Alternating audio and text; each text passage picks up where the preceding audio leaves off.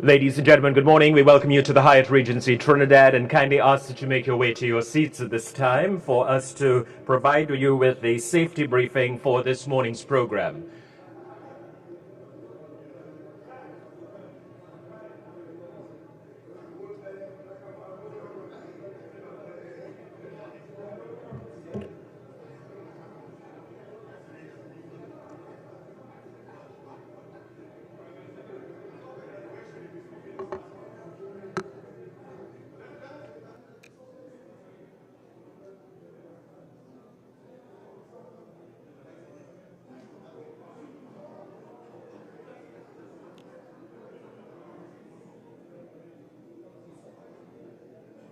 Thank you very much. We're about to start. Please ensure that your phones are on the silent mode for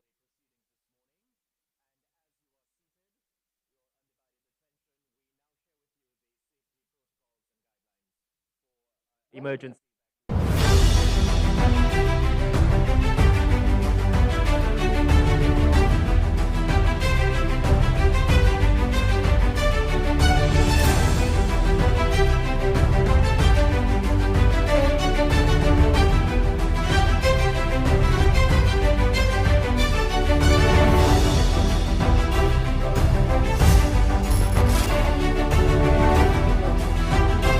Over the public address system, you should proceed to the exit closest to you and make your way to the muster point, proceeding east along the waterfront towards the western end of the Femme du Chalet, also known as the breakfast shed. In the event of an earthquake, do not run out of the building. Stay calm, drop, cover, and hold on. If evacuation is required, please listen to the instruction via the hotel's PA system for the earthquake evacuation route and muster point. Associates from Hyatt will assist you with evacuating. Once outside, conduct a head count for your group to ensure that everyone is accounted for. Should you believe someone is missing, notify the Hyatt associate in your area. Do not return to the building for any reason until the fire service has stated it is safe to do so.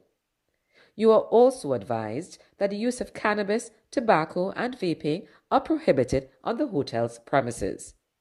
Thank you, be safe, and have an enjoyable time with us. Thank you very much. Well, ladies and gentlemen, good morning and welcome to day 2, and to all our audiences that are joining us on your respective platforms, we welcome you as well to the presentations this morning in day 2 of the CARICOM Regional Cricket Conference, Reinvigorating West Indies Cricket, a symposium for strategic collaboration and innovation. Permit me to establish the protocols this morning for the convenience of keeping the program moving later on during the day. Dr. the Honorable Keith Rowley, Prime Minister of the Republic of Trinidad and Tobago and Chair of the CARICOM Prime Ministerial Subcommittee on Cricket. We acknowledge that the Honorable Mia Motley, Prime Minister of Barbados, will be joining us shortly. We acknowledge this morning the Honorable Charles S. Ramson, Minister for Culture, Youth and Sport, representing the President of the Cooperative Republic of Guyana, as well as Ambassador Earl Huntley, representing the Prime Minister of St. Lucia, Dr. the Right Honorable Keith Mitchell, former Prime Minister of Grenada. The Senator, the Honorable Randall Mitchell, will also be with us at some point, Minister of Tourism, Culture and the Arts, and Acting Minister of Sport and Community Development for Trinidad and Tobago.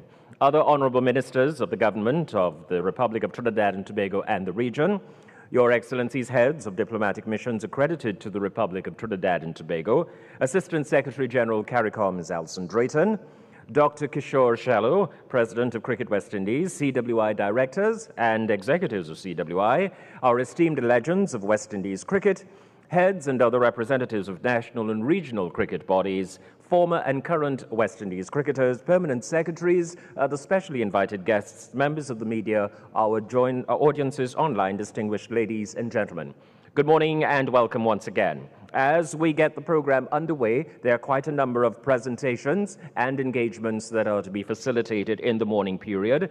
And we will first have a 10-minute presentation from Mr. Pete Russell, the Chief Executive Officer of CPL.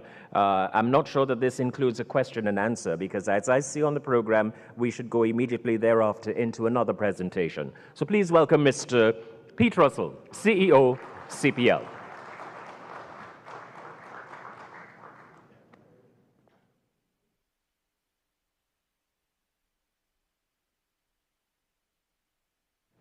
Good morning. With all protocols observed, many thanks to Prime Minister Rowley for the invitation from CARICOM to come and speak with you today. I've seen the headlines, and so please excuse me, I have a bottle of vodka with me, just to numb the pain. But listen, clearly a lot was said about CPL yesterday. So I very much appreciate the platform today to explain CPL's financials in detail. I'll give you chapter and verse. But I'll also talk to you about our commercial strategy, the way we work with Cricket West Indies, and what we want to achieve with Cricket West Indies in the future. In sharing all the financials, I just want to make it clear that CWI are also a shareholder of CPL, and as such, they are privy to all our financial statements. So everything I say to you today is of record in terms of the CWI board. But firstly, let me start with a few positives. Amazingly, this year will be CPL's 12th. And what is encouraging is that the performance of the tournament gets better every year. The league is increasingly becoming sustainable. We have 6 stable franchises, and we have a fantastic fan base, both here in the Caribbean and around the globe. The fan metrics are strong. Across our 5 venues in 2023, 240,000 fans turned up to watch the games live. 850 million fans watched the tournament around the world, with India again dominating our international viewership. CPL is very much seen as a tournament of integrity and high quality amongst its peers, which I believe reflects very well on Cricket West Indies and the region as a whole. The WCPL also came of age in 2023 and will get its own playing window this year, off the back of delivering some very strong audience numbers last year. So that's the good stuff. So let me take you through the financials. Over the past 11 years, cumulative losses across both the league and franchises stands at close to $40 million. Dennis O'Brien and Digicel have been the principal investors, not only investing in the league from day one, but they also spent money on sponsorship and media rights. The franchises have also pumped in significant money that helps pay players and coaches, as well as investing in local businesses around the region that help make the games happen. All the franchises have made losses. So on the positive side, Cricket West Indies have been paid close to $17 million in sanction fees. So over the past 12 years, CPL would be one of CWI's largest domestic commercial partners. Caribbean players have taken home $27.7 million in player salaries since the tournament's inception, all paid for by the franchises. Each year, it takes $25 million to run this tournament over 5 weeks. CPL and the franchises bear all these costs. There is no financial burden on CWI or the territorial boards, so the risk is 100% ours. So that is our starting point each and every year. So as you can imagine, the commercial challenges are considerable just to break even. What is interesting is that other leagues around the world are following the lead of CWI. They're also looking for third-party investors to help fund their leagues. The English Cricket Board are in the process of selling the 100. The Australian Cricket Board are courting outside investors for the Big Bash. Cricket South Africa sold all their rights to host broadcaster SuperSport. And the new American league, Major League Cricket, is 100% privately owned. In time, only the IPL will end up being 100% owned by its domestic board, and that is simply because they can afford to do so. So trust me when I say ownership isn't everything, and smart stewardship and partnership can yield better results. But of course, we're always happy to listen to any suggestions on how we can improve things. Over the past 11 years, the financial model has pivoted, and the commercial landscape we operate in today is very different to the one we faced when we first started. In our launch year in 2013, there were only 3 leagues. There was the IPL, there was the Big Bash, and there was us.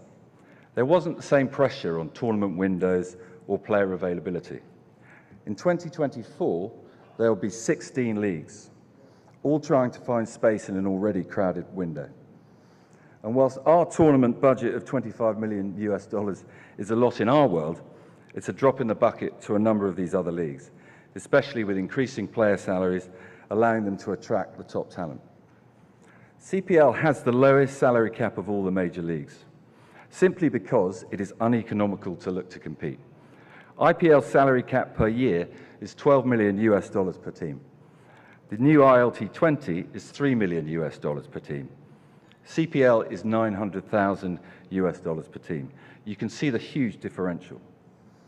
Of course, we're very fortunate that we have a dedicated window, which as of now has not been breached.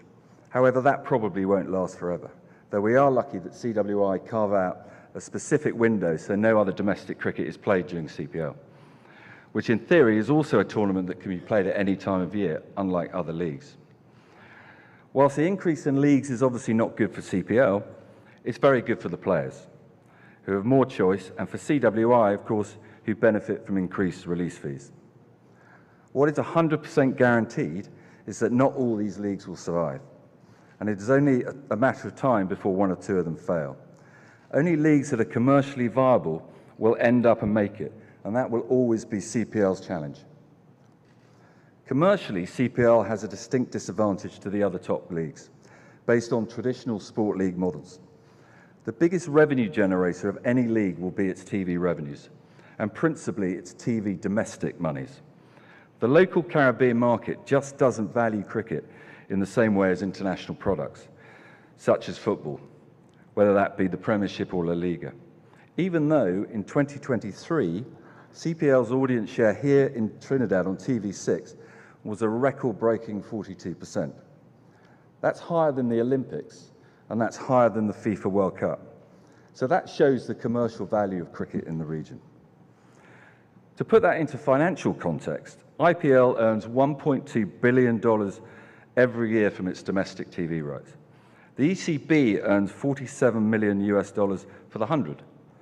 The new ILT 20 league earns $14 million per year. CPL is valued at under $2 million per year by the local market. And believe me, it's a struggle to even get to that level. So what is obvious is that we have to be even more creative and innovative than other leagues about how we drive revenues, both domestically and internationally. And this is the exact same challenge that faces our friends at CWI. CPL or any other cricket event will never be able to move the needle commercially unless it spends time on its number one asset. And in our case, our number one asset is our fans, as without them, we have absolutely nothing.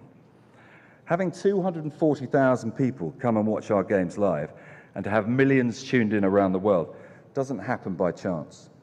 To us, the fans are the most important element, and they are the ones that drive the commercial value, as everything cascades from having engaged fans. You can put the best 22 players in the world on the pitch, but without fans or narrative, there is no commercial value. So we will always put the fan at the center of everything we do. In the early years, we came under significant pressure to play all our games at 10 a.m. But unlike many other leagues, we resisted the temptation to play exclusively for an Indian audience. We are a Caribbean product. We are part of the CWI family, and therefore the world needed to see and be entertained by the unique nature of fans we have across the region. We wanted to be accessible to fans. It wasn't just about ticket prices, which we've always kept low. It was also about encouraging fans to turn up and express themselves. We wanted to create an occasion. It's never just about the cricket on the pitch. It is about everything that goes on around it. And we've invested in that. We make sure we also play our games at a time when our fans are available to view. So yes, we did take a hit from TV revenue because we weren't live when it suited India. But it was the right decision. CPL's audience has also evolved over time. Women now account for 40% of our audience, and we are trending younger. Just think about that for a minute. 40% of our audience is women, and they are young women. And it was mentioned on the stage yesterday, we have to focus on the women of the future because that's where the kids are coming. That is a massive, massive opportunity for the region. But most importantly, it shows that CPL is just as much about generating a social vibe as it is about putting on great T20 cricket matches. Our strategy is very straightforward. Wherever we play, we look to amplify the tournament. Our positioning of the biggest party in sport might, in some people's eyes, be a bit of an overreach. But we always wanted to be seen as the hottest ticket in town and create demand through fan FOMO. And once we have the fans in the stadium, we want to give them the time of their lives. And of course, it's not just in the stadiums where we want to create the FOMO. We want every person watching on TV to want to be at our games, no matter where they're watching in the world. And this is where our partnerships with regional governments have become so important. It was by design that the tournament window was selected to take advantage of a traditionally low tourism period, rather than cannibalizing high season. We always looked at August and September as an opportunity to create a new window for tourist demand, and in turn build an economic opportunity for our host countries. Sports tourism is now worth billions and billions of dollars around the world, and as you'll see from the World Cup this year, cricket will drive huge economic value for the region. But that is a global event, and what we have had to do is to make a regional event just as appealing for fans wanting to travel for a unique sporting experience. We are certainly making good progress. I think in Guyana last year, the Cricket Carnival initiative created by President Ali showed what is possible. Yes, cricket was very much at the core with the CPL finals, but it was so much more than that. The country came alive with multiple entertainment activities, giving fans a truly immersive experience. Caribbean culture was fully on show, from food fairs to high-profile music concerts, through to carnival pageants, with cricket weaved in between. It made for a memorable 10 days for all those who attended. And the top-line results were fantastic. For the finals and playoffs, CPL sold 54,000 tickets. Each game was sold out, but interestingly, 14,000 of those tickets were purchased outside Guyana. That's 25% of the total flying into Guyana specifically for cricket and the carnival. This was also reflected in the number of inbound visitors to Guyana last September, with record arrivals being recorded across the period, 131% increase year on year. Commercially, all our government partners are vital to the sustainability of CPL, and we will continue to innovate to drive more value to those partnerships. This year we'll be having a soca concert in St. Lucia. There'll be a Juve party in St. Kitts and a beach cricket tournament in Barbados, all designed to drive the tourism agenda, but to also give fans a further touch point to cricket and CPL.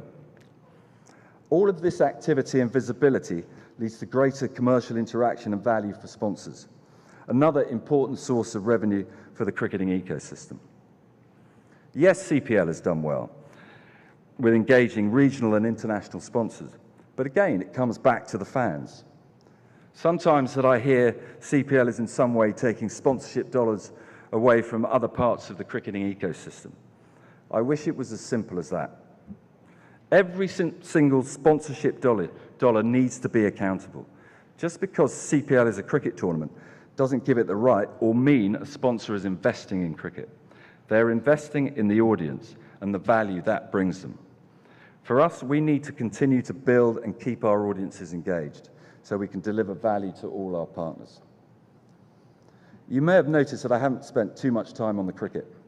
There are far more qualified people in this room to talk about that than me. All I would say is that CPL is a wonderful platform for players to express themselves and build careers from. I do hope players value what we do. We do know that many Caribbean players have gone on from CPL to make a very good living in other leagues around the world. And it's also important that players play their part in promoting the region. Has CPL developed enough players? Again, that is for others to judge. But I would say it is every local player in CPL gets to experience competitive cricket, be around top professionals, not just from the region, but the world. The opportunity is there, should they be good enough or committed enough to take it. And lastly, I just wanted to touch on the CPL and CWI partnership outside of the financial model, as it's never really been fully understood. The two entities are as close as they've ever been, and there are a number of major initiatives underway already. We collectively launched the WCPL. Just to be clear, this is not part of CPL's remit. We were asked by the former president of Cricket West Indies whether we could help.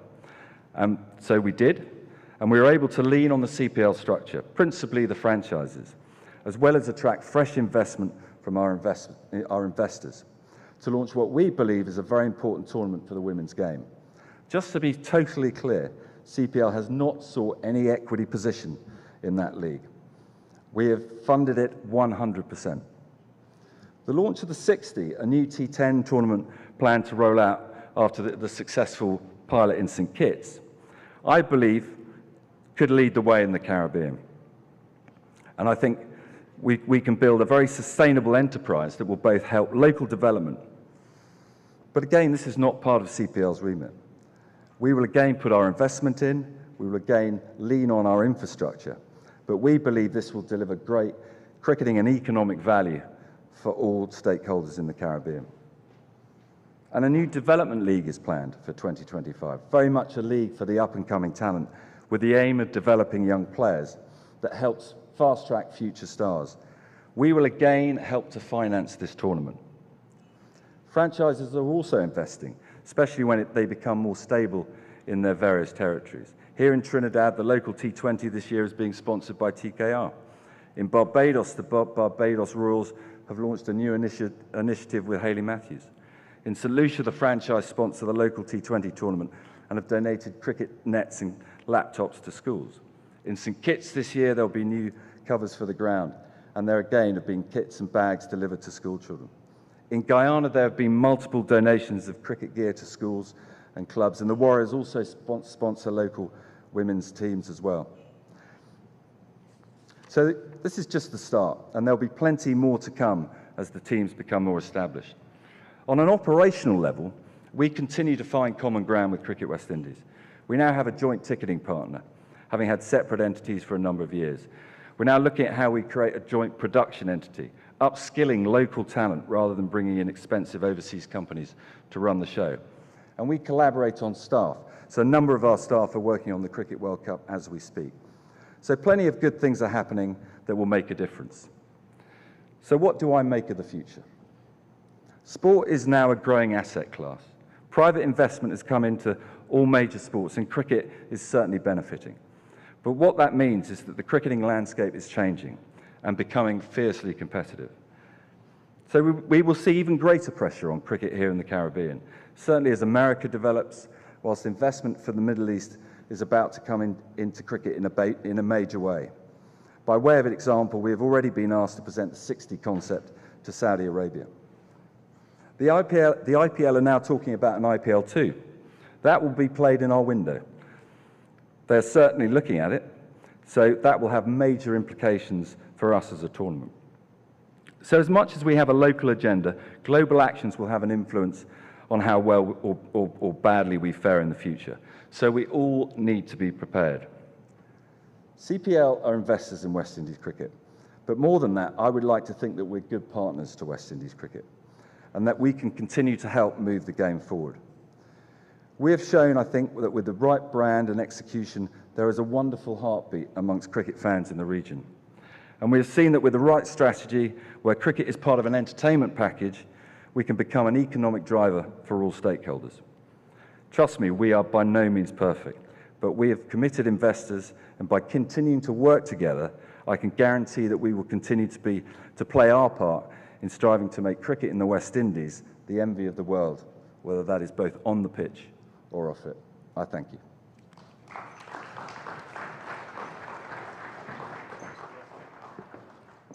Pete.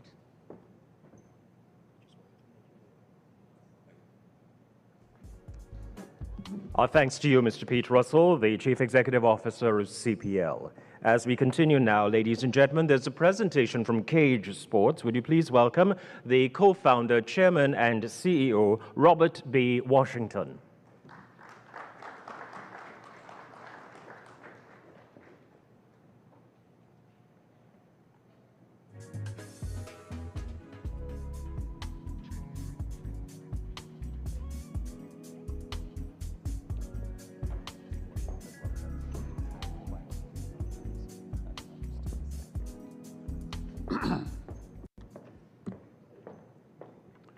Honorable Prime Minister Ali, Prime Minister Modley, former Prime Minister Mitchell, members of government, legends of cricket, Dr. Shallow, ladies and gentlemen, good morning. To be sure, cricket has been at the core of the Caribbean social and economic fabric development and has produced some of the greatest cricketers of all times. We at Cage respectfully suggest that we work together to ensure a continued positive development of Cricket West Indies and its iconic brand. However, as was stated yesterday by one of the legends of cricket, Michael Holdings, you need cash to care. I do not think it can be either doubted or gainsaid that one of the key elements to the ultimate success of Cricket West Indies, is its direct access to a predictable source of recurring annual revenue to support cricket development and have available cash to pay cricket players competitive wages, or we stand the risk of losing these great players to others who can afford to pay higher contract amounts.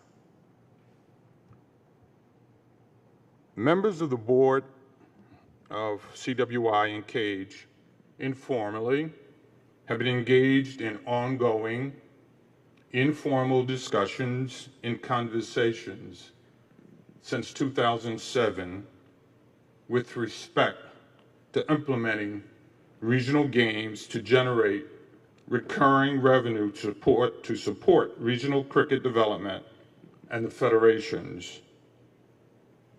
We have again proposed to Cricket West Indies a plan for the creation of an annual, sustainable, and recurring source of predictable revenue for Cricket West Indies and its federations based on a set of regional games tied to a common and regional operating system, games, and brands. Ladies and gentlemen, this statement is not aspirational. This is not a dream. This is not a wish list. It can become operational during the first quarter of 2025. We at Cage and our predecessor company, Lilco, have a long history of generating recurring revenue for cricket and other sports in the Caribbean community. We started our operations in the Caribbean many, many years ago with the formation of a very small lottery, the Antigua Lottery, in 1994. We then formed the Leeward Island Lotteries in 1998-99. We created Caribbean Lotto as a result of the Caribbean Lotto. And in the late 1990s, we commenced a strategic relationship with the government of Barbados and the Barbados Cricket Association. And in 2004, we formed Cage, the successor company to Lilco. And we signed a subsequent agreement with the government of St. Kitts, the government of St. Lucia, the National Lottery Authority, to provide a source of recurring revenue so that the government could pay off its stadium debt. Ladies and gentlemen, it's very important to appreciate that in our discussions with Cricket West Indies, we have advanced yet another proposal, plan, strategy to generate over $94 million over the first 10-year period for Cricket West Indies and the federations based on the member states participating in the regional games and providing their continuing support to CWI. Let me be unambiguously clear on this point. The total investment and all of the risk associated with the startup of these games shall be for the account solely of Cage. We're not asking CWI or any government to advance any revenue, take any risk. It will all be undertaken by Cage and its owners. And let me just for a moment say something about Cage, or Loco for those who do not know. Cage is a RLJ majority-owned company. RLJ is Robert L. Johnson, the first African-American billionaire that founded BET, the Charlotte Bobcats. I was a partner in that. The Charlotte Hornets with Michael Jordan, I was a partner in that as well. We sold it last year, Hornets. Over 120 hotels, largest African-American car dealership in America, and many, many other investments. And so we are in gaming, and our strategic partner in the Caribbean for the execution of this project that we are proposing to CWI is Sports Radar, the billion-dollar Swiss company, the largest provider of sport content in the world. Sport Radar, you can look them up. They have the greatest cricket games in their network, and they are prepared, and we have launched in Barbados, in St. Lucia, in Antigua, and we're about to launch in Guyana, and we have an application pending in St. Kitts and Nevis. So it's important that we understand that the turnkey proposal and all of the risk and capital is ours. The opportunity is for both government and CWI to participate. We're not asking government to give up their revenue sources either. Obviously, that would be unfair. That's just simply moving revenue from one side of the table to the other side. Governments will also obviously participate in this participation. Honorable Prime Ministers and members, ministers of government, I just want to be clear again at the concept that was asserted yesterday that you need cash. As a former corporate lawyer in Washington and New York, I understand and appreciate the importance of governance, corporate governance. It's indispensable, but you also have to have a source of revenue. You have to have revenue. You can have the best corporate governance in the world without a sustainable, predictable source of revenue, irrespective of how great your governance plan is. It doesn't work. You've got to have the CWA has to have sustainable revenue in order to be competitive. We're in a different environment. What was applicable in the 1980s is no longer applicable in 2024. This is a call to action, and I think there are three things that have to be done, and I'll end my brief. I had a bunch of slides, but they told me to condense it down to 10 minutes, and respecting that. But there are three things that have to be done in order to make this not just some pie in the sky, not just some dream, not just some aspiration, but executable. And they are up there that we need all of the governments to support it and to really get in line with it and to support the games. We need the public support of the governments in these jurisdictions. And finally, each member state, through its ISP, has to block all of these illegal games. They already exist. Let me be clear. They already exist. People can play these games today on their handheld devices, and you don't participate in the revenue. There's so much illegal playing going on in the Caribbean community because the ISPs are not blocking. If people have credit cards, they can already play these games. They already exist. So we're not asking for something that doesn't exist. We're saying, how do you monetize something that already exists and to ensure that it benefits the people of the West Indies, it benefits the governments, and it benefits Cricket West Indies. And as I close, in the parlance of the NBA, we say it's jump ball time. And closing, I also want to remind us of the statement made by Michael Holdings yesterday, and I'm repeating myself. You need cash to care. And I hope in the future, this is my first time I spent yesterday, I learned a lot, and thank you for the opportunity, invitation. But we really need to spend a little more time on talking about how we generate funds and revenue so that, you know, half of the time we need as a business, and this cricket is a business, we need to talk about how we generate revenue and how that revenue is spent, and obviously is a function of corporate governance. So thank you again for the opportunity. We welcome the chance to participate and help to strengthen cricket. I have been watching cricket for 30 years, and it's not new to me. I'm a sportsman. As I said, I'm a former owner of an NBA franchise. But this is an incredible game. It's one of the most incredible games in the world. But we need more revenue, more support behind it. I look forward to answering your questions, and thank you very much for the opportunity.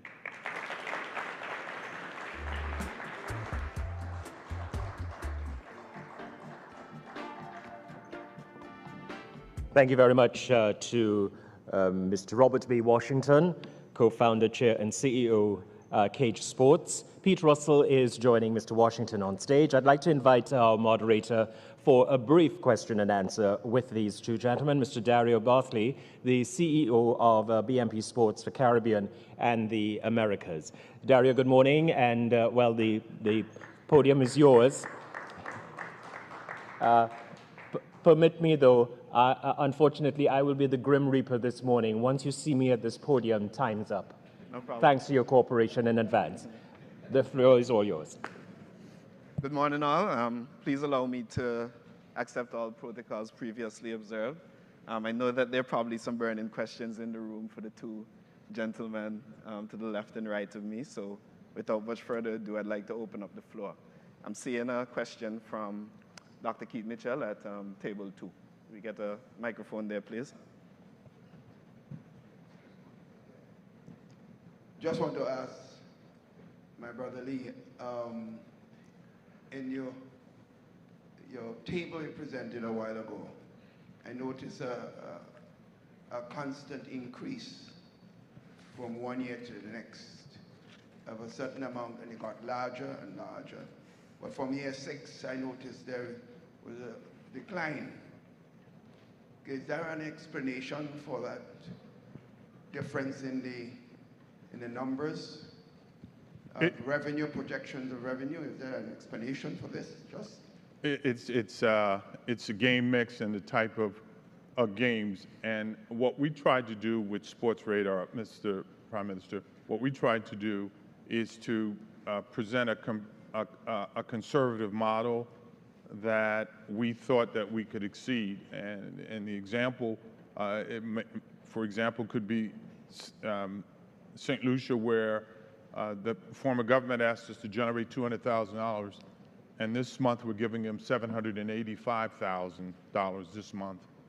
And what we tried to do as games get known and understood and played, there are periods where we go up and down. And what we tried to do is to project a reasonable scenario that we think we could exceed.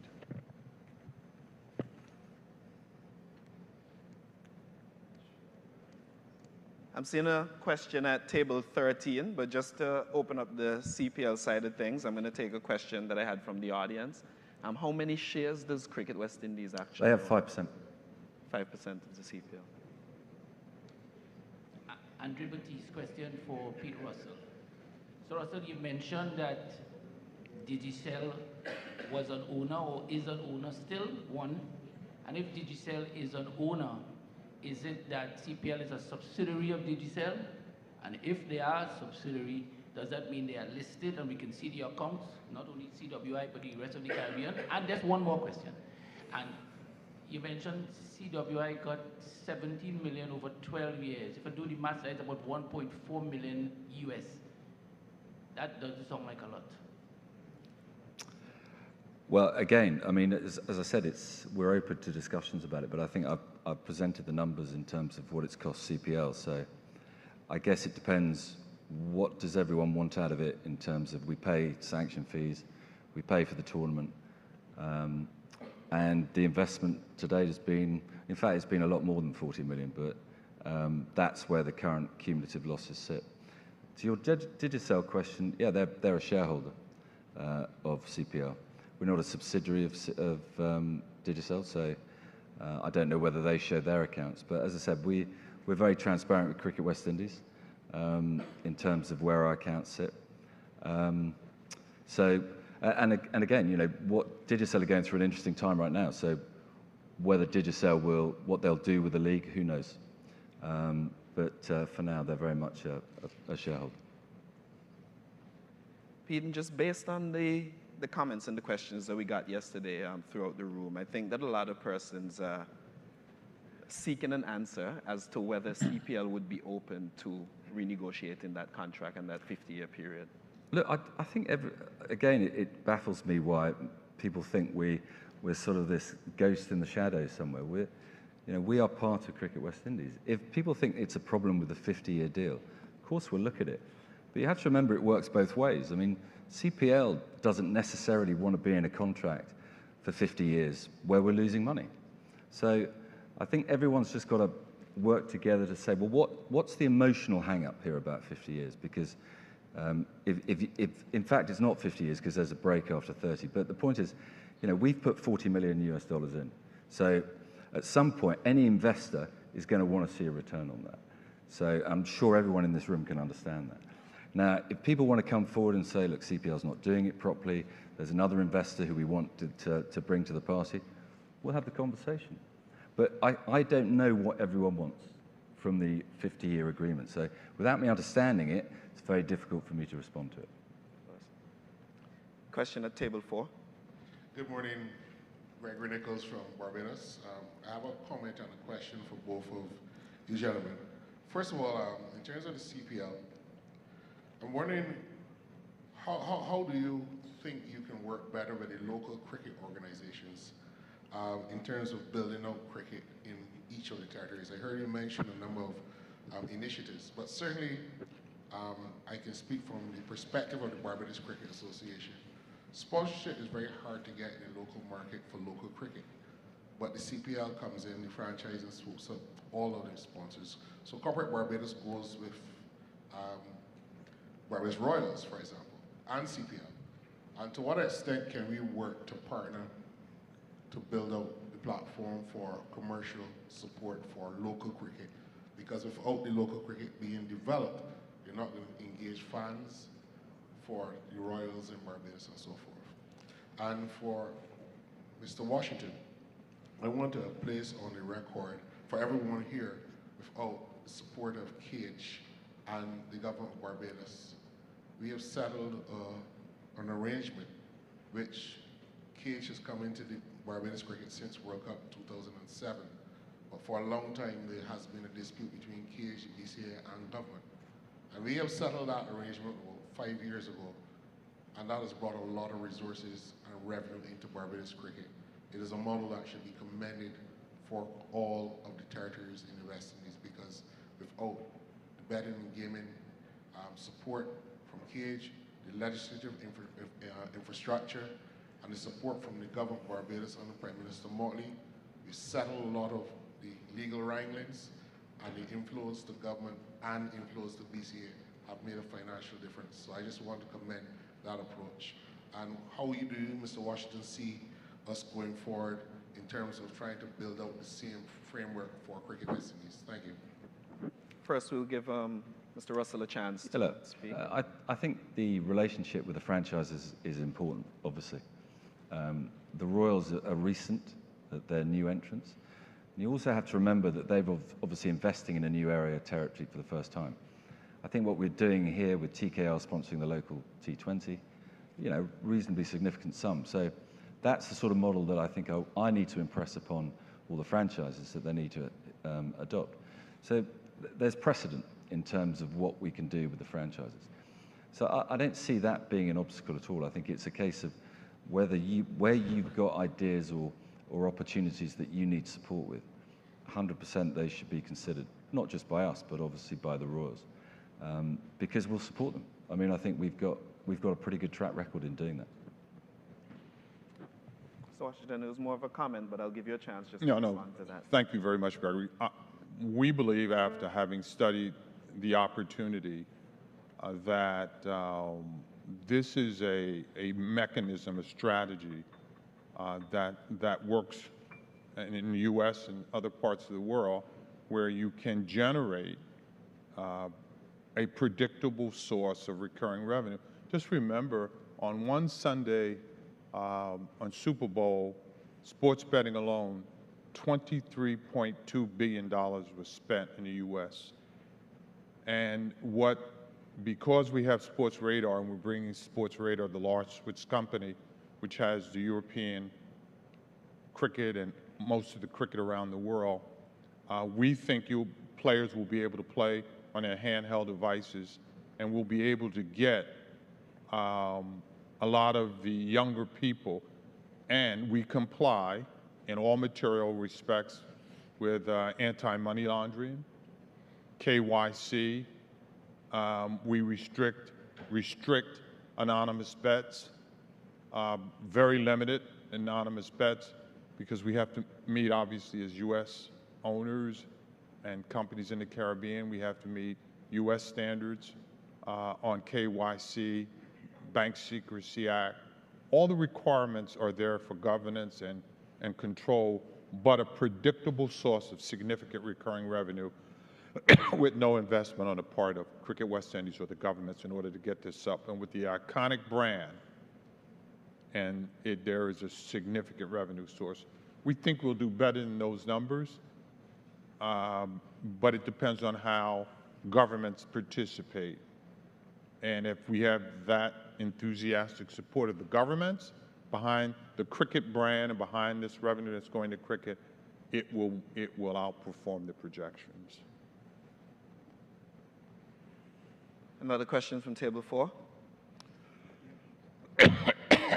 One of the burning issues as regards to CPL has been the development aspect of the players. You mentioned that there will be a development league, I take it from next year, and also that you will also sponsor T20 in the local territories.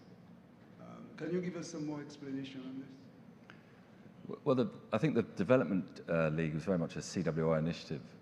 I think born out of Darren Sammy obviously making the case. And it's right, of course, because there has to be a league where young players feel that they can obviously perform under a spotlight and then have the opportunity to play in franchise cricket, whether it's CPL or anywhere else. So, we commit a development fee, as you all know, to Cricket West Indies every year, outside of our sanction fee. And so we're going to use that money and top it up to make sure that this league happens, because I think it's very important for the region. I think in terms of the development that we can do, we have 5 weeks a year when we're in play. We obviously have development players that come into the teams, and there's a clear structure as to how those players are selected. It's not great, it's not ideal, but I think it's, in the context of a competitive league like ours, I think it works. But yeah, we want to support, obviously, development leagues wherever they are, whatever age group, because that's important. That helps us, obviously, as well as the whole cricketing ecosystem. So Russell, something I want to ask is, in support of the local T20 leagues, with the directors obviously in the building and majority of the countries having some type of T20 league being ran, is it possible that we could receive like a framework of how that sponsorship works, what areas we need to satisfy in order for CPL to support T20 cricket in the region? I think it's for you to tell us how you see it. I mean, we're working with the cricket board here, and effectively we've said, listen, we will support it. You just tell us how you want us to support it. We're not going to ask for ridiculous requests, whether that's branding requests or anything else. We just want these leagues to happen because they're obviously important locally. and we want to be seen to support it. I mean, what's clear to me is obviously there's a huge amount of angst about CPL, and I think there's a lot of misunderstanding about CPL. So, you know, my job, our job, is to make sure we're front and center, and we're seen to be giving back as much as anything else.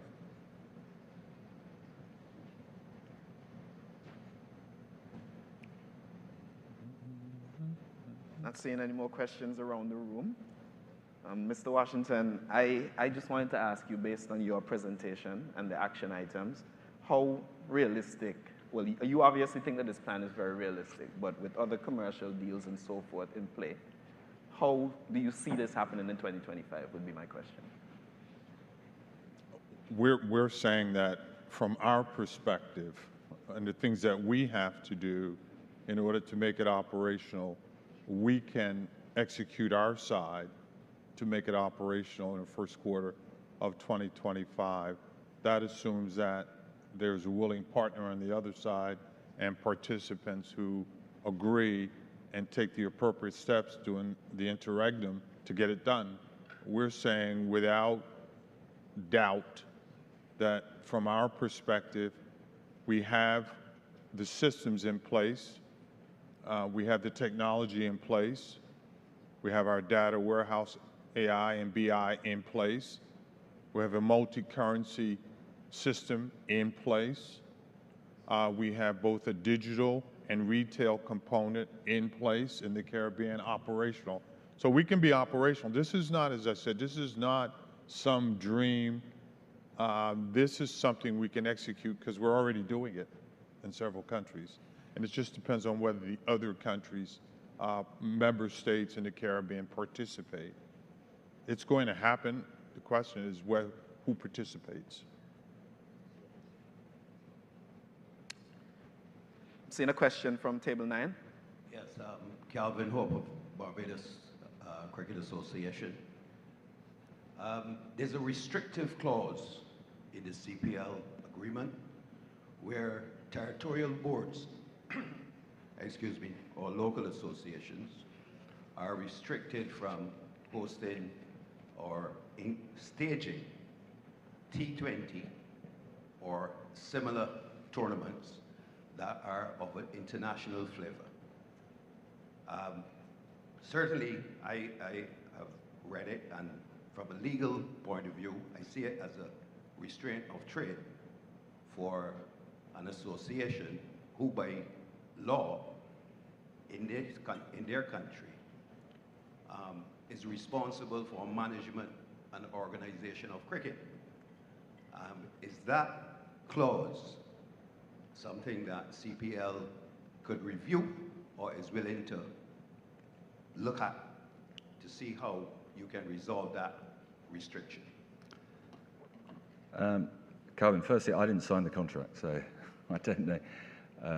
Obviously, that was agreed by both sides. But you also have to remember that there is a commercial reason for signing some of, or at least ensuring that there is some protections of CPL, because if every single country here set up a similar CPL or had international franchises playing, what's the value for CPL? Because even His Excellency President Irfan yesterday mentioned he's launching an international or world league that's going to come to Guyana. So that's going to have a knock-on effect, obviously, on CPL. So I think we've got to be very careful by saying, okay, well, everyone can now set up international franchise tournaments that are similar to CPL, because then we have no value, and ultimately, I'm not sure that's going to be for the best for the region. But again, like all of these things that I've said, I'm very happy to discuss the pros and cons of that. I just think there has to be some protections in there for CPL to make sure that, you know, we're not inundated with all these local leagues, and obviously commercially CPL doesn't work, because that's the other worry, is that CPL falls over because it can't raise the 25 million every year. So that's obviously my worry every year. But look, as I said, everything, if you want to discuss how that clause works and what's the best for all parties, very happy to do it. Just another question. In relation to T10 franchise leagues, we've seen the emergence of a lot of T10 cricket being played around the region. What is CPL's view on that and those rights? They're not. We don't have those rights. So they're, you know, it's not that we're restrictive. I mean, those are for Cricket West Indies. You've got to be very careful, I think, again, is how you construct those leagues. I think there has to be, my own view, and look, I don't run Cricket West Indies, so, but there has to be a structure which funnels up to something. At the minute, you have all these various leagues, and they all do fine, and I guess they play a purpose locally. But where's the narrative again? Where can fans from not only the region, but internationally, buy into a league in Trinidad or St. Lucia? Where does it all lead to? So I think that's something that needs to be explored. I think T10 is a great format. So, you know, I'm all for it. And do you think that those leagues could basically support that 60 structure? Yeah, again, but you know, we know that they need to be commercially viable. So that structure should be making them commercially viable. Selling TV rights, selling data rights, selling betting rights. Whatever it is, you've got to do it collectively because you'll be better off by selling it collectively. We have just over a minute left, but I'd just like to go to one final question from the audience, and it's for you, Mr. Russell, again. A lot was said about branding. Why was the name Caribbean Premier League chosen when we have world-class visibility in the name West Indies? I don't think we were allowed to use it, is the honest answer. So I think we used Caribbean Premier League, and obviously Premier League was, at the time, it was Indian Premier League, but I don't think we were allowed to use the West Indies name. Noted. Unless there are any final comments that either of you would like to give. No. That brings us to the close of this question and answer segment. Guys, thank you for all of your views and questions throughout the room. And thank you very much, Dario. Thank you, Mr. Washington, and thank you, Mr. Russell, for facilitating. We kindly ask that for members in the audience, just for the purpose of being able to easily see you when the question and answer segments are being facilitated, if you could kindly stand so that the cameras are able to pick you up. There is an audience online that we want our cameras to be able to capture, and there are some challenges if you remain seated. Thank you for your cooperation. Ladies and gentlemen, time for some entertainment. First up, Mr. Irfan Alves and the piano girl Joanna will perform for you a song that really and truly is synonymous of what we appreciate in Trinidad and Tobago, in Jamaica, in Barbados, in the Leeward Islands, in Guyana, nothing more than rally around the West Indies. Please welcome Irfan Alves and the piano girl, Joanna. Good morning, everyone. Happy to be here. Thanks for having us. This is our first live performance of the West Indies cricket anthem. Pleasant good morning, one and all. I urge you to feel free to sing along.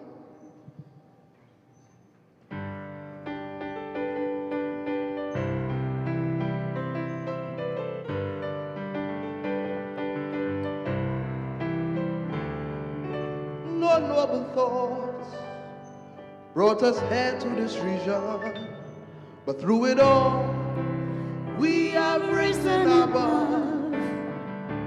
Through our flying lights, flashing their willow and leather, these keepers of the flame should feel undying love. This Caribbean nation is rising fast, a sunbeam cutting through a clouded past. A passion fills the world like a raging fire. As the sun shines, we know we can take it higher. Let every voice be raised. Everybody give praise.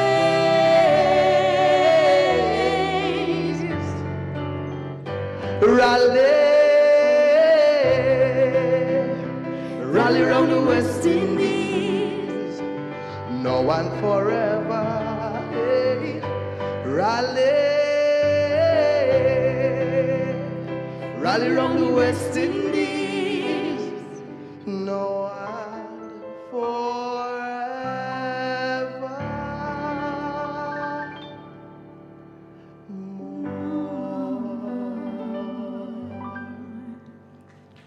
Thank you.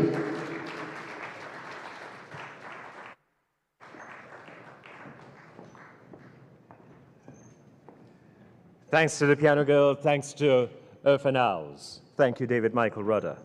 Ladies and gentlemen, Brian Charles Lara is a former captain of the Trinidad and Tobago and the West Indies cricket teams. He is widely acknowledged as one of the greatest batsmen of all times to grace the cricket fields.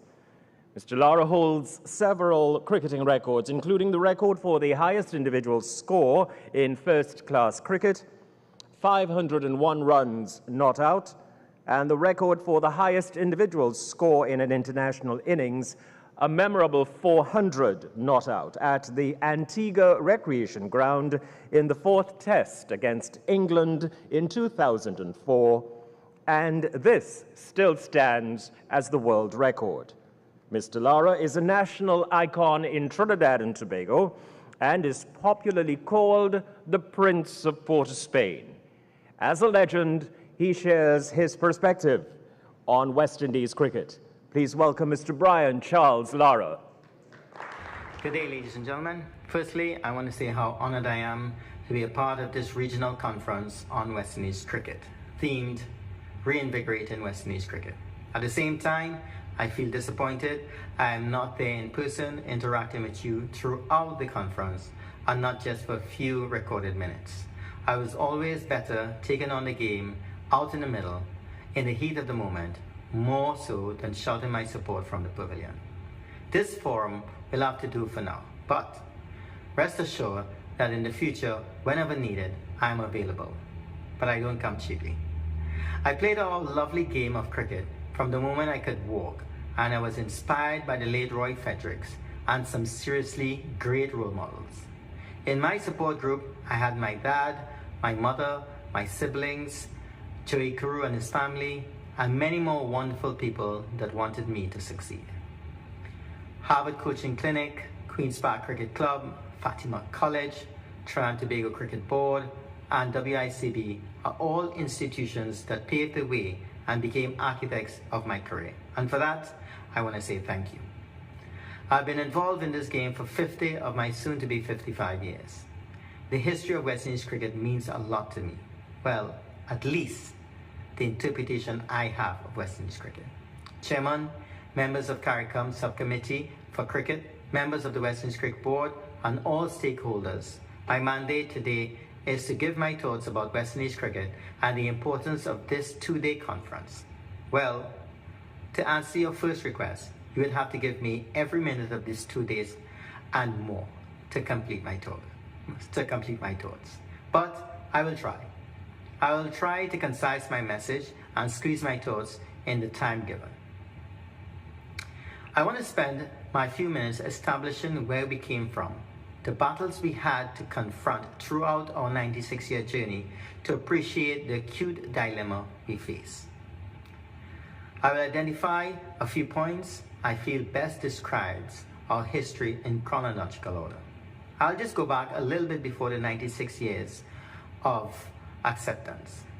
I'll speak about the fact that in the 19th and early part of the 20th century, our cricket was played by plantation owners and their offsprings. In 1928, the Imperial Cricket Council granted us Test status. And for a few years, till World War II, our fight moved internally. The fight was now for fairness and equality in selection when it came to West Indies teams.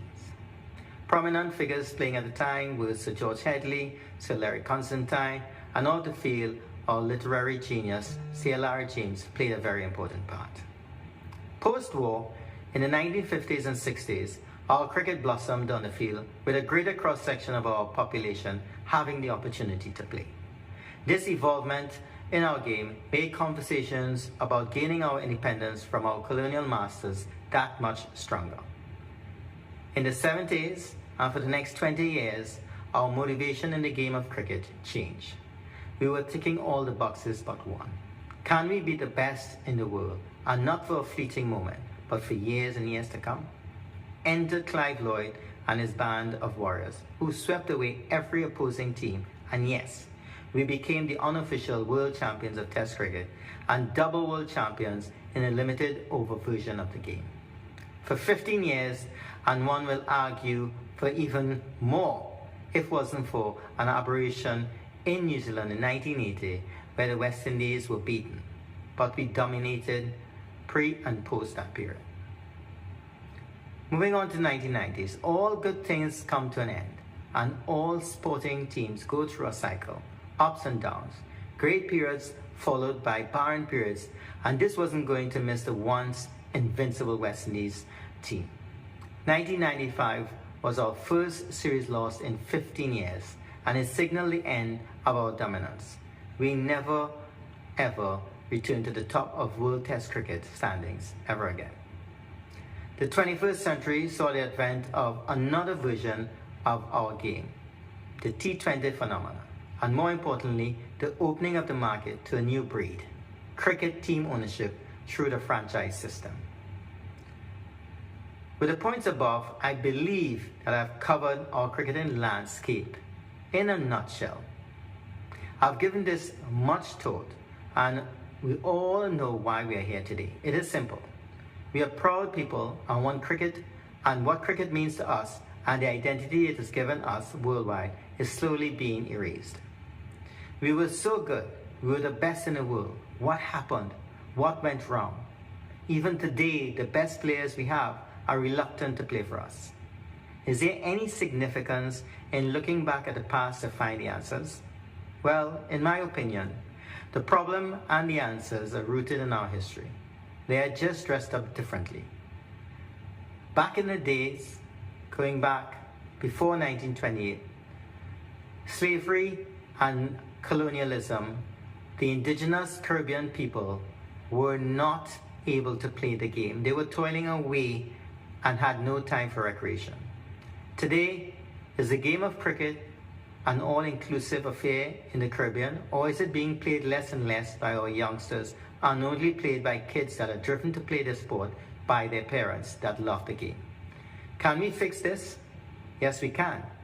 Make a concerted effort to have the game available and played by all ages and all walks of life. Whilst we are proud of the relentless efforts by the likes of Headley Constantine and CLR James, which helped pave the way for other players of colour to have an equal chance today, we must look into the mirror and ask ourselves, are we sending the right message that will encourage all West Indians to want to play the game with a future in mind? Where are the great-great-grandkids, male or female, of Jerry Alexander, Jerry Gomez, Jeffrey Stolmeyer, Dennis Atkinson, John Goddard, and many more? Can we not encourage them to play the game, broaden our pool, or is it too late? Or is it just that we prefer not to? We must attract all, the skillful, the underprivileged, but also open the gate for the privileged. Get rid of insularity. It is the one sport that brings us together, but somehow it finds a way of bringing out the worst in us. Cricket was one of the tools we used to show that we are capable to be our own leaders. Use it again to draw us back together. We were motivated to be the greatest team in the world under the leadership of Sir Clive Lloyd because we wanted the world to look at what some cricketers from a tiny part of the world were capable of. We had pride in ourselves and our purpose. That was our motivation then. Today, what is our motivation? As players, and if I was playing today, my thinking would be no different in the climate I would have found myself in. Having a career that would provide me the financial footing to firstly come out of my environment and to provide for my family's future would be of paramount importance. Let's don't fool ourselves. That is a more secure choice away from home compared to grinding it out to hopefully play for the West Indies one day. Can we return to the 70s motivation and be the best in the world once more? This will be a challenge as the game is moving away and giving less importance to country versus country and more importance to franchise cricket with more than 12 leagues available to players throughout the year. The game changed on us in the 90s and we paid no attention. Us neglecting the importance of how the pace of the game was evolving meant our decline was inevitable. The lack of good facilities and academies with the right technology to grow the game kept us stagnant. We felt that our cricketers were naturally talented and the way we learned the game was still the best way. No, it wasn't, and if we still believe that today, we are in serious trouble. The science of this beautiful game, cricket, has significantly changed, and we have to catch up. The latest technology must be used in our cricket classrooms and state-of-the-art facilities for our practicals. There is no shortcut. This is serious business. The lure of big bucks in cricket is only going to get greater, and nothing we do is going to stop our best players from looking after their future in a more secure environment. Why are we worried about our elite cricketers? They are well taken care of. Turn your attention to your controllables. Our youth in all corners of all our Caribbean islands needs new opportunities, not dead ends. What effect did franchise cricket have on West Indies? It was a big blow. It actually made us aware of how rich we are in talent as the world came and invaded our shores, taking away our prized possessions, weakening our legacy, and showing how economically underprepared we were to deal with a fast-moving game that waited for no one and had no sympathy for the fragility and vulnerability of some countries. Ladies and gentlemen, I did ask for 2 days. You gave me 5 minutes. I took a lot more than 5 minutes. I will summarize and bring my message to an end. Now, if we truly believe that we can come together as one, function in harmony, and really make a big effort to reinvigorate West Indies cricket, this could be a watershed moment in our cricket history. I challenge you to take my main points away and discuss them and add and subtract from it as much as you want, because the true ingredients for a healthy sporting environment throughout the Caribbean isn't just my thoughts or other concerned citizens' thoughts. It's about respecting the views of all stakeholders and making everyone feel that they are part of the process, because we are all important to the process. Also, please take sports seriously. The benefits are far-reaching socially and economically. And lastly, accept that we first need to grow internally before we challenge externally. We've been punching above our weight for a very long time, and now is the time to take an honest and in-depth look at our future. I'm challenging all stakeholders to truly think about what reinvigorating West Indies cricket really means. Thank you.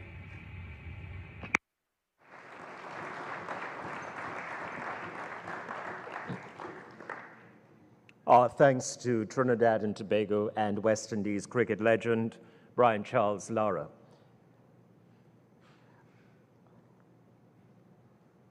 We move now, ladies and gentlemen, to a discussion on cricket, youth and school programming, and education, almost timely and appropriate in light of the sentiments expressed by Mr. Lara. Sports broadcaster Mr. Andre Errol Batiste will moderate this panel, and joining him will be Mr. Darren Sammy, cricket legend and West Indies ball head coach, Mr. Enoch Lewis, President, Leeward Islands Cricket Board and Director, CWI, Professor Joel Warrican, Committee Member of CWI, Mr. Azim Bazareth, HBM, Vice President of Cricket West Indies and President of the Trinidad and Tobago Cricket Board, and Dr. Nigel Camacho, President of Queen's Park Cricket Club and a very dear friend of Brian Lara. Will you please welcome our panelists? And we invite Mr. Andre Errol Batiste to kick off the discussion. Cricket, youth and school programming and education. Our panel.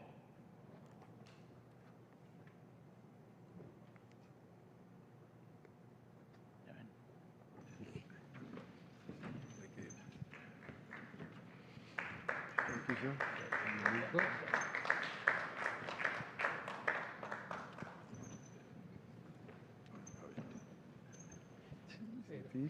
How are you? Good. Very good. Thank you. Okay.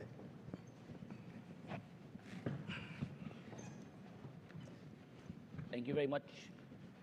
We have a mixed set of persons here from all the islands, Leeward Islands, Windward Islands, 2 from Trinidad and Tobago. But a lot of this discussion has been really about the board, and I really don't want to talk about the board. So I want to talk about the players. So I want to start with Darren Sammy. So, Sammy, the obvious question would be, can the West Indies win the World Cup? But we know the answer is yes, so I'm not going to ask you, not putting you under no pressure. Instead, I'm going to ask you an easier question, which is, Brian Lara mentioned the development of youth in cricket. Are we doing enough for that? Pleasant good morning to all. There's always more that could be done. Like Brian, I grew up in a time where I had heroes. You know, when you see something being done for the first time, it's easier to do it over and over again. So growing up, you know, I saw my name, Darren Sammy Legend. I'm sitting next to Desmond Haynes, and I'm wondering, why is that? But we had heroes, and I wanted to be like Brian. I wanted to come out and meet Curtly Ambrose. At this present moment, to inspire the young generation, what are they seeing? Who are the heroes? When was the last time you heard a young West Indian saying, I want to be like this person? You heard of Virat Kohli's, you would hear all of this. But because of the lack of heroes they see on TV, the sport now is kind of dying. And that's why the school system, the club, is very important. You know, finding an avenue where the parents are at work, the children are at school. When they come from school, the parents are tired, you put them in a club structure. They're practicing, they're harnessing their skills, and most of all, they're having fun. They're developing a passion for the game. Because when we start as a kid, none of us want to make money. It's for the fun. That's the fun and the passion that drives you then. Somebody sees that you are talented. So we, in the leadership position, have to create that opportunity. So the question was, have we done enough? Are you seeing enough being done? No, that's why I'm saying. Because of all those things there, we've not done enough. And we is who? Everybody, the leaders, I talk about it in St. Lucia all the time. The ministry are responsible for sports, the PE teachers, the principals, the club owners. We all have to get together and get it done. But you realistically think that could happen? Of course. If you have a process in how you do things, you know, you put it together, and then they have people there to execute it. And I really, truly believe it was done before, because look at how we dominated for 15 years. Yeah, it has been done. Oh, okay. It has been done. Is it happening now?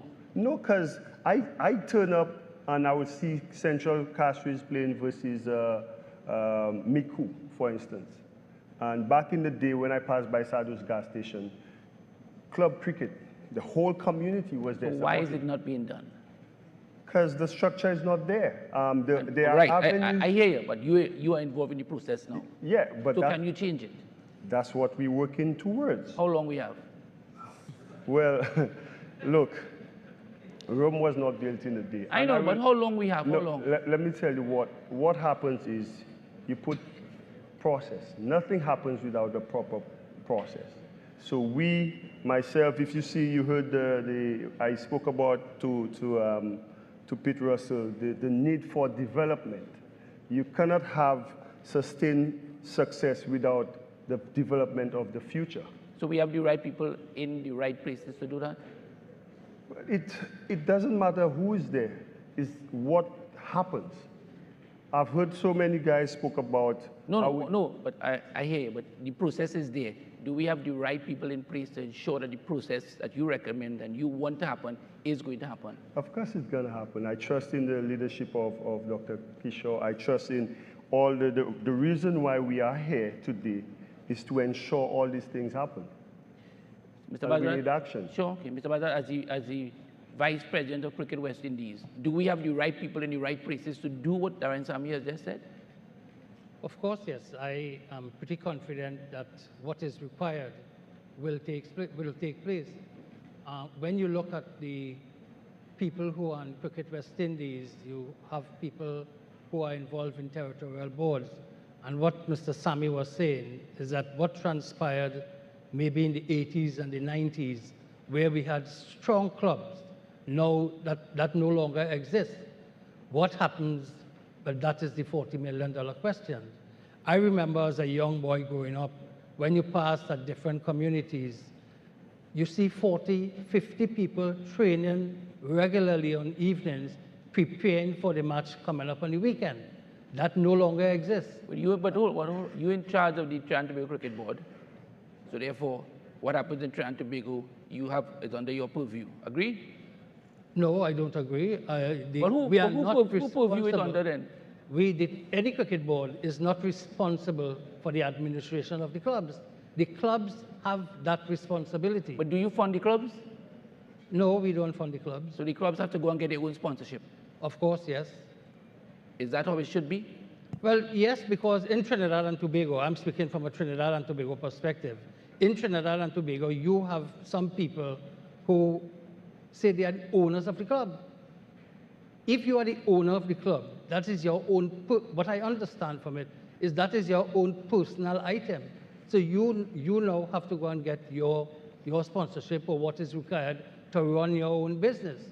That is not my responsibility or any territorial board responsibility. Okay, but even if, by what you've just said, even if that means that youth development is not going to take place, because I presume that Dr. Shallow and his team gives all the boards monies to invest in youth.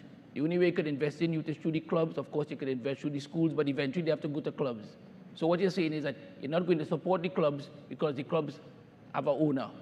I'm not saying we're not going to support the clubs. What I'm saying, and not necessarily, you have development programs coming through the clubs.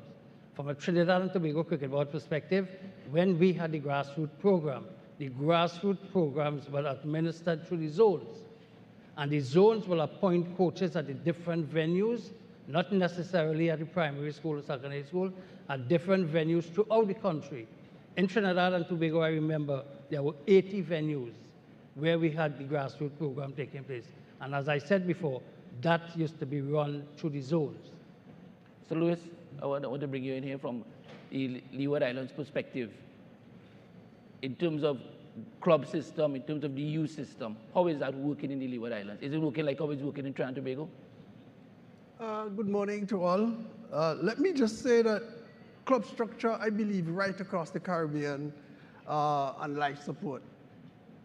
That is the truth, right? And just allow me to say that, you know, right across the Caribbean, I've heard cries as to what Cricket West Indies is doing or not doing. Not enough is being said is what's being done at the production level. Cricket West Indies doesn't produce players. Players are produced at the territorial level, and that's where the support is needed. And I go particularly, I believe if this conference, if you could walk away from this conference with one thing, it would be for me that you fix both school or youth development and club structure. If you fix that foundation, those cracks you see at the top in terms of the walls are going to get fixed. The problem we're having is that we see the cracks there, and we're fixing the cracks, but we're not dealing with the foundation. So what are your recommendations? Well, the way I see it, you know, it's like one evening I was home and I was just relaxing.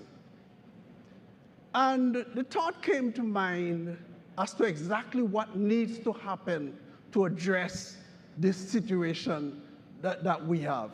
And it is this. I believe that CARICOM should just take total charge of the development of school cricket.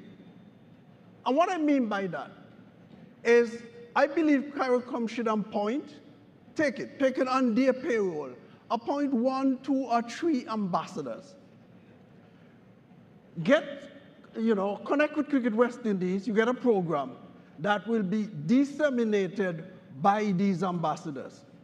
The role of the different islands would be to provide development officers. So the ambassadors go into each island, they work with the DOs who are going to go into the school to ensure that we have a system, we have a cricket system Not just an individual territory playing cricket, but a system that will form the foundation to the development of West Indies cricket. If we address that, if we get that right, that will evolve into better clubs. So you're saying you want CARICOM to fund it, basically? Yeah, because let me tell you, I know Cricket West Indies don't have the resources to deal with it. And if you look historically at what has happened in West Indies cricket, is that schools, government has always taken charge of the school development. It is.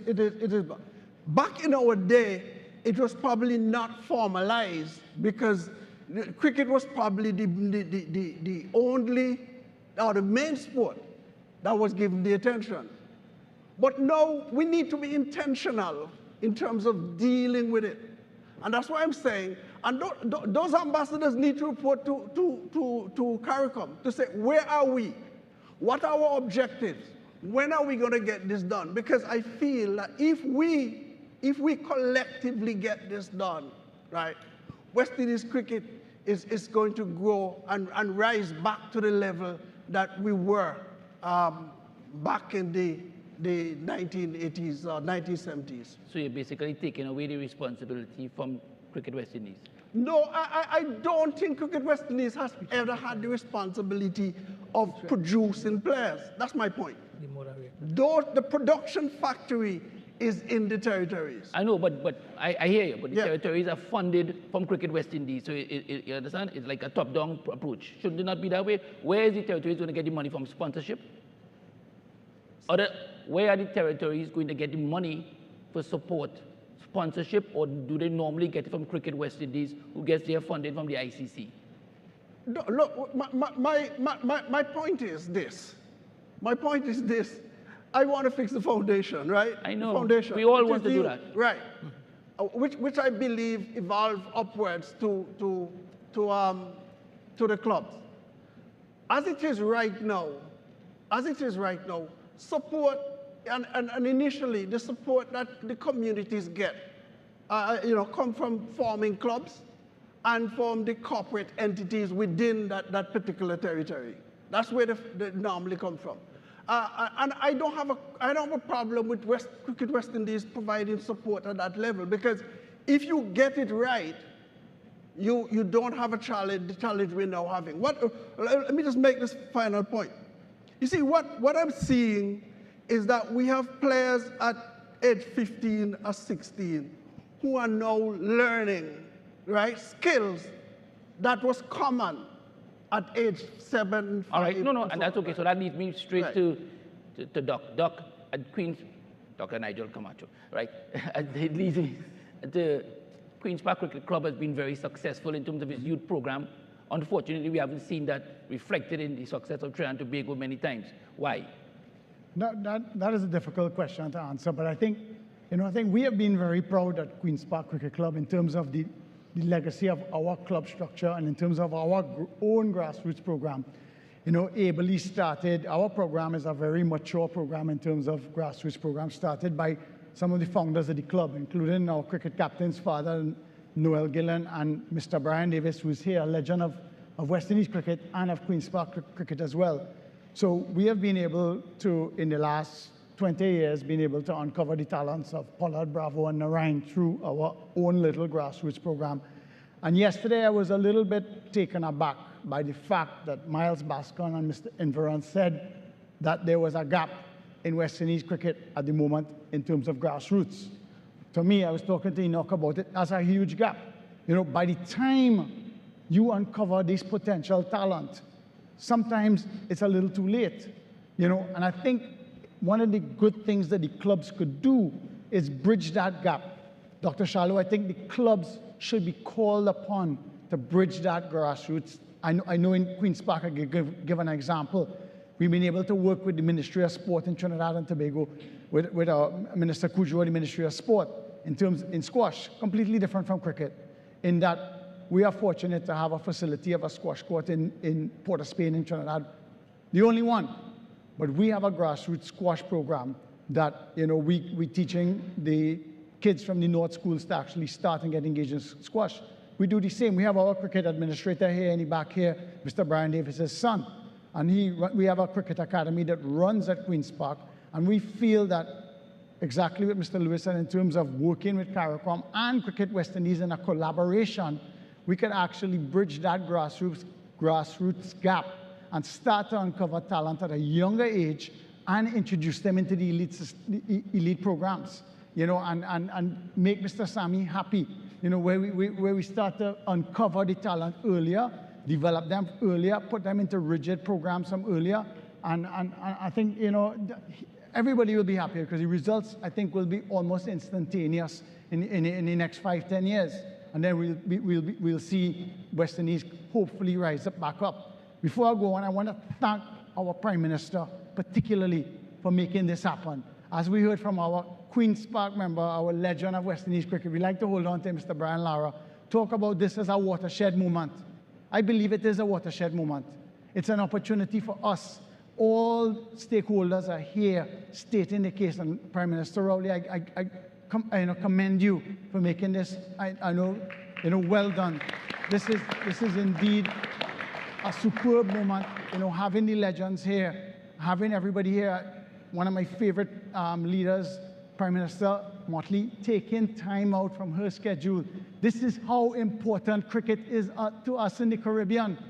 In the West Indies, this is huge. Cricket is really, really important. And that's the other part as a club at Queen's Park, particularly, you touched on it earlier. And in your opening address, Prime Minister Rowley, you talked about whether Queen's Park Oval will become irrelevant in terms of a venue in cricket going forward. I don't think so. This year, we have more international cricket at the Queen's Park Oval than any other year in the history of our club.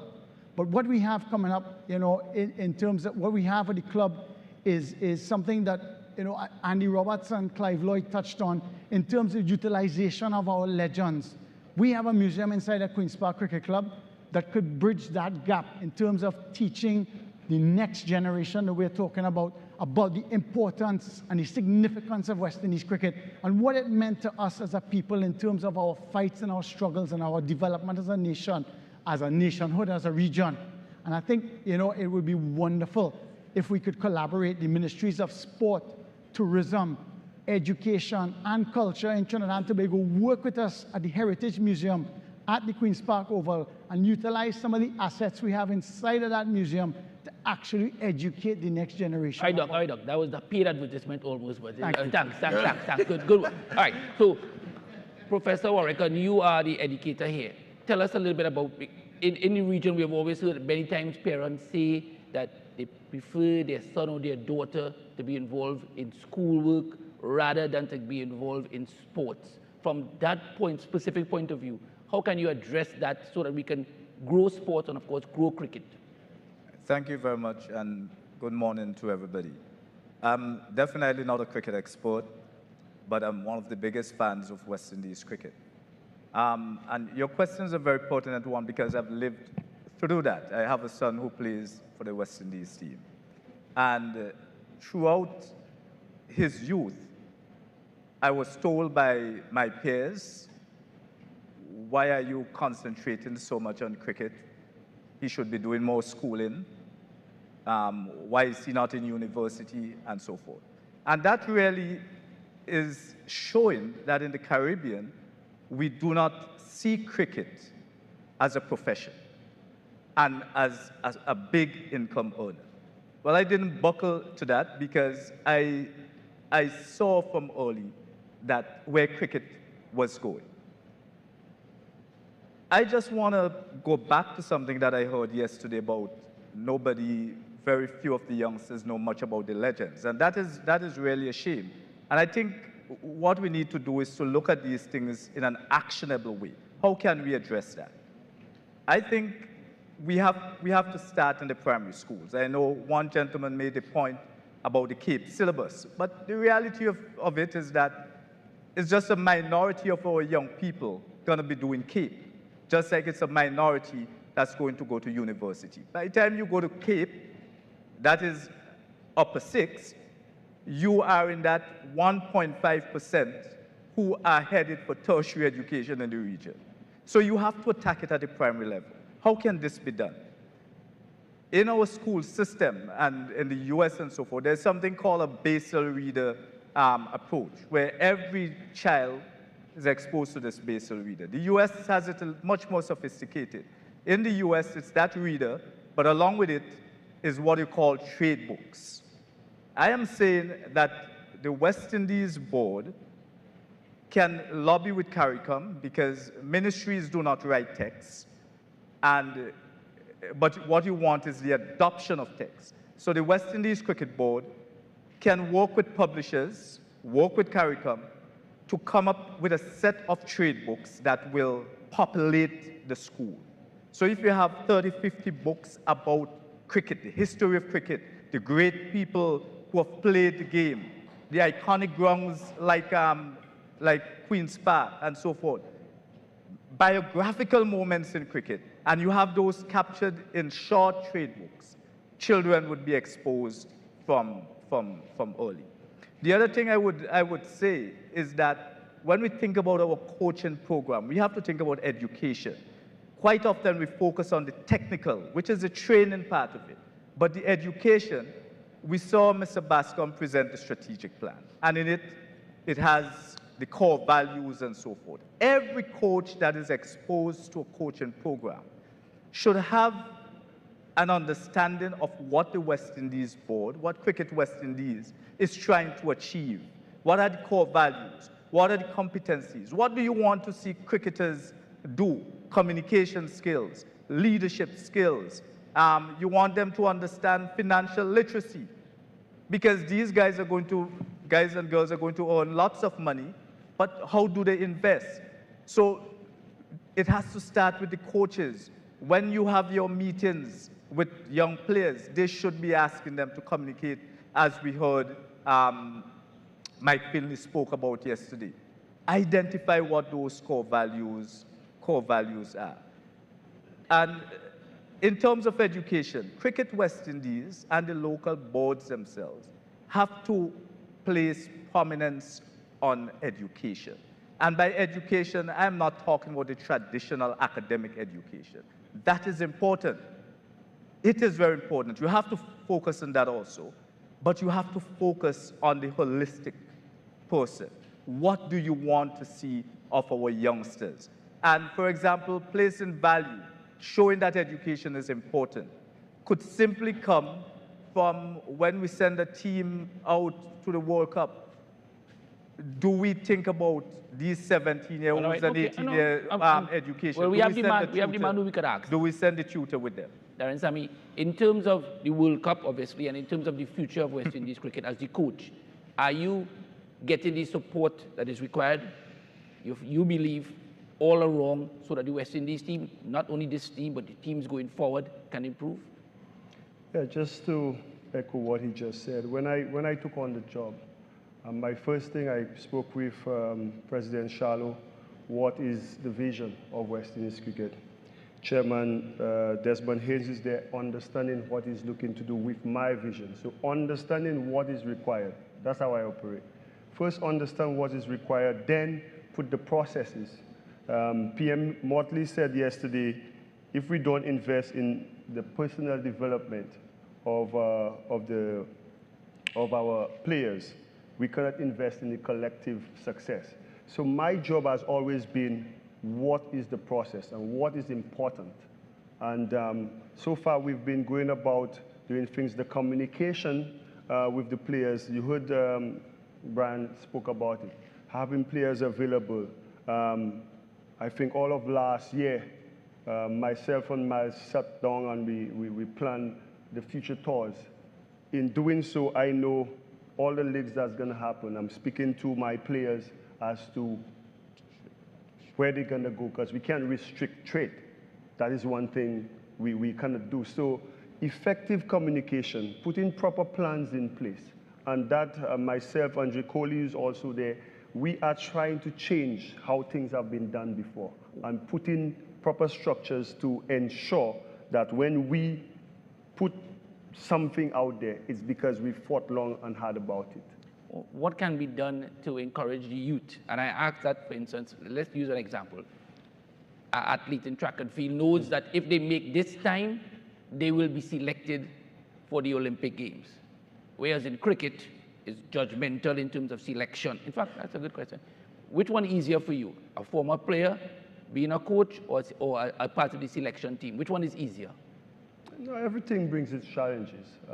My job is understanding again what's required of me, what's required of from the position that I am, and start looking for solutions to make it work. So in my selection process, there's a couple things. There's obviously performance, there's attitude, there's work ethic. There are so many things that come into it. And you look at from what we want to achieve, where we want to take the team, the goals that we have to set, then you find out which individuals, whether from performance, from attitude, from talent, from, you know, what they've been doing, and then you select according to suit. You know, we have a plan for different formats. Kohli would have his, I would have mine. Ever since something popped up on my phone earlier this morning about when I took the job, what will allow me to give me the best chance of winning the 2024 World Cup. I said to Miles this morning, it started from way back in June, when PM Motley spoke so much about the data. And me being a coach now, I have understood the importance of the data. And we know you're going to win the World Cup. I don't want to talk about that. No, but I'm not talking about that. Okay. I'm talking about the structures as to the planning and what is required for us to be successful. Data becomes very important. You know, facilities, having proper facilities. If we're asking our players to perform at a different level, the avenue for them to perform, the facilities, the pitches, have to encourage that type of stroke play. I heard the PM from Guyana spoke about our brand. What is our brand? We've always entertained throughout. We are loved still in West around the world because of what Sir Gary and Sir Clive Lloyd and all these guys did before, and we have to continue that brand. How are we going to do that? You know, and that's the discussions we are having to put out a brand of cricket. Firstly, that's entertaining. Firstly, entertainment brings sponsors. The brand is good. Sponsors want to associate with something that's great. And again, is putting the measures in place, and that's all I'm concerned about. All right, hold on. As you mentioned sponsors automatically. Mr. Bazarat, I know recently you mentioned lack of sponsorship. How is that going to affect Trinidad and Tobago cricket? And you mentioned there are reasons, obviously, for that. What is being done by Trinidad and Tobago Cricket Board so that sponsorship could resume? Well, you will have heard this morning that Mr. Russell indicated that TKR is sponsoring our T20 club tournament, which starts this evening, 3 o'clock at the Queen's Park Oval. In anything, sponsorship is very important, and we feel that if we do the right thing, sponsors are going to come on board, and we just have to continue sending proposals, meeting with people, and letting sponsors know the benefits of supporting the initiatives of the board. But right now, how can you get around all the problems that you have in the cricket board? Well, we just have to be open and transparent with whatever we do, and not only the cricket board, but any entity. So long as you could stand the scrutiny, I think we're going to get sponsors. I want to come back to you, Mr. Sammy, before I go to Doc. One of the things about being involved in sport as a young man or a young girl is many of them look for what is in place when they retire. Are you happy with that in terms of what has been put in place for players? Because we talk about youth, but they will want to look at their future. That's the best question you've asked today, actually. Especially now that I'm retired, there should have a succession plan. You know, you see England do it, you see Australia do it. I remember speaking to some of the guys, you see from one retiring straight they venture in. It's because 2 years in, when you know somebody's going down the hill, the Players Association have these conversations. What are you looking to venture in? What are your interests? And then they start preparing for us. And that also contributes in our game today, because if you look at all the leagues in the world, it's only our top players that we have developed. But if you look at in the coaching system, West Indies have no representation. So how is it they are using all the other leagues to further develop their players? An Australian will not pick, let's say, use an example, a Romario Shepherd ahead of Estonia's. It will not happen. And again, if we had a proper plan for all these great players we have here, you hear they're not around, but if we had a structure in which that could invite them back into the system, then I'm pretty sure all the great players we have, they'll be coaching all around the world. This now creates other opportunities for our young players, our fringe players in the Caribbean. Oh, I'm coaching over in Sussex. I could bring on Romario Shepherd to come across. So, and that's not only in the continuation of the game, but I learned to eat with a knife and fork right here in Trinidad on a development course, on a development program held by the WICB.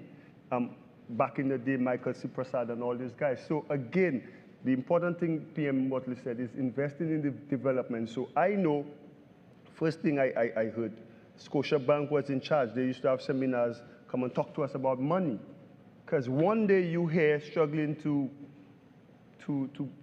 get food, and then another day, like for instance, Shamar Joseph, where he came from, now he's taken the world by storm. We need to have proper structures in place to help further develop that, you know, and I believe conversations with the Players Association and the board could put something in place to help players transitioning after retirement. Doc, I know that there is a West Indies Players Retires Association. This one is a big one for me.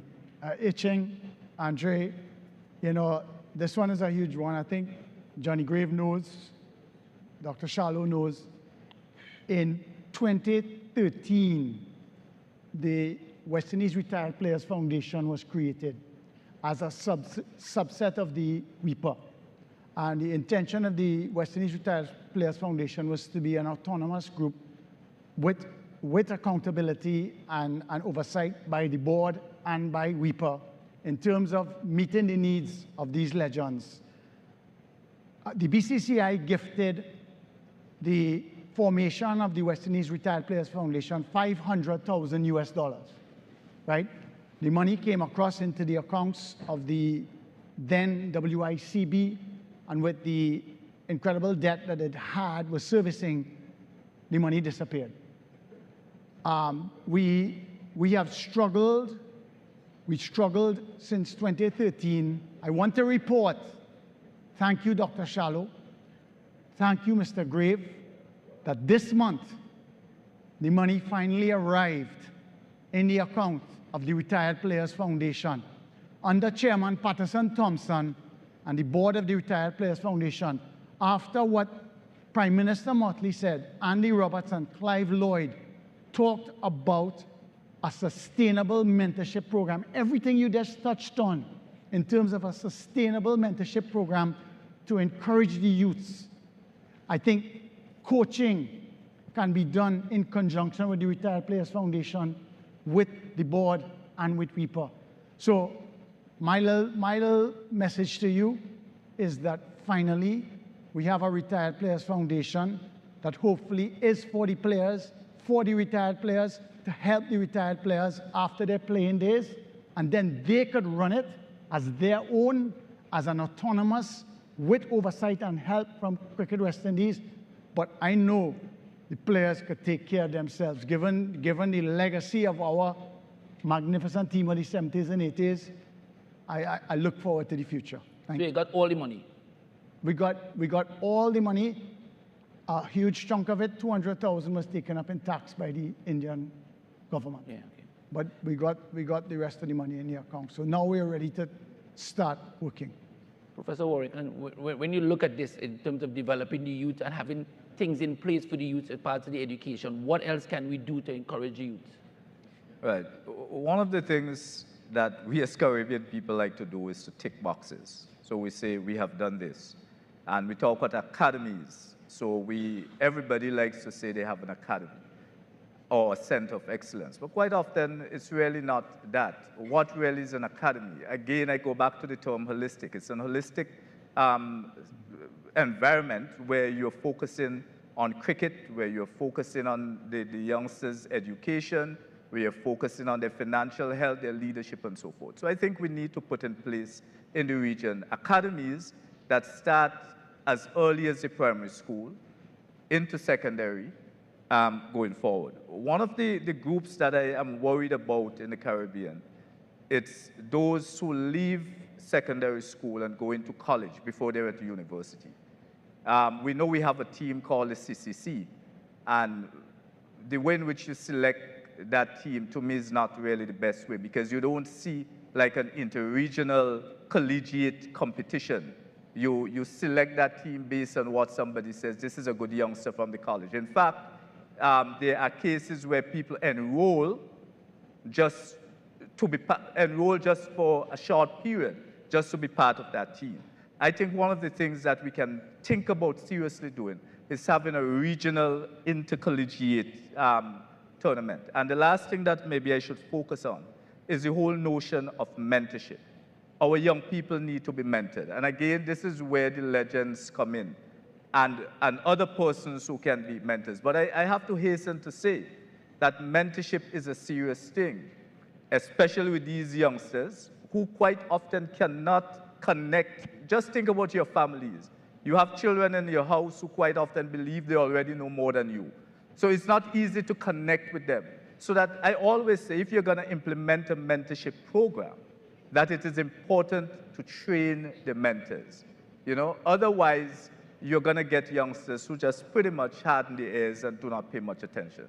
So yes, we need to have a mentorship program that include those persons who have played the game, who have been great at the game, and others, because mentors do not only need to come from that group, but please put the training program in place to make sure that they can do what we ask of them.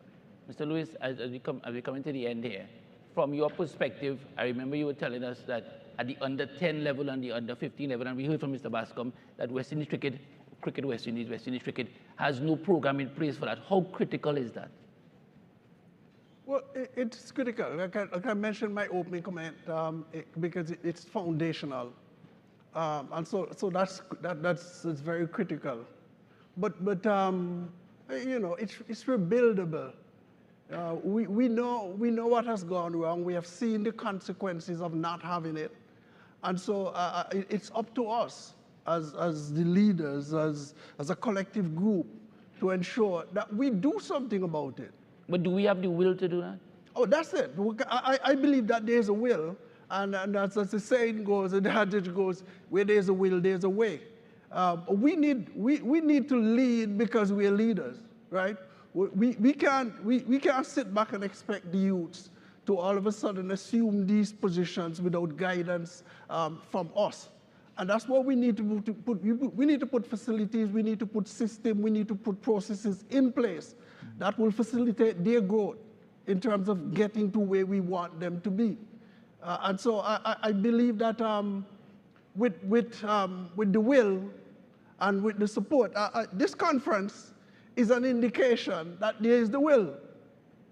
And so I'm expecting that coming out of this, that we need to spread the message to those young people that there is a will. And not only spread the message, but demonstrate in a tangible way that there is a will and there's a process to get into where you want to get to.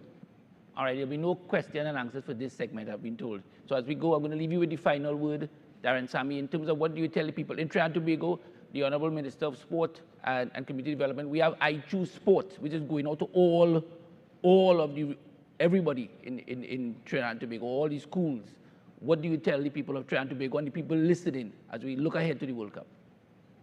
Well, it's an event that's it's on the grandest of stage, and we are, as the Caribbean people, it's an opportunity both for us as a cricketing nation on what happens on the field, and also for the economic benefit for our Caribbean. My job, more or less, is to make sure my team is prepared well, which I think with the circumstances in front of us, we've done that. We have an A-team tour in Nepal right now. But it's an opportunity for us to showcase.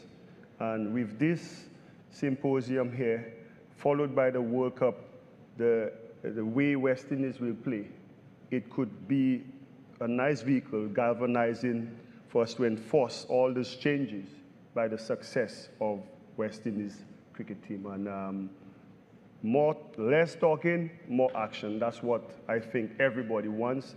And that's what my job is about, and that's what I'm going to try to get my guys to do. More action, less talking. Thank you very much, Dr. Keith Christopher Growley, for inviting all of us here, and thank all of you as well. Thank you. Thank you, Andre, and thank you to the panel. If you make your way off to your left, they will facilitate the removal of your microphones. Ladies and gentlemen, I'd kindly ask on Mr. Brian Davis, Dr. Shallow, and Sir Joel Garner, if at this time you can make your way across to the technical area to facilitate receipt of your microphones. We'll facilitate other members of the upcoming panel in just a short while. Our thanks to all who participated in the discussion on youth and school programming and education. We have a brief 10-minute break at this time, and on return in the next 10 minutes is the session number 7, examination and deliberation of presentations and reports, with Jamal Slocum moderating, Prime Minister Rowley, Prime Minister Motley, and Mr. Davis, Dr. Shallow, and Sir Joel Garner. We'll see you in a few minutes. Thank you.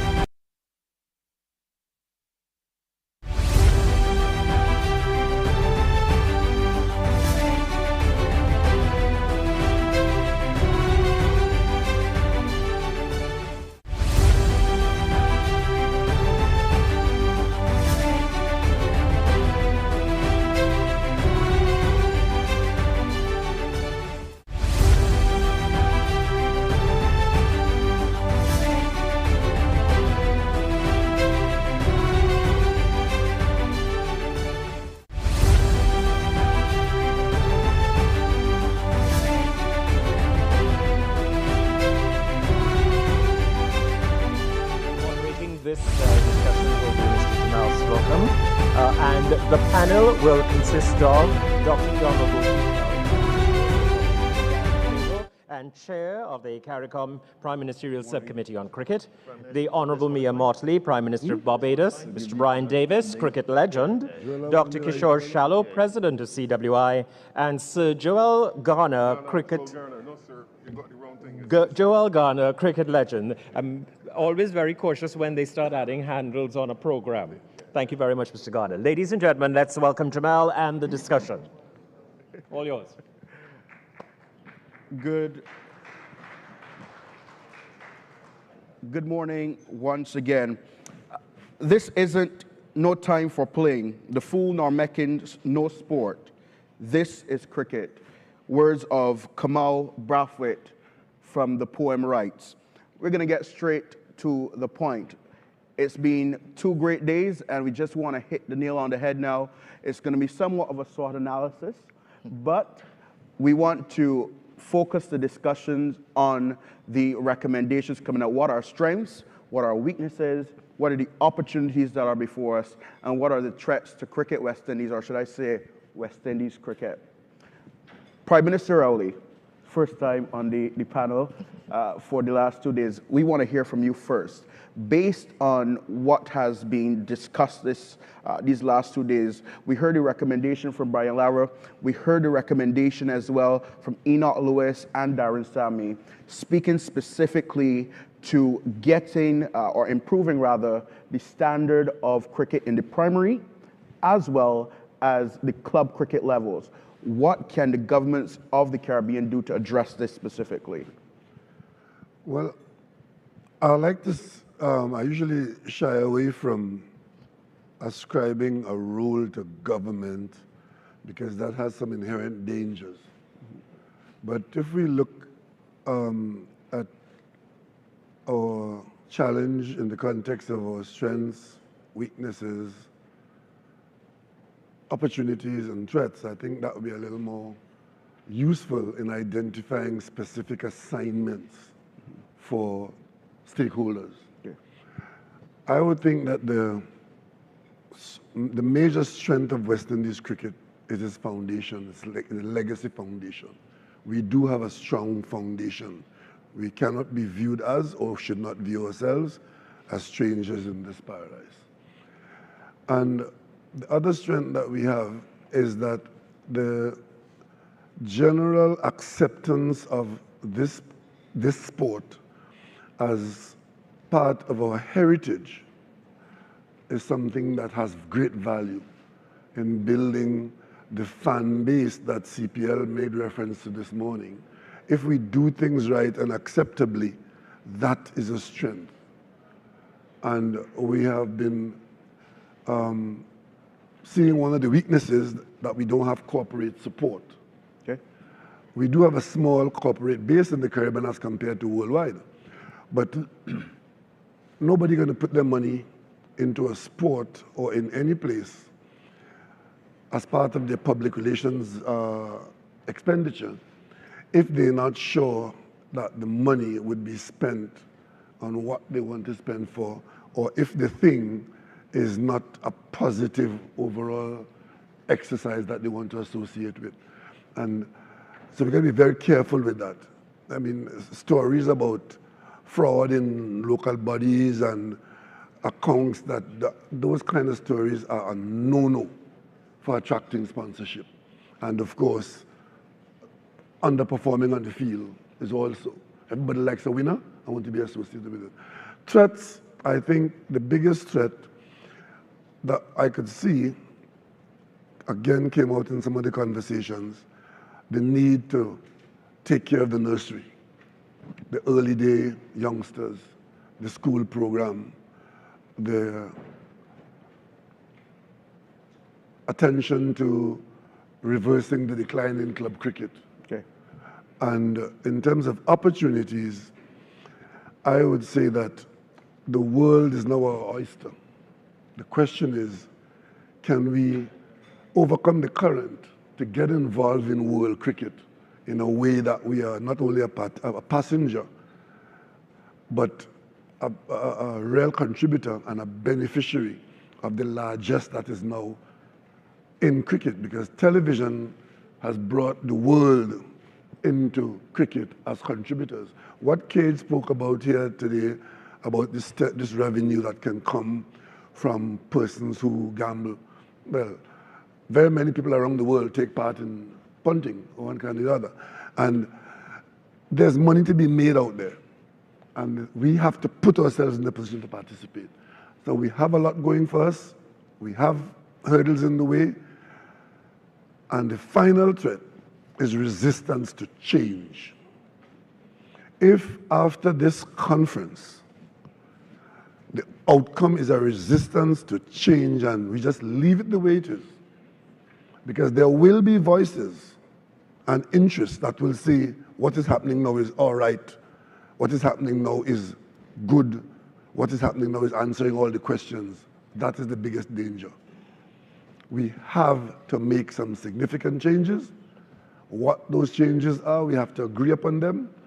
And to come back to your question as to what CARICOM or what governments can do, governments can be facilitators, but we're not going to be the prescribers and the managers of West Indies cricket, right?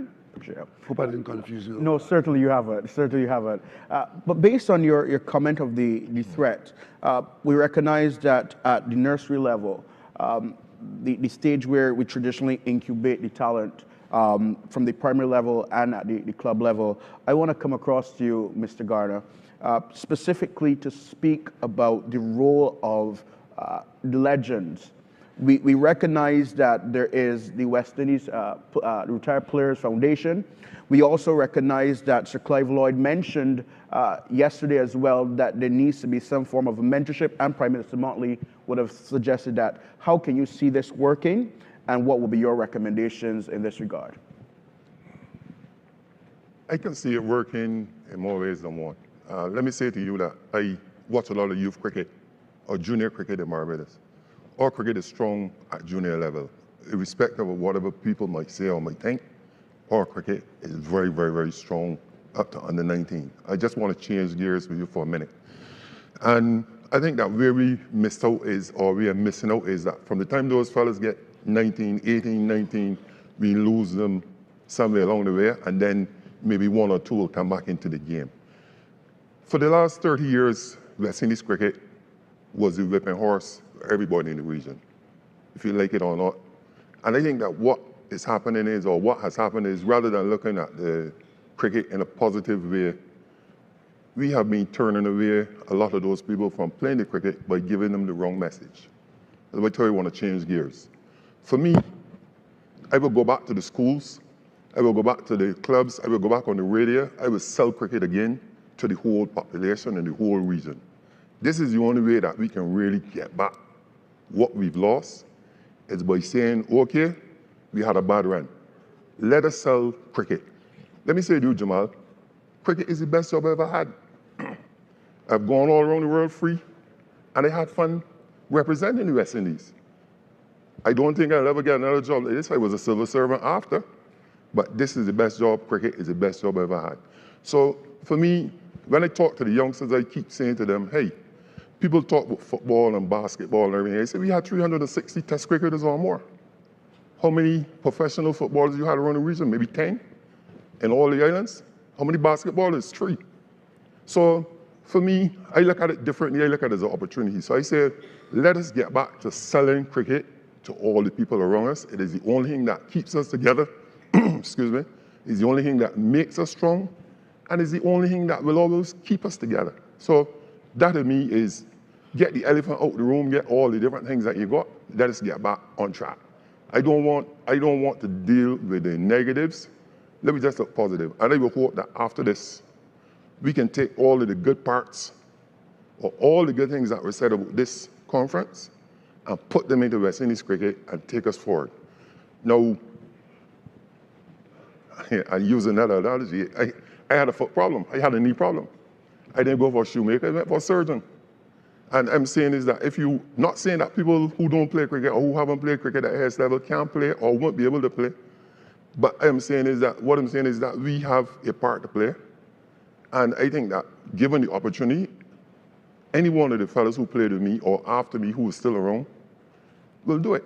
If you go to our cricket, we have most of the fellas who play for the West Indies who are still involved in National Sports Council in Barbados and in schools cricket.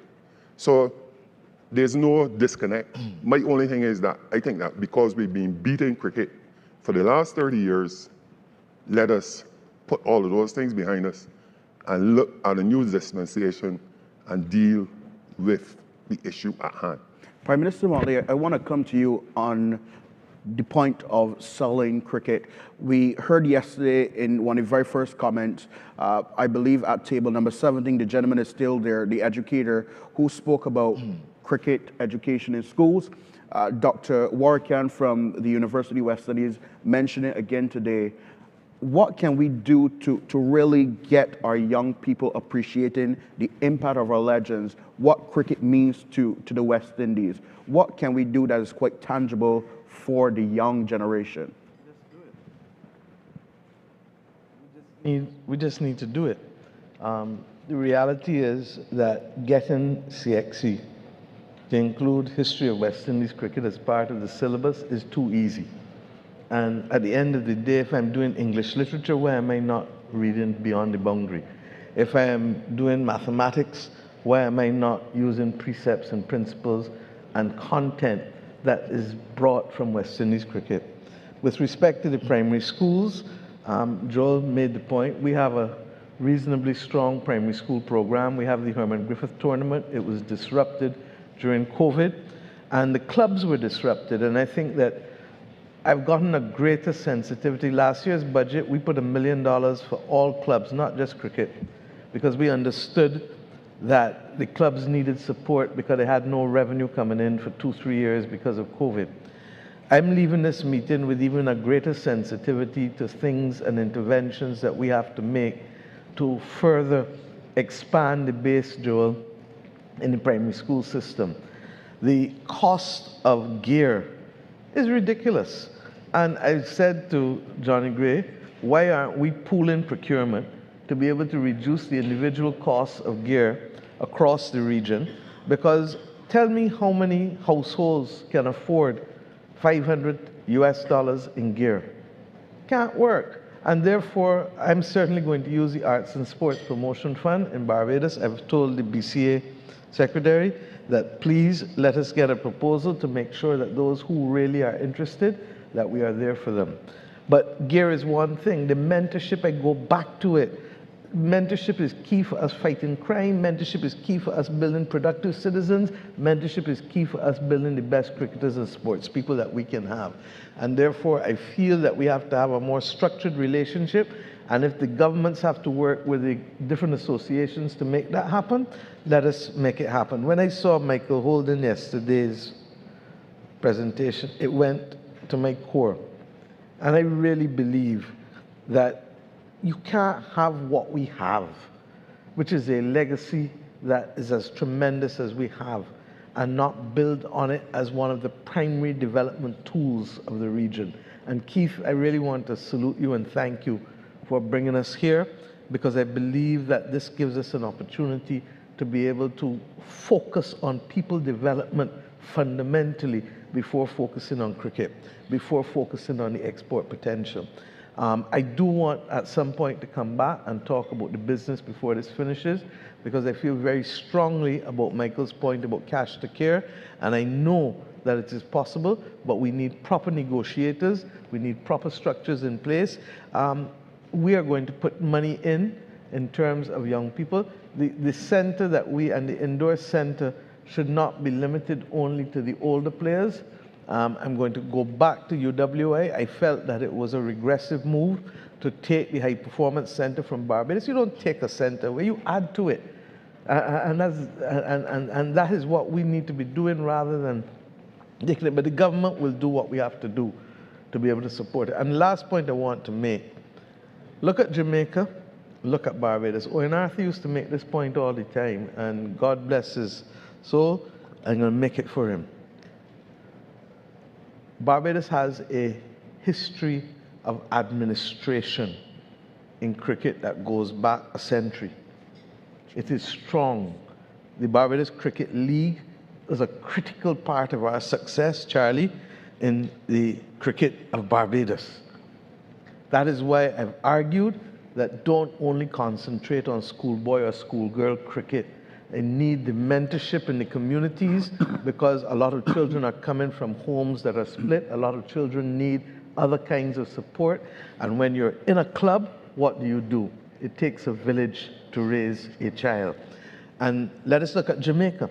Jamaica has a century of excellence in administration in athletics.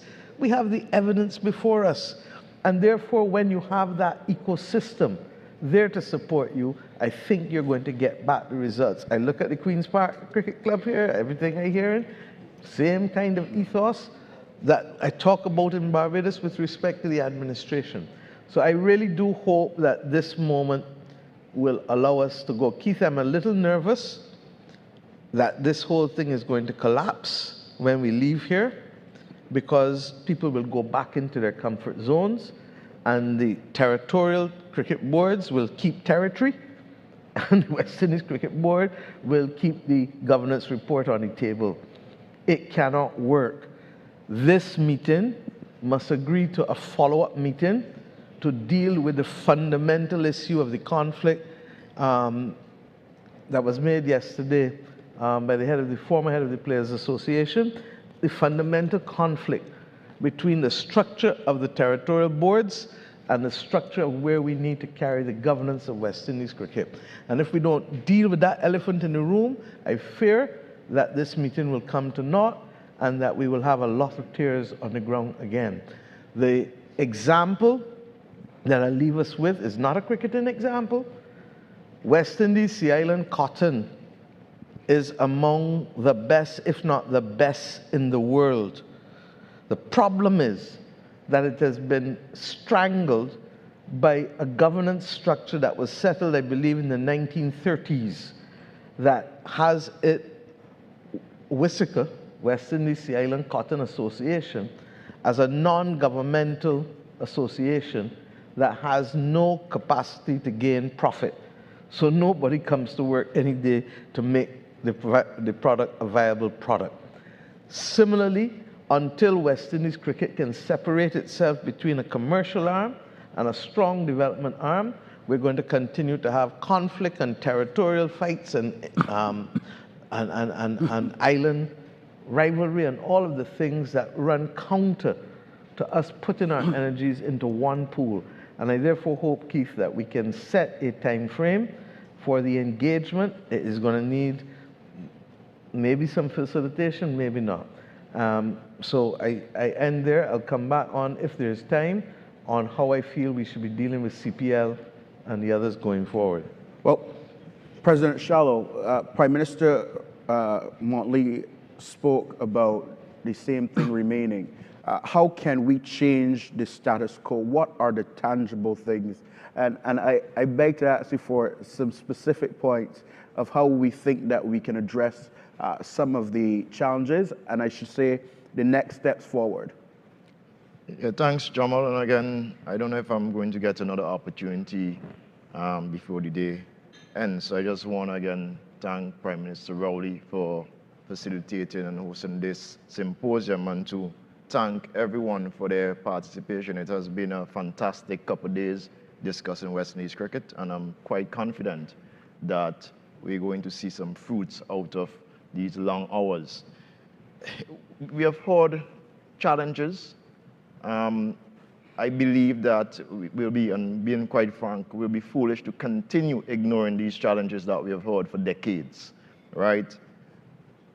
But I want to say that we have to look at our holistic development if we are talking about sustained success for West Indies cricket, right? And when Robert Washington was up earlier, he spoke about, and he's a corporate attorney established in the US and other places, he spoke of the need for strong governance. And I do agree with that 100%. I also agree with him when he spoke of you need finance to make your system work, to make your company successful, right? And in our case, we have to continue developing our cricketers, which means we must have a very strong cricket landscape at the bottom, right? So I spoke to a couple of persons before, and we heard of, you know, lack of school cricket. Club system is very poor, at best subpar. We cannot afford to just focus on one area of cricket administration, right? And yes, I admit it is quite easy at times, and I must say this, that, and we have remained silent on this matter for the 2 days that we have been here. Probably one of the only things missed is the fact that, and they're almost sitting targets, right? The territorial boards. But we have to remember that these people at the territorial boards are volunteers. How can we support them to implement these systems that we need? Because we spoke about it, we have heard it. That is where players are being produced. And yes, Cricket West Indies is going to continue supporting them as best as we could. But we have to do that at the national level as well, right? And until we put these systems in place nationally, where we could strengthen the grassroots program, strengthen the administrators, how can we incentivize young professionals to get into local cricket administration? Currently, the issue is that we have persons who, you know, probably retired, or some persons probably unemployed and offering the time. But if you're a real professional, it is very difficult to commit your time because it is difficult, it is time consuming, and you have to make sacrifices, right? So while we hear about the need for improvement at the territorial board level and throughout the entire system, spare a thought that we also have to lend support to these people, right? And I believe if we address the issue at the national level, right, while we find resources in the suggestion there, and Prime Minister Martin and I have spoken about it, and I think a lot, hopefully at the end of the symposium, we all agree that we definitely need a commercial arm to be self-sustainable at Cricket West Indies level. So if we improve that, we improve our cricket system through Miles and his team and so on, and then we accept that we need to look at ways of improving our governance. President Shallow, on that point, governance, governance, governance. It has been the discussion from time immemorial. What can happen coming from this meeting, this conference, specifically on governance? What can we do? What should be the next steps? Well, when I said that there's an appetite, right, the raw facts are there that we address, and we have consulted with experts in the area of corporate governance who have said to us that we have countless reports over the years. And you have to be sensitive, right, about these different factors. And what we will advise is to adapt these changes in an incremental way, right? You start by picking the low-hanging fruits, right? And then you over a period of time, you implement them. They all eventually have to be implemented, and there must be a time frame, one that is responsible and sensitive to, you know, all involved, all stakeholders. And I think it is a case now where we have had, and some cases where the entire board has voted for changes, and there are a couple who still have their reservations. We have to sensitize them, and I'm very confident that leaving here, some of them are in this room who had reservations, that they would have heard from PM Motley, they would have heard from PM Rowley, President Ali and others, that we need to embrace change, and it's as simple as that. So we expect coming out of this forum, right, I would suggest a meeting sooner than later with the Prime Ministerial Subcommittee for Cricket, PM Rowley as chair, with maybe the regional presidents, and we agree to embrace and adopting these changes, right? And there are a few other suggestions that I have, but I don't want to, I see the clock ticking. That's fine. Jamal. So, but we have to embrace everything that persons have said in this forum, right? And adopt these changes swiftly and hold each other accountable. Prime Minister Rowley, you want to make a comment? Thank you. Let me just say something here, because this event didn't come about accidentally. And I'm very happy to hear what this president is saying, and I intend to hold him to it. I went out of my way to make sure that former Prime Minister Keith Mitchell is here, because I had the experience before of being on this committee while Prime Minister Keith Mitchell was the chairman. And many of the issues that were aggregated here in the last 48 hours were in front of us at a meeting with Cricket West Indies. And the approach of Cricket West Indies, that institution, was, we are Cricket West Indies, Inc. Olia, meaning the political directorate of the division, job is to make sure that school cricket produce cricketers, and when they get to the level of being utilized in the professional realm, we will then use them as Cricket West Indies, Inc. thinks. That has been the approach. I was so offended by the arrogance and the dismissive behavior of Cricket West Indies that I started to research this matter. And I spent the last 4 years being able to come here as Prime Minister of Trinidad and Tobago, representing CARICOM's Committee on Cricket, to bring this about. And be under no illusion that when we leave here, nothing ain't gonna happen. Something is going to happen. Excellent.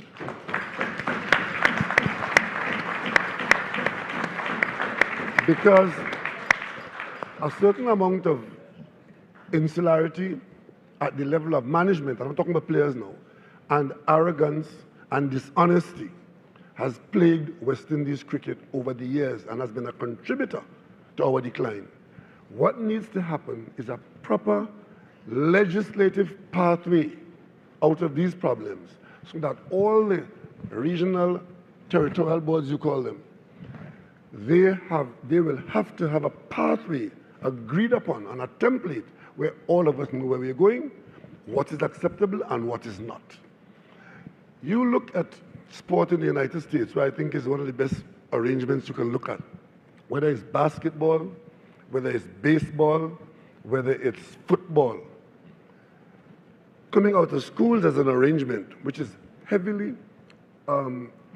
operated by parents in the program. Then you go to college. When you're in college, you can't just get up in the college and become something because you show talent. There's a structure into which you go. It is legal, it is enforced, and it has a future, and it has consequences. And it goes all the way to the few millionaires at the night of the selection of the draft, like happened last night with NHL. So we need to have that structure in place. And there are too many excuses to preserve the failing status quo. And you've been inviting CARICOM and the governments to do this and to do that. The one thing the governments can do, in fact, there are two things the government can do. One is to use the legislative arm of government to legislate a structure, which we all have to agree upon, cooperate and agree upon that. That is where the governance change can come. And secondly, it appears as though the bulk of the structures, the infrastructure in the region for the game are under state control. And that gives the government and the state input some presence at the table. And I intend to report back to CARICOM what has happened here, what we have done, and the heads of government will decide then what the next step of CARICOM is. And I trust that there'll be an engagement between CARICOM and Cricket West Indies towards bringing about this change, and the appetite that you speak about, that appetite has to be reflected in a willingness to bring about the modernization of a governance structure for cricket in the Caribbean. That's what I think. Thank you. Prime Minister Rowley, I just want to note as well, just for the avoidance of doubt, that Prime Minister Keith Mitchell, former Prime Minister Keith Mitchell, has been retained. He's actually the chair of the Stakeholders Committee of Cricket West Indies presently. I want to go to you, Mr. Davis. Can you tell us very shortly, and I know this is your first opportunity to address the conference, can you tell us from your perspective as a cricket luminary as well, not only a legend, what are some of the opportunities that can come out of this conference? Where do you think we need to go from here? First of all, good day, everyone.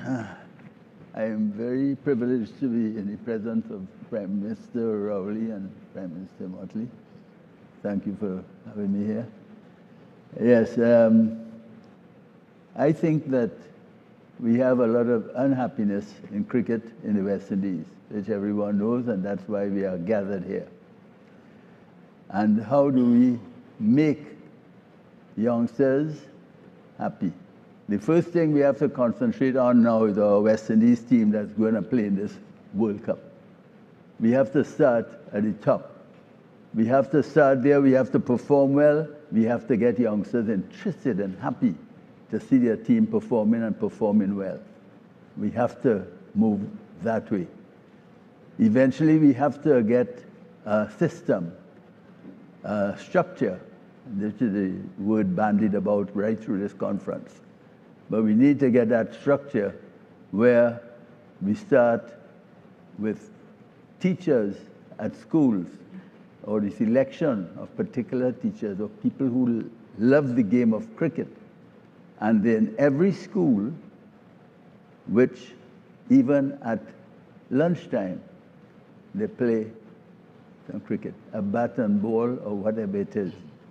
I remember at Belmont Intermediate when I was a boy, they had a school match every lunchtime. They played there. When you went to college later on, you went out and you went to the grounds and you played in the afternoon. And this thing about university education and go on and so on, we have Derek Murray here who went to Cambridge and so on while he was playing for the West Indies. You know, and I've had people come to me for advice about their sons and asking me about their sons. One of them right now is playing for the West Indies. And asked me, said, he's 20 years old. He wants to play cricket. This is parents. But we feel that he should be going to university. You know, he's going to, what do we do? I said, give him 2 or 3 years. Let him enjoy what he's enjoying, which is cricket. Let him love it. Let him play. And at that time, he can still go to university. Afterwards, we feel, boy, that is too tough. I can't make that. But he made it in the West Indies team. We have people like Frank Worrell, who went to Manchester University and got a degree. We have cricketers I have met in India, throughout India, who are university graduates playing Test cricket. So those parts of the action I see as developing study and cricket together. I'm not straight from your point, but this is what I wanted to get out of my system, that it can be combined, the study, not because, all right, he's a bright boy, we forget about him. No, they can still play and they can still study. Thank you so very much. I know that one of the talking points has been, that has set the tone for the entire conference, has been we need cash secure. And in the last few minutes, I want to ask you, Prime Minister Motley, specific to the CPL contract, as well as specific to Cage, what do you believe can be the next steps in those regards? Well, let me start by saying that I can't practice law anymore as a Prime Minister.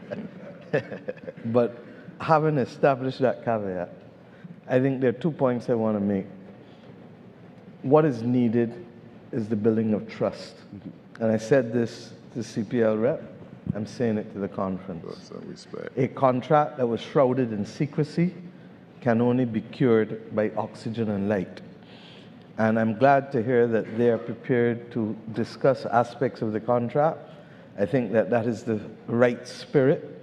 I think that there's a possibility for a win-win. And the win-win comes in carrying that transparency to its logical conclusion. Keith, you know exactly what I mean, an open book contract. And you can have a formula that leaves the amounts that are there, but you also add or X% of revenue. Now, if it is going to be revenue, it is obviously going to be a lesser percentage of what it would be of profit. And you can add to that whichever is higher, so that they know that in a worst case scenario, what is the status quo remains, but equally, the West Indies cricket is in a position to get the upside of the contract if there is revenue coming. And I say so because one of the things that appalled me with the contract as well is the stated amounts when we have no concept of knowing the inflationary value of what is going to happen with inflation over the 40-year period. To say that we will get 5 million between 2053 and 2062, when we don't even know what 5 million US is going to be worth then, or we don't even know if the US dollar is going to be the reserve currency of the world. Let's get real. We live in a world with serious geopolitical instability. And as a lawyer, lawyers know how to craft formulae that can give everybody a win-win. And I hope that coming out of this conference, therefore, given the willingness expressed by CPL to speak, and given the need for trust to be built, the quickest way to trust, open the books, agree on the rate of return, let's go, win-win for everybody. And have the formula allowing the existing amounts to remain as the base, because they're happy with that base. And we have that base as a matter of obligation. Secondly, it relates to T20 men's cricket. If you want to also discuss other things, that is in the context of the discussions, Kishore, that you all can carry out with them. Thirdly, Keith, you keep talking and everybody keeps talking about television rights. You're absolutely correct. Part of the difficulty that we have is that we don't have a sufficiently large base, but we have a huge diaspora. What do we do to excite the diaspora to follow West Indies cricket? And if you take control of Canada and the US, you take control of Latin America, you take control of Africa. But for that to happen, people have to come to work every day. And it just means outsourcing it rather than believing that everything has to be done internal to Cricket West Indies. And that's why I feel that the commercial arm must be in the business also of mobilizing the umpires, mobilizing the groundsmen, mobilizing the players, not just at national level, but helping to place all of these people as part and parcel of a commercial construct for a percentage of what they are capable of earning when we put West Indies brand to open doors for them in Canada, US, South America, and Africa. And then gaming. Gaming is bigger than TV. We were just talking, was it Joel who said that you can't even get sometimes your children to listen to you and how you deal with them? You ever watch what children into? No, everybody come up here and complain that the children in this. It is the biggest money earner. Video games, all kinds of games, gaming electronically, and for us not to get ahead of the curve will be to lose it. Now, if we have a proposal, I've said to Mr. Washington, it looks interesting. The only thing is that I'd perhaps like to see a flattening of the revenue, because when does the West Indies most need the revenue? Now, not 10 years from now. So that in order to be able to have the kind of development that we need, because to get the output of the development will take a few years. And therefore you need the investment now, as Michael said yesterday. So I would strongly support it. Not just this, but every way of leveraging and monetizing West Indies cricket. Gordon and Desmond, when I was Minister of Education, you all came to see me. That was in the year 2000. I said to you in that conference room in Constitution Road that you have what nobody can ever take from you, the world's best opening pair. I felt then, with the legends of cricket, and I said then that if you should have been producing coaching videos for little boys and little girls. Girls weren't as much in West Indies cricket at the time, but they are now. So that every parent looking for a birthday gift, looking for a Christmas gift, will say, look, take this and watch it. Because how many West Indies cricket players can tell you that people, when they were children, or how many children in the Caribbean sit and play cricket, go and play cricket and emulate? I am Desmond Haynes, I am Gordon Greenidge, I am Brian Lara, I am Gary Sobers, I am Joel Garner. Children dream to be what you are. And if we can create that environment through gaming, through animation, through all other kinds of things, then the leveraging of that brings money to the legends, but it should bring money to the West Indies Cricket Board as well. And the final one relates to tourism. I'm tired talking, and I'm going to say it again. How the hell do we have the tourism that we have and don't have an integrated approach with cricket? Cruise ships. And I've just put it to the Florida Cruise Ship Association, and will in fact talk to the BCA about it. There should be a T10 game, whether at Kensington Oval, or if not Kensington Oval, at Yorkshire Ground in my constituency, wherever. The point is that cruise ship people should be able to come off and be able to play a game knowing that you have at least 10 of the players out of the two teams, 5 and 5, who are former players or young players, for that matter, but usually former, because they want to know, especially with the home porting with the British, they want to know that they're playing with a Desmond Haynes. Desmond, you could run about for a little bit still. Or whoever.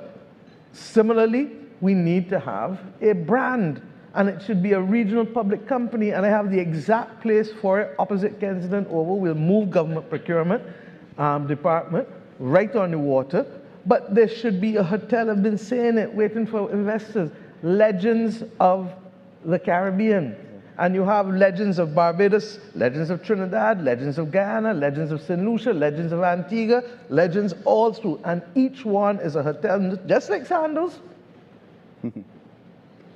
Everything in the hotel is themed in cricket, from the menus. Look at how you've done a wonderful job theming on these tables here. This region commands 40% of the cruise tourism market. This region has tourism as a mature economic sector. This region will celebrate 100 years in Test cricket in 4 years' time. It is about time that we leverage it in every possible way with an income stream back to both the retired players and legends and also to West Indies cricket players. And for the current ones, the gaming and the other things. If we can do that, brethren, then I believe we can start to turn the corner. And as I said, I'm doing it not just for the love of cricket, but I feel that we need to do it because this is our development path to being global citizens with Caribbean roots. I have never seen anybody ask a sportsman or an artist who is at the top of their game for a work permit. They tell you, come. Thanks, Prime Minister Motley. Well, we do have some solid recommendations. I'm going to ask the Grim Reaper, as he titled himself, to, because it is the final opportunity for President Shallow to address the conference. I know Prime Minister Rowley has closing remarks. I'll ask 90 seconds for his wrap-up. President Shallow. Thanks, Jamal. Again, grateful to everyone for their participation in this symposium. I'm hoping this is the first of many.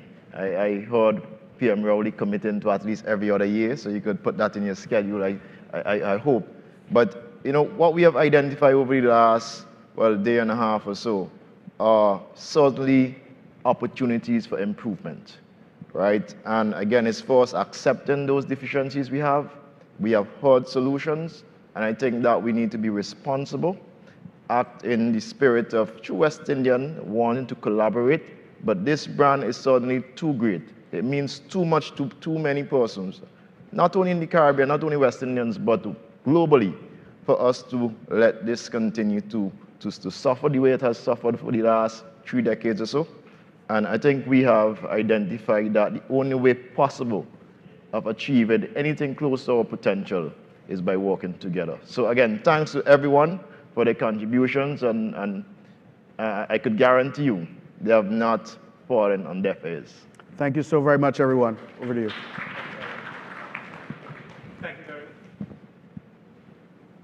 Are we on? Thank you. Thank you very much to Mr. Jamal Slocum and to the panel. Ladies and gentlemen, we kindly ask all on the panel that you'll be making your way to stage left. Prime Ministers Rowley and Motley, please note that you will be escorted immediately after your mics have been removed to the media conference that follows right after this announcement. So stage left, and we will facilitate your movement of your microphones. Ladies and gentlemen, our thanks to the panel once again, please. And as you have heard, for all participants, conference participants here, you remain in this ballroom because we are facilitating, for the purpose of the media, their media conference will take place at this time. And so joining the media conference will be Prime Minister Rowley, the Honourable Mia Motley, Dr. Kishore Shallow, and the Honourable Charles Ramson of Guyana. So we will facilitate your movements across. And once the heads have positioned themselves in the conference room for the media conference, we will bring that feed across here. And once that has concluded, then we'll be preparing for the lunch period before the afternoon session resumes. So that's just to give you an idea of your timing and the manner in which we will conduct our affairs. So in just a short while, we'll be across in the conference room for the media conference. Thank you.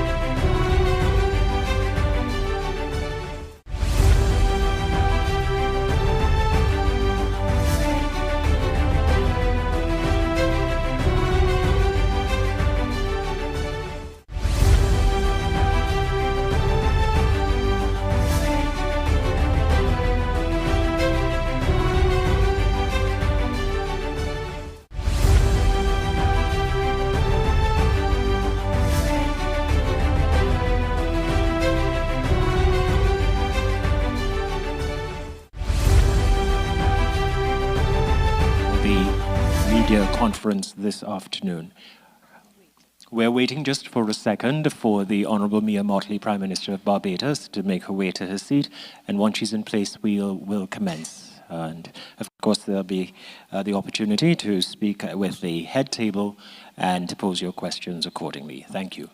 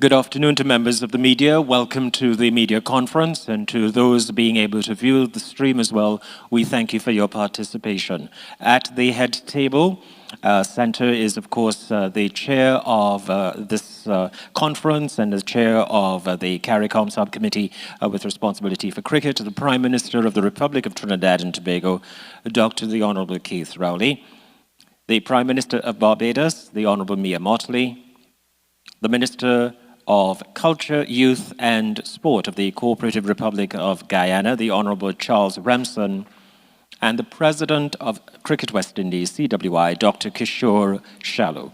We say good afternoon to all, and Prime Minister, the microphone is all yours.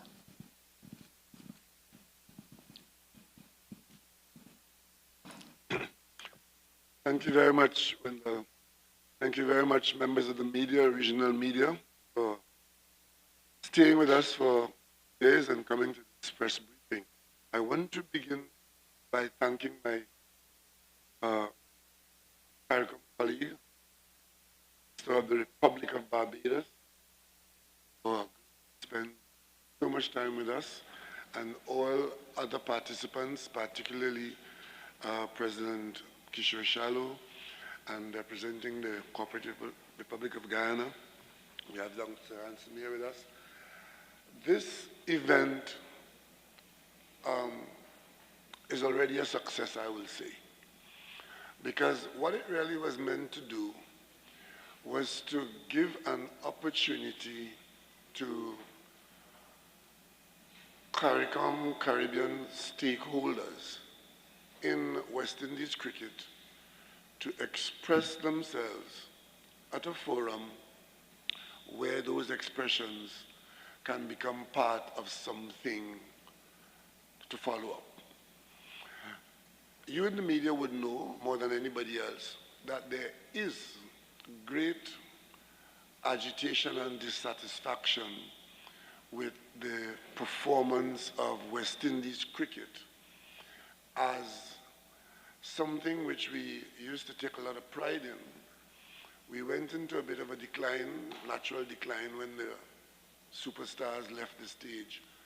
And with each passing year, the population of CARICOM becomes more and more impatient with respect to the turnaround that we expect to happen.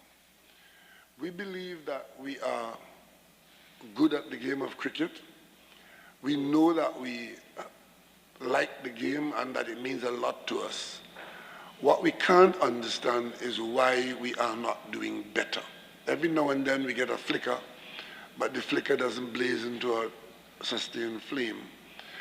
And what we did here is to recognize, not just today, but quite some time, the very fact that there's a subcommittee on cricket on the CARICOM agenda should let you know that at the level of the management of the region, where we manage trade, we manage national security, we manage health, we manage education, we also take on board cricket, not just sport, but specifically cricket. And it's on the agenda, and a number of CARICOM heads have been chairing it. Prime Minister Mitchell was chair for a while, quite some time actually. When I became a Prime Minister, I met that committee functioning, and Prime Minister Mitchell was there working with the various committees and the various reports.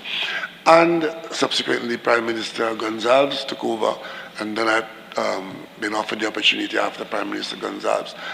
But for the last few years, at CARICOM, the heads of government were feeling this pressure of wanting to do something about this super delayed turnaround in West Indies cricket.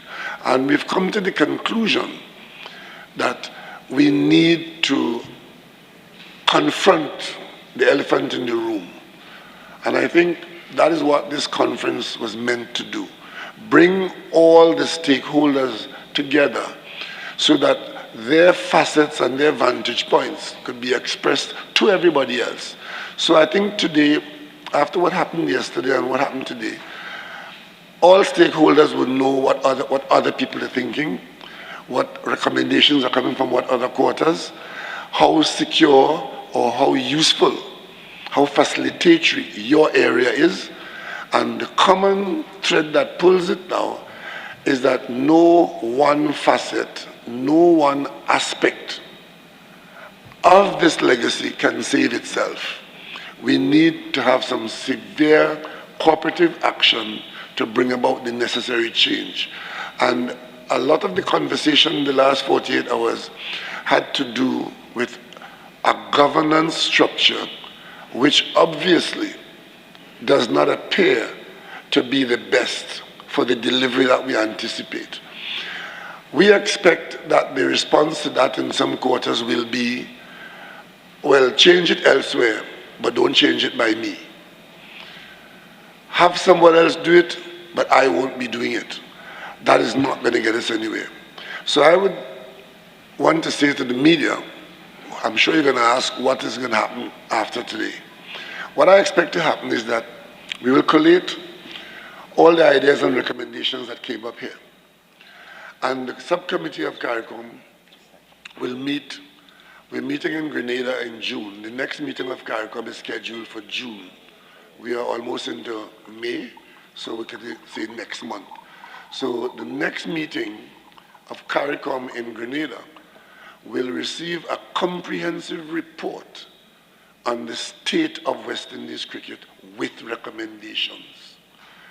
I can take the liberty to speak for my colleague here because we have addressed this matter and talk about it all the time.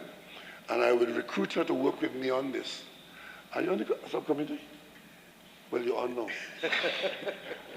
we will work together to produce for the heads of government meeting in June, the outcome of this gathering and collate the recommendations. And then we will seek to have a work program in conjunction with Cricket West Indies to come up with a smaller group of recommendations and can-do and time frames. From where I sit, I believe that it is possible to engage people with contracts and convince them that there are win-wins to be had and that fairness and transparency are requirements. There's tremendous suspicion around the operations of Cricket West Indies Cricket, territorial board operations. You have various levels of complaints, various levels of accusation. What we're hoping to get out of all of these efforts is a situation where the vast majority of people who are involved can say, okay, we are all clear what is to happen. We are all clear what our individual roles are. I am clear what my role and responsibilities are. And we go out and do the job in the name of the next generation or the other generations to come, starting with the children who are today in the lowest level of primary school. And of course, those at the top, whether it is the executive of the new governance structure, and for the moment I say Cricket West Indies, or CPL executive or whoever, that they are comfortable, that they are in a world program, and that they are fit for purpose. So basically that's what we're after. Thank you very much, Keith. I think that you captured it well. This meeting, first and foremost, was to give people the opportunity to speak, to share, and to see where we can find common purpose, and to see where we can build trust, not only among the board and territorial boards and Cricket West Indies, among the former players, the current players, among those in the business community, among the fans, and indeed among the relationships at a business level that Cricket West Indies has developed over the years, and the opportunity for future relationships. I believe that we can leave here comforted that there is not just the will to do it, but we have the makings, as you've just heard from Prime Minister Rowley, of a framework that allows us to be able to see progress.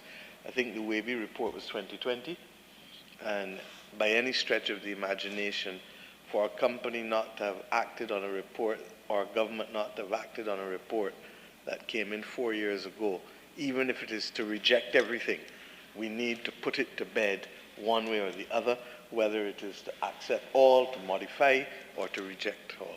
I believe that there's merit in a lot of it, and the precepts which it honors are precepts that are sacred to all forms of governance. And we therefore should not find ourselves trapped in a 20th century model at a time when the whole structure of the game and the competing forces have changed from traditional test cricket to being able to manage all of the other aspects of the game, particularly T20 and its shortened format to meet the needs of the broadcasting entities. As I said earlier, for me, yes, it is great that this is about cricket, but fundamentally this is about national and regional development. This is about the development of our people at the very time when our youngsters are being threatened with all other kinds of distractions, some wholesome, some not wholesome. And we therefore need to put the structures and the investment in place as a matter of urgency. I don't believe that you can cross a chasm in small steps. And therefore it means that we need to have that sense of urgency. Why? Because in any event, what we put in needs time to sprout what comes out. And therefore I hope that from the development end of it, that we can settle on that before the end of the year.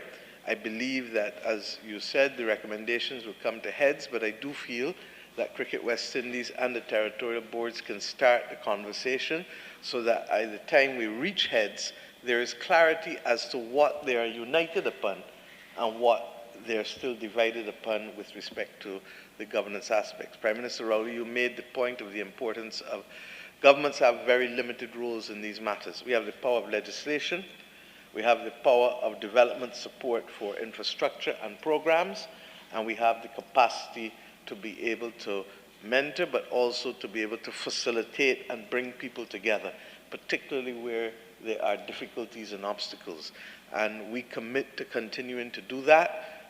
We commit, however, to equally telling the people of the region, and my dear friend Joel Garner said it best this morning, we have to sell cricket and we have to allow the environment within which our people can win. Winning is the best salesman.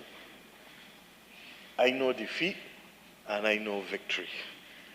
And victory, not only is it sweeter, but the reality is victory breeds an environment where people want to come and join. Joel said it well this morning. How many Caribbean footballers you know globally?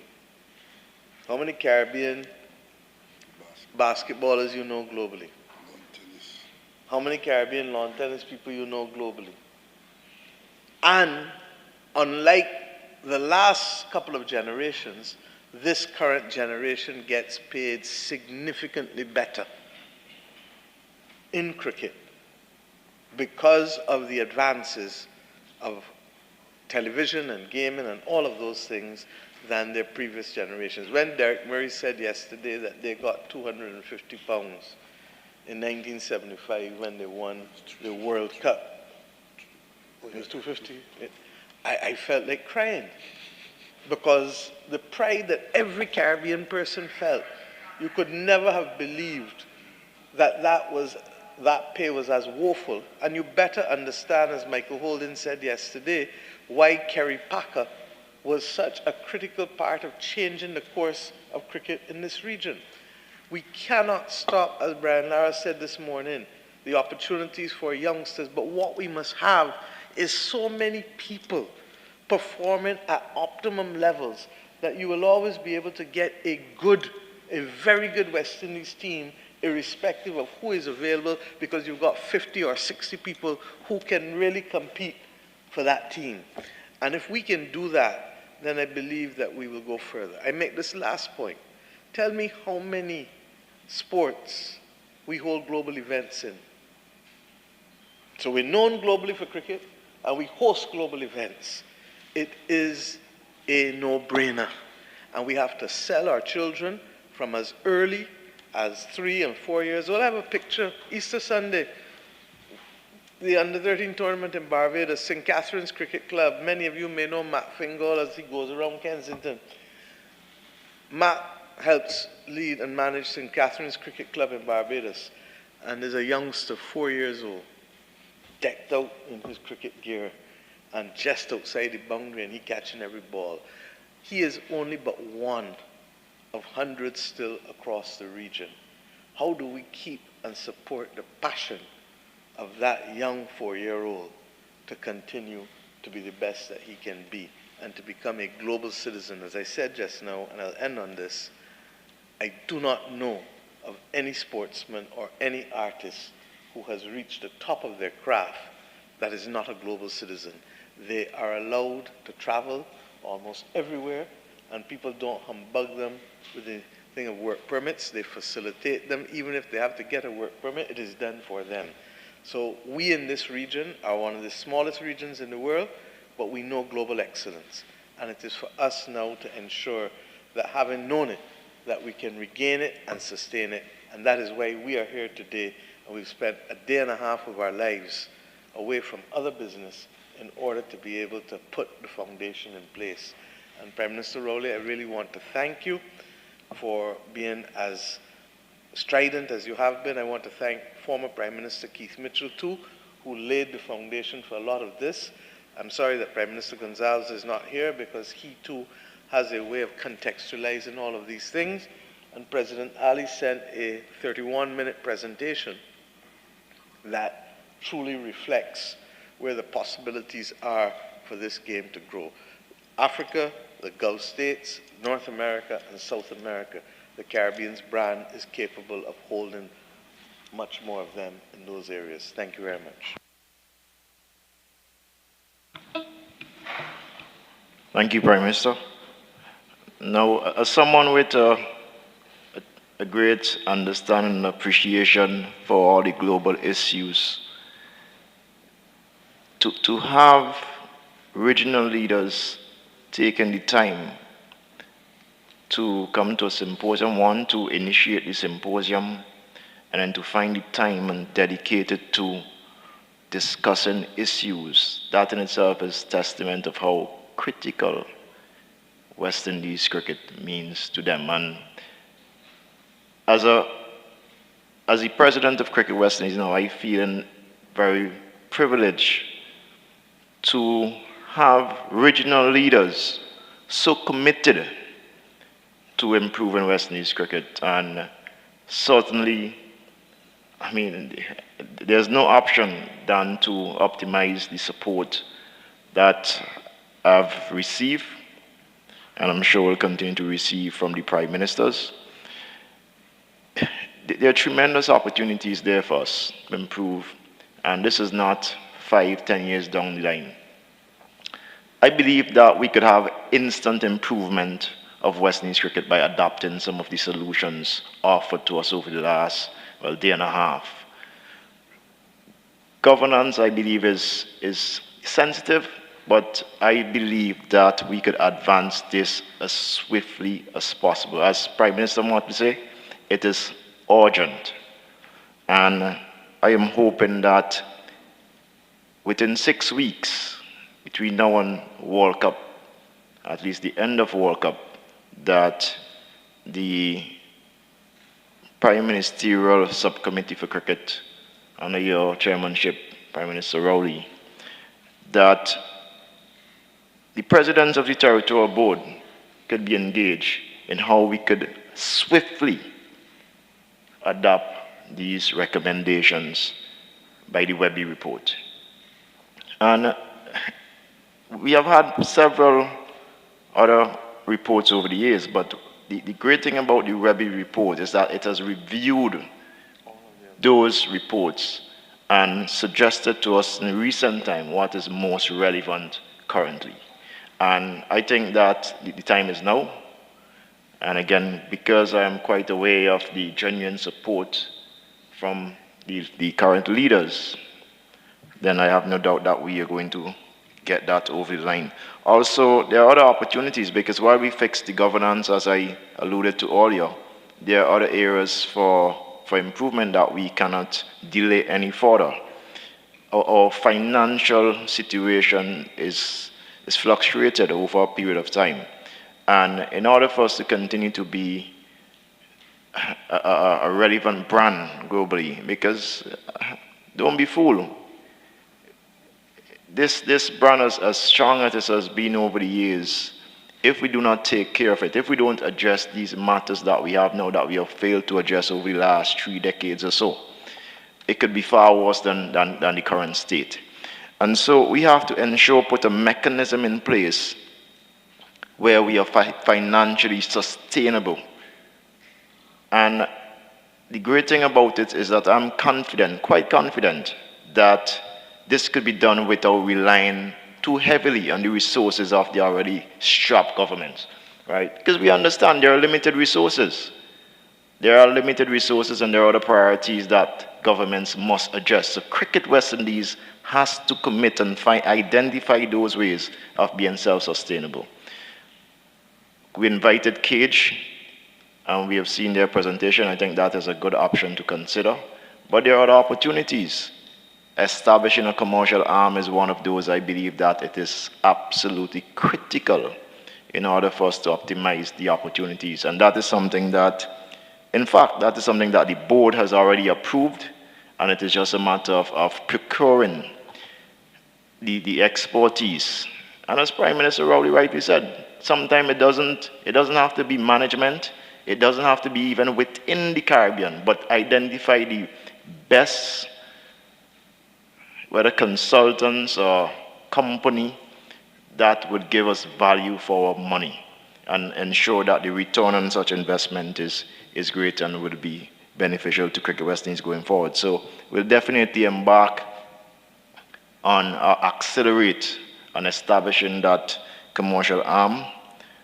We have heard about the need to engage and involve our legends.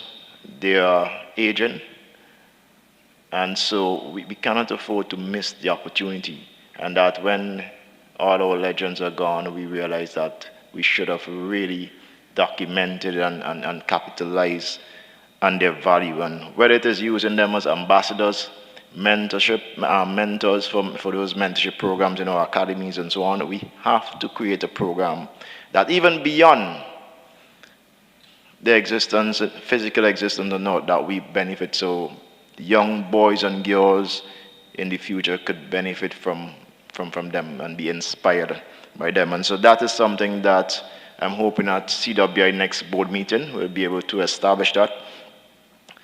One of the things that registered with me, and I had great insight of this deficiency previously, of course, having been a cricket administrator nationally, is the weak club structure that we do have. We spend a lot of time talking about schools cricket, but the club structure that we have is not conducive to producing world-class cricketers.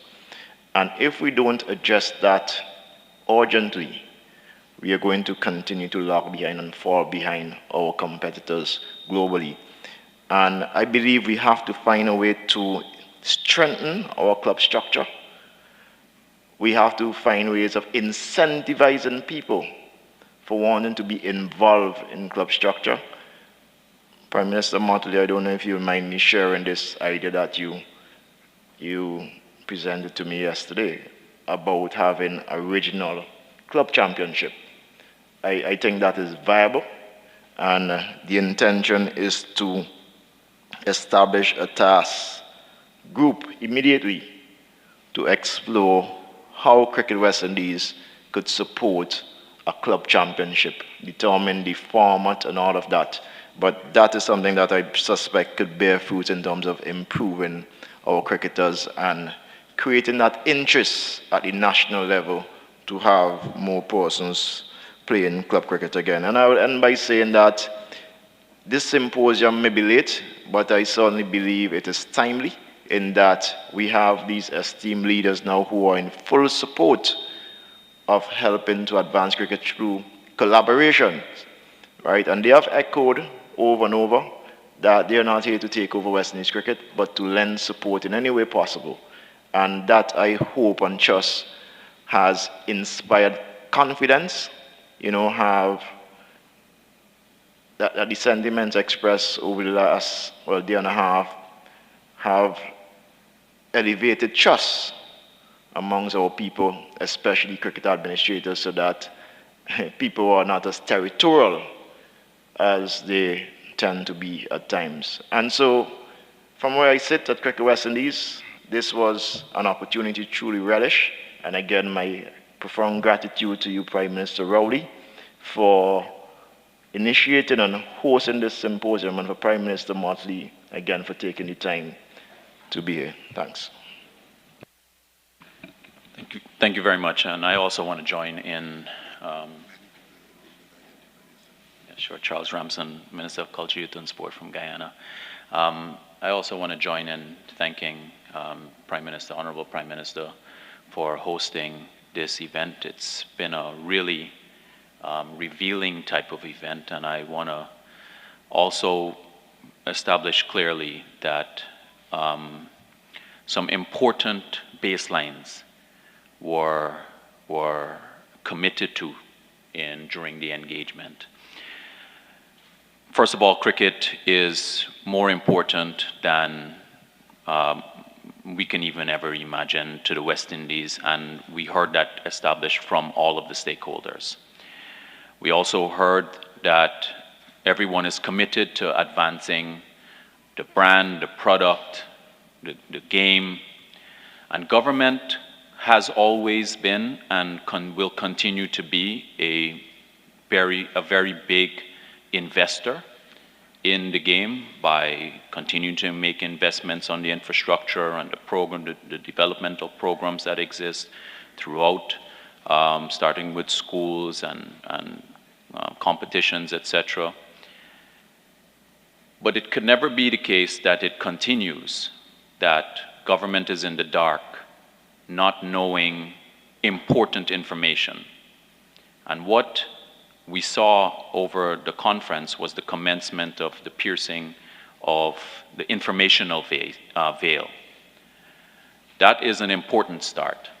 And I also want to commend Dr. Shallow for establishing clearly too his position for CWI, because I don't think, and I don't get the impression that that was the previous position. That would have been the Prime Minister, when he was speaking on his last panel, he spoke about the arrogance that was established, saying that government must take care of what they need to take care of, and CWI will take it from there on. The fact is, the record has shown that we're currently eighth ranked in tests, 10th in ODI, and 7th in T20. This coming from the 1970s, 80s, where the West Indies was the dominant world player, champions in every respect, and has changed the identity for the entire region, supplementing and creating an identity that gave us a lot of meaning of who we are and what we became. So it has been the management of decline. So what was established at the conference was that a recognition that the CWI needs help, needs support, and that there is an effort in creating a collaborative environment for the changes that are required to be made. The Prime Minister Motley also said that there must be a follow-up meeting, taking us from point A, which is where we are now, to getting us to point B to show how the changes are going to be documented and the commitment to move into implementation for those changes. And the framework established a moment ago by Prime Minister Rowley about the work program. So I'm pleased about what I've heard in the conference. President Ali he's very passionate about cricket, and he has his very clear ideas about what are the important points and how the specific kind of initiatives can help to change fundamentally the future for cricket. And in his presentation, he alluded to some of that yesterday, and he shared with the Honorable Prime Ministers some diagrams with important points, which I'm sure he's going to speak about in the future. But this is something that occupies both his attention and his interest in the same way that it occupies that a lot of people in the West Indies. So I think that from the outcome of this conference, there's been a lot of positives, and now for us to see the real benefit of this is really what happens next. And the commitment is on government side to advance that, but it always takes two to tango. And I believe that we've seen enough in the last day that says that there is a willingness to dance to get us to the point where we all want to see West Indies get back to the top of cricket in the world. Thank you.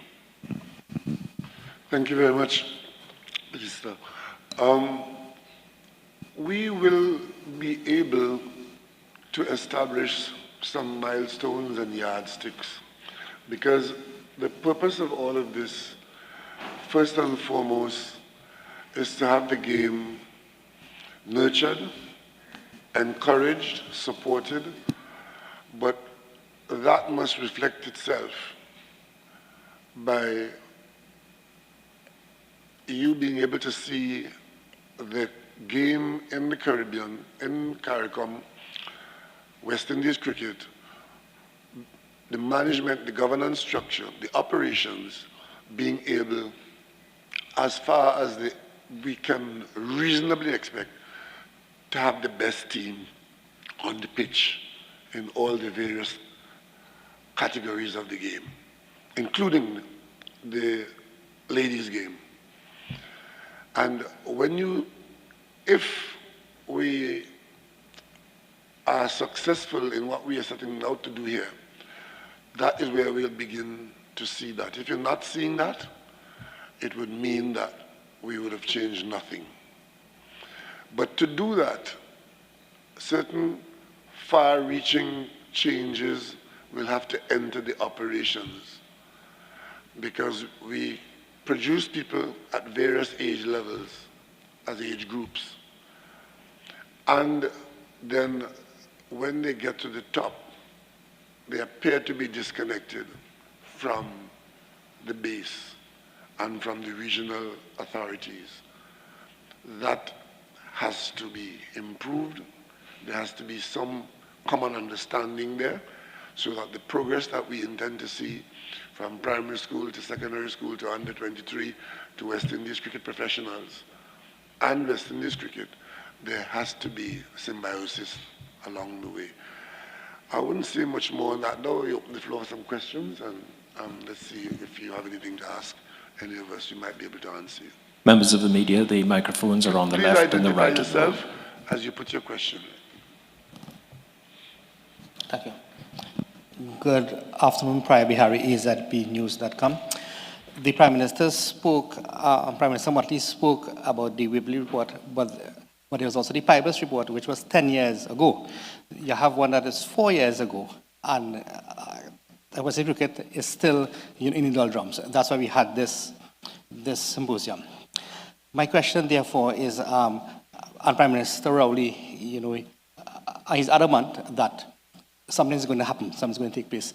But the public has seen this before, West Indies public has heard this before. What makes this one different? The prize, obviously, you never played the game. Oh, of course I have. Because there's a saying in cricket, something had to happen for something to happen, right? Well, something has happened here, and something is going to happen. Because if the president of Cricket West Indies is saying that he's prepared to lead a collaborative and cooperative effort towards managing the game, and the governments of the region saying the same thing, then if that doesn't work, I don't know what will. And my colleague and I here, Prime Minister Motley, and my colleague here from Guyana, what we would hope is that all other stakeholders should be willing. That comment about not being able to cross a chasm in short steps, that's what it is. We've got to make some giant leaps. And to do that, you need tabula rasa in some instances, right? You need a clean sheet of paper. And disruption. It's disruption. What is it going to be? and devise a map, right, based on new data, new vision, and new attitude. So we are hoping that enough people have seen that if we don't do that with the best will in the world, we will not progress from the direction that we're going. We have been going downhill steadily, and let me tell you a personal affair of mine right now. Given the explosion of cricket in the world in the last 10 years, and the franchising of cricket that's taking place now, it is not far-fetched to think that the authorities in cricket, and we know who they are, could very soon create, let's say, two categories of cricketing nations, a Premier League and a Division 2, as the case might be. And where do you think West Indies is going to fall? We're going to be outside of the Premier League. And if we don't fix our business at home, we'll be just going down in that second division league too. So there's some threats that are facing us right now. We have the World Cup's coming up in a few weeks. We are sharing the World Cup with the United States. For some people, that's an excitement. For others, it's a dagger aimed at the heart of West Indies cricket. Because given our connection with the United States and their ability to organize sport and the resource base that they have, and the diaspora connection between potential players in the Caribbean islands, who, if they get access to the American game, will walk out as soon as the talent appears. That is not going to help West Indies cricket. If we don't fix our game at home, that will be the final nail in the coffin. So these are the threats that we're facing, and therefore, something has to happen for something good to happen. If I can add to that, Keith, there is a good old song by Jimmy Cliff that captures what happens with all the great battles of life. You can get it if you really want, but you must try and try. You'll succeed at last. There is no great battle that has been won without effort. And part of the difficulty is that we're living in a world with instantaneous expectations. This cannot be. And I think that, look, we are building the blocks to allow for progress. And I want the public of the region to give us the space at all levels, but also to give us their support. Joel Garner said it best, let us also put a positive on the potential of this to the region, to the people, and to the world because of our contribution to the world. On the issue of the North American dominance, I am afraid we got enough capital to go in there. There's already a Guyanese who owns a stadium in Florida. Why are we not having our investors invest across North America and build the institutions that are also going to be necessary? Because it's going to be impossible to stop the spread of the game. But we need to make sure that we are not only playing the game in the Caribbean and controlling it in the Caribbean, but that we are creating the structures to help control it in other parts of the world where it is not yet fully developed. And we have as much right to do it as England had to do it across the colonial empire. How do we fill the gaps between CARICOM, CWI, and the players? Because what happens here has to be realistic to the players. In other words, make them able to do what you want them to do. You be champions again. How do we fill that gap? Those gaps. People and institutions have to talk. We just have to get together. We have to talk. For example, after what has happened here in Trinidad in the last yesterday and yesterday, what I anticipate the next move to be is that the regional entities that run the game should pay attention to what has happened here and engage it. Isn't that reasonable? I expect that from the presidency of Cricket West Indies, that the regional bodies will take note and be a part of the conversation going forward. And more than the conversation, hopefully get the willingness to cooperate and become change agents. Because we are going to Grenada at the governmental level, but we can't expect that what the governments are to do would be the same thing that ought to happen at the territorial board levels. So people have to talk, and institutions have to be ready to receive the disruption and the changes. I also think that trust is important, and honesty in as building that relationship, because talking is the important step to create this, and that's why I think that this has been a really important step towards that. But that frankness, which we heard during the conference, is honesty, and then being able to build that trust, knowing that we have a similar objective, but also that governments don't want to take over the institution. We understand clearly that there's a delineation in roles, but at the same time, we have an interest. We have to respond to people. Every single citizen of the region wants to see West Indies succeed. We, as national leaders, but in our personal capacity, we want to see West Indies succeed. And if we are unable to respond to as representatives, not having the information, is very critical for us to build trust too. So I think those two ingredients are really important on the way forward, the steps that we're going to take forward, which is honesty, being frank, and building trust.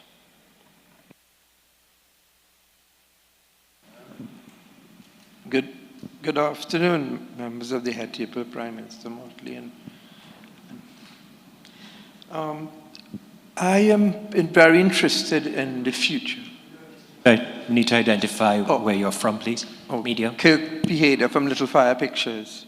I make documentary films. And in 2018, I made a film on Joey Carew, the talented Mr. Carew, half-an-hour film, and I couldn't find any footage of him. And when we asked the BBC if there was footage, they said, yes, it's £100 a second. So you can imagine we didn't have anything in the budget for that.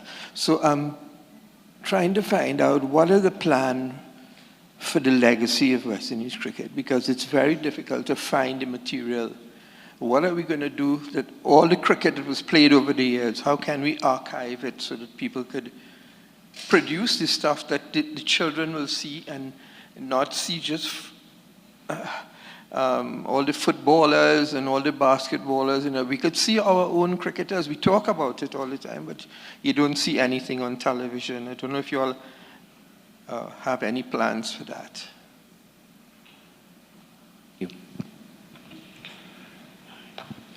One of the issues over the years, right, is though this institution has been established since 1927, thereabout, it took us a number of decades to actually become a professional organization. And so there are tremendous opportunity lost there where that is concerned.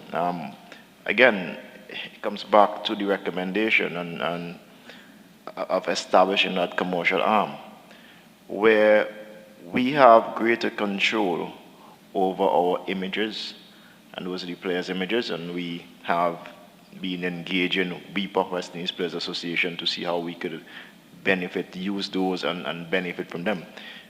Pete Russell from CPL this morning mentioned that they're working closely with Cricket West Indies. I think he mentioned that, but if he didn't, I'm confirming that we are working closely with them to establish our own production company. What that does is make these sort of ventures for small businesses and others in the region to get greater access, affordable access to the images of our players. And I believe there stands to be so many benefits across for different stakeholders, including the players.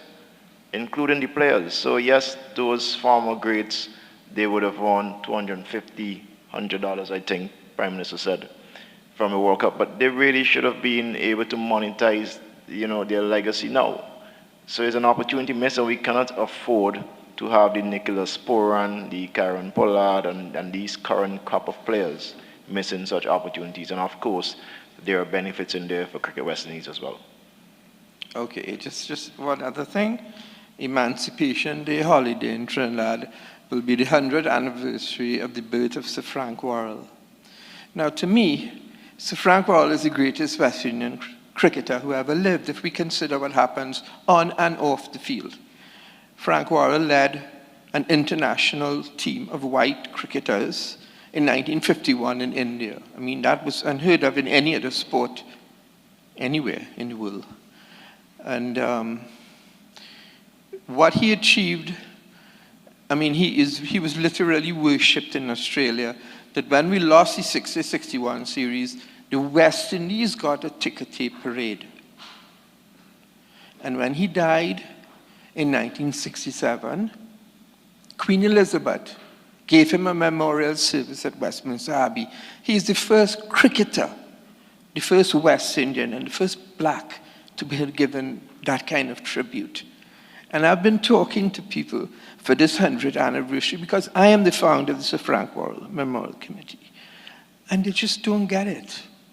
These are the people that we have to celebrate, and all the things that he did, just throwing that out there. And thanks everybody for what you all have done. This is fantastic. I just want to say that you're absolutely correct. Too often in the region we do not celebrate and tell the stories of our people. And because Sir Frank died, when Sir Frank died, I was 2 years old. Oh, somebody else. I happened to, because I'm Barbadian, have a keen interest in his own career, and I believe that we need to do far more to celebrate and contextualize his achievements. But in today's world, there are even youngsters, as I told you, who don't know Sir Gary Sobers. And Sir Gary is a living national hero in Barbados.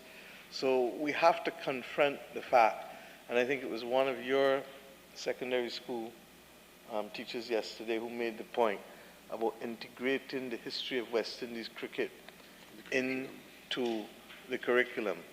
When I was 10 years old or 11 years old, I had finished reading Michael Manley's history of West Indies cricket and Muhammad Ali's The Greatest Love of All. And for me, those two things help anchor my love for sports, but also my love for commitment to excellence. And today, regrettably, our children are not reading as much. And since you are a documentary maker and there are other documentary makers in the region, we may have to do far more audiovisual material and also shorts, because 2-3 minutes is what's carrying it in this social media platform. Thank you. We are alternating in the room just for facilities of the questions. Thank you. Hi, Prime Minister Rowley. Jelani Beckles, sports reporter, Newsday. Prime Minister Rowley, you had concerns about the lopsidedness of the CPL contract with Cricket West Indies and so on over a 50-year period. What you heard from Pete Russell this morning, are you more satisfied that he's willing to, seems willing to negotiate and renegotiate and talk about that contract and so on? Are you satisfied with what he would have said? I'm satisfied that the issue is on the table and on the front burner, and that the contract is a little more visible, because one of the problems that we've had, which has been fueling the discomfort over and above the underperformance on the field, is the absence of transparency in the operations of West Indies cricket. And the players say that, and the public say that.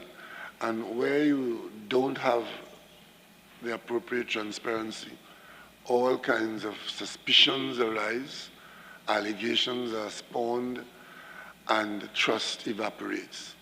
So what we have been hearing were not meeting our requirements, and we are now prepared, I think, from what we've heard in the last day or two, to examine and expose to the public what the details are so that it can put an end to a lot of the conspiracy theories or the feeling of hurt and wrongdoing, all of that.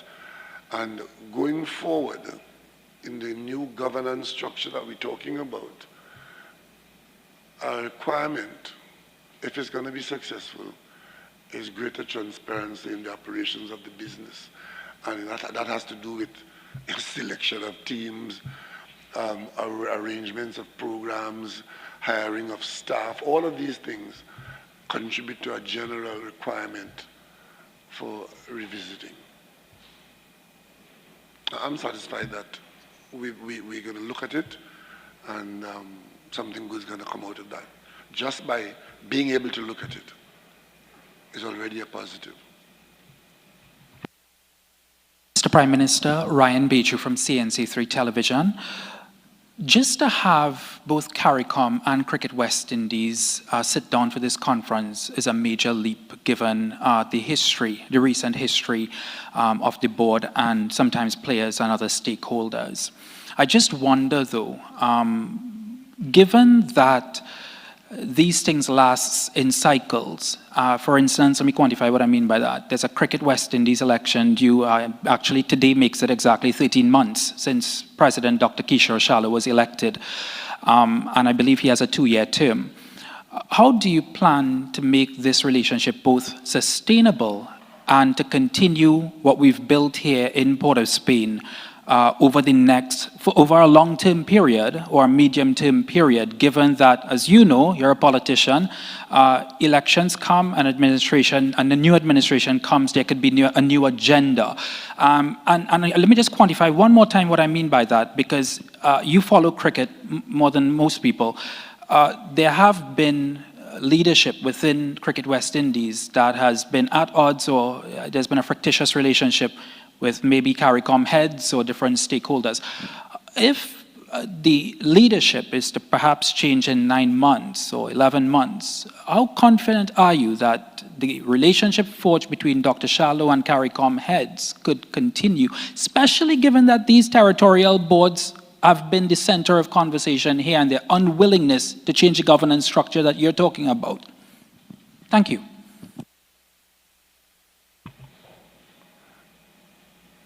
Yeah, I think you've put your finger on the problem. And I think one holds out the expectation that the people who profess to be interested in West Indies cricket would understand that we are all trustees of this legacy that's been bequeathed to us by people who were not organized in a business model. And this morning you would have heard from Brian Lara a little vignette of the history of our coming into cricket. So we just have to insist that the trustees of the game have opportunities to be able to trust what passes for the game and the management of the game. That's what we expect. And the structure that exists now is responsible for some of the moribund outcome. And therefore, if we have a common goal, and if we accept that there's a common goal, that goal being the reinvigoration of the game for its survival in the region, then I'm an optimist that eventually good sense will prevail and allow the new model to be spawned, to generate, to evolve, and to bring about the outcome that we want. Otherwise, we would be confining our legacy to the dustbin. Question for Dr. Charlo, Ken Fuentes, TTT Sports. over the history of West Indies cricket, one of the problems has been getting the territorial boards to agree to help push the sport forward. Do you see CARICOM playing a role in this venture now? Or how important a role do you see CARICOM playing a role in this venture? I guess it's a continuation from what Ryan asked there. What has happened in the past, right? And this is my humble opinion on observation, and I somewhat believe shared by Prime Minister Rowley and maybe a couple other regional leaders, is that there have been individuals who have assumed the position that I am in and believe that they are solely the decision makers of West Indies cricket. In other words, in very simple words, West Indies cricket is about them. We cannot afford to have any individual feel as though they are an authority or the sole authority of West Indies cricket. And the strength of Cricket West Indies is actually at the national level, the territorial boards. And every Prime Minister or President has control over their territorial board or the national board. And so despite whoever is there as President of Cricket West Indies, make no mistake, the Prime Ministers and the Presidents, they potentially have influence if they want to exercise such. Now, I think we have to establish a framework where going forward, it must be about this collective, collaborated effort. And once we establish that, and I think we are at a point where the stakeholders, in this case, the two parties, CARICOM and CWI, we have accepted that there are greater potentials working together, right? And just in any other relationship, we understand the mutual benefits. From our side, we know that we need CARICOM. CARICOM, the governments own all the facilities, or most of the facilities. They are in control of the schools' programs, right? So we absolutely need them. And similarly, the social and economic impact of cricket, it is critical to the political leaders of the Caribbean. And so there are mutual benefits that are appreciated, that I suggest, right, I humbly believe will inform our decisions going forward. And I think with those things established, that framework established, we are going to see more collaborations like this, hopefully over a sustained period, which could equate to success going forward as well for West Indies cricket.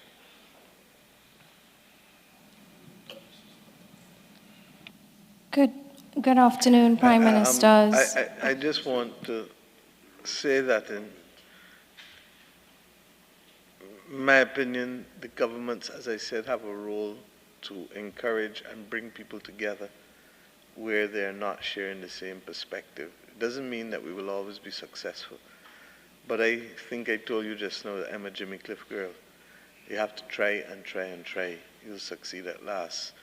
I cannot believe that any of us will be invested in continued failure when the dominance of the West Indies team, and Ralph Gonzalez, Prime Minister Gonzalez made this point when we met here last year in July, that West Indies cricket team is one of the few teams in global sports to have had the level of dominance that they did. And given that, it is in our interest to recognize that we need to bring the people together and the parties together. And that is why I don't feel that we can wait till July at the heads of government to have the meetings between Cricket West Indies and the territorial boards. I think we also have to recognize, as I said this morning earlier, that we have another example in Wissahickon, West Indies, the Island Cotton Association, where the governance structure is intended to thwart what should otherwise be the objectives of the particular entity. And I think we have to find a way of allowing the territories to have strong programs and strong say, but at the same time recognize that the glory of this thing called West Indies cricket is because it is West Indies cricket, not Jamaica, not Trinidad, not Barbados, not St. Vincent, not Grenada, it is West Indies. And hopefully we can inspire everyone to find common purpose, and we can do so between now and July such that when we go to heads in Grenada, we're in a position then to take off as a singular entity, heads, territorial boards, Cricket West Indies, cricket fans. Thank you. Prime Ministers, President, CWI Presidents, and of course our Minister from Guyana. Good afternoon to you all. So my question is Just really your for the ID, both please. Prime Ministers. Just your ID, please. Urvashi Tiwari Rupnarayan from CCN, that's TV6, and the Express newspaper.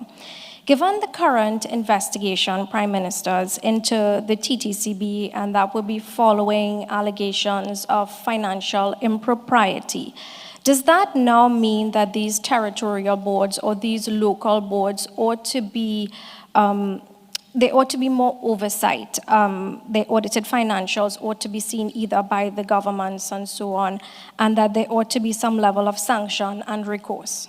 Thank you. One objective of this gathering this weekend, you would have observed we did not accept and delve into any of the many reports, and we did not go embrace the current reports of elements as you have just mentioned. The main reason being that these are outcomes. The outcomes of a malaise, and we sought to deal with the malaise. And what we're saying in short is that if we fix the governance structure, these outcomes will not be the highlight and the hallmark of the situations.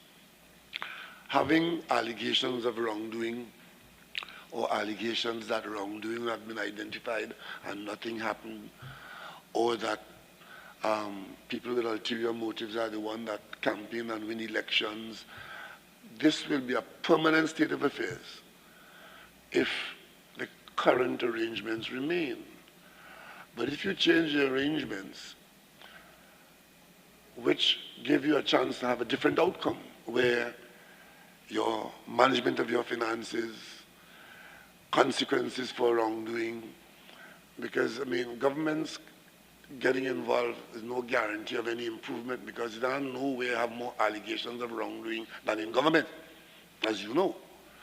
So what government is there to ask for is that a system, an acceptable system of operations, be the pathway of those who have responsibility. And once you have that, if from time to time there are shortcomings of any kind, then the proper systems of identifying them in a transparent way for fair enforcement of certain consequences, that is what's going to bring the trust that we're looking for. I just want to add to that, Keith, and because I'm a lawyer, I perhaps can speak to this easier. In the public sphere, the non-governmental sector operates no different from governments, as you just heard. And I believe that there is legislation that we ought to look at. We're looking at it in Barbados ourselves, that sets standards for non-governmental organizations, third sector, civil society. And we need to do that because in many instances they are reaching out to members of the community. The community needs to know that there's accountability, transparency. All of the same things, as Keith just said, are applied to us as governments. You really need to apply the same principles to the third sector as well.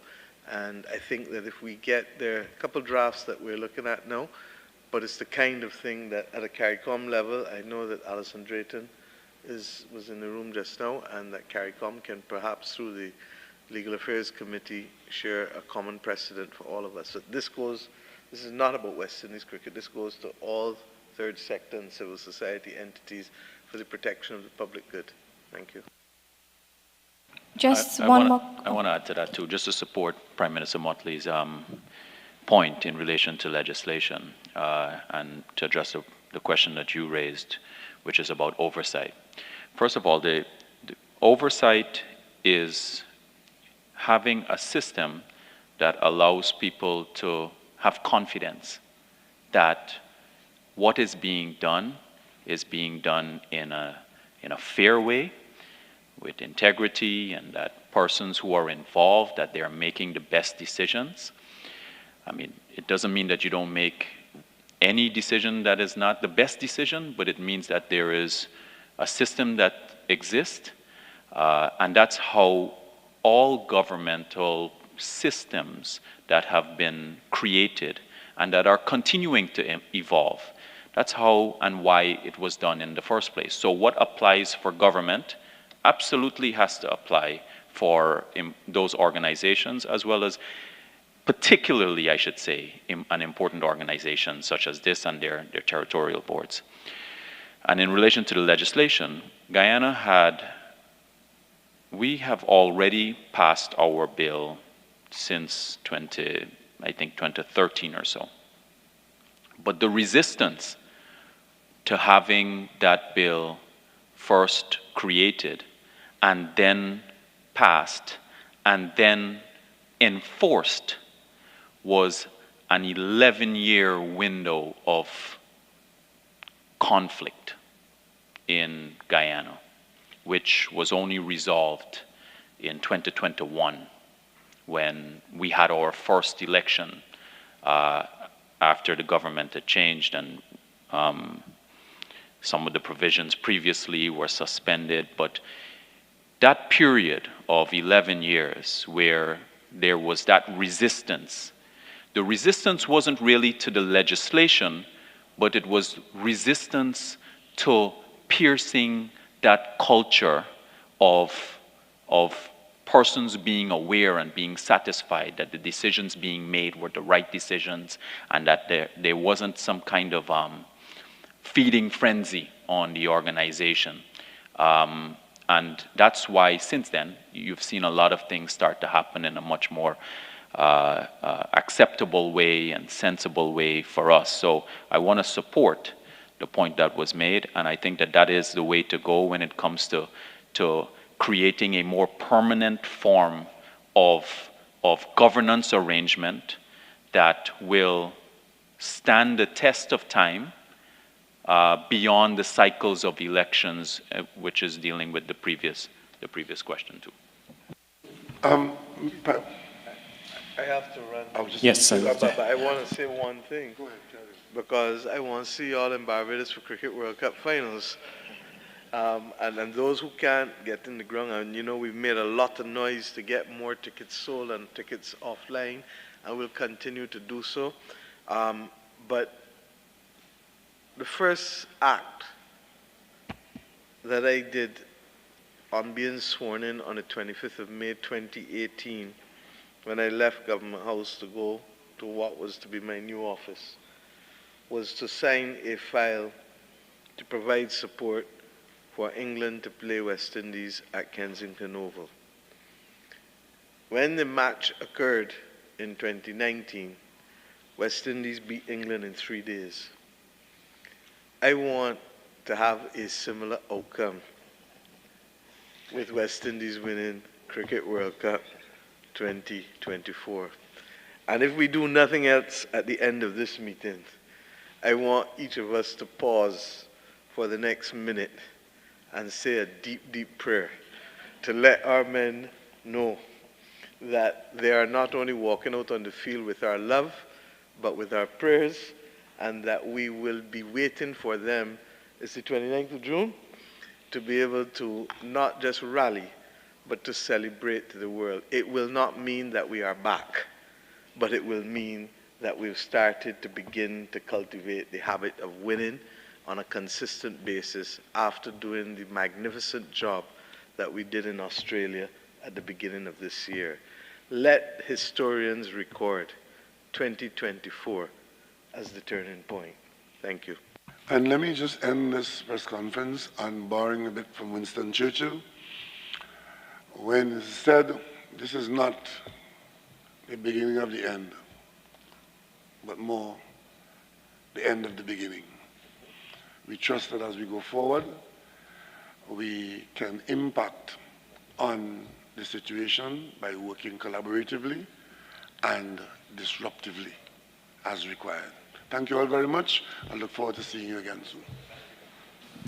Thank you, Prime Minister. Thank you, Prime Minister Motley. Thank you, Minister Ramson. And thank you, Dr. Shallow. Ladies and gentlemen, we take a break from here at the Hyatt Regency. The conference continues in just a short while, and we look forward to those who are online returning with us right after this. Thank you.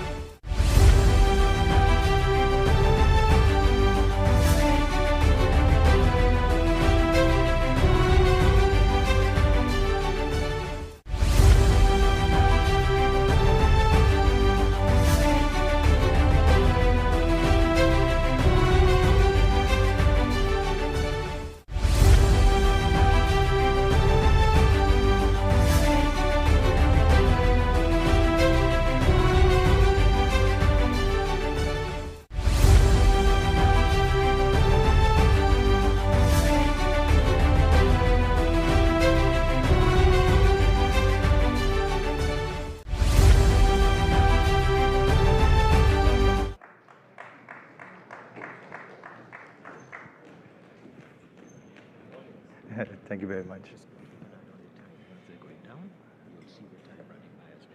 Okay, great. Thank you very much.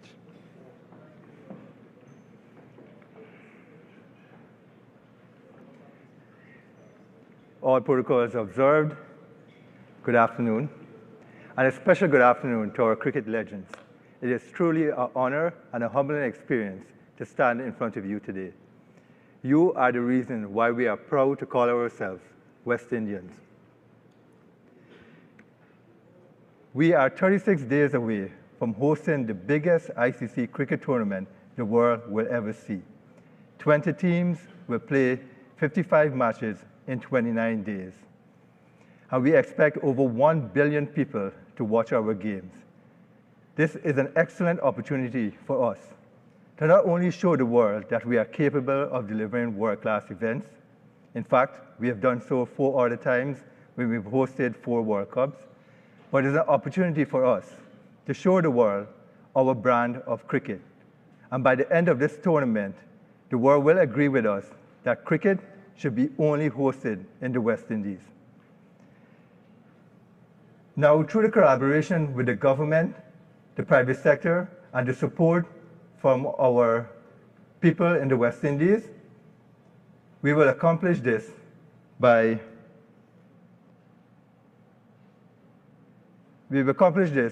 putting out an event that we can be proud of.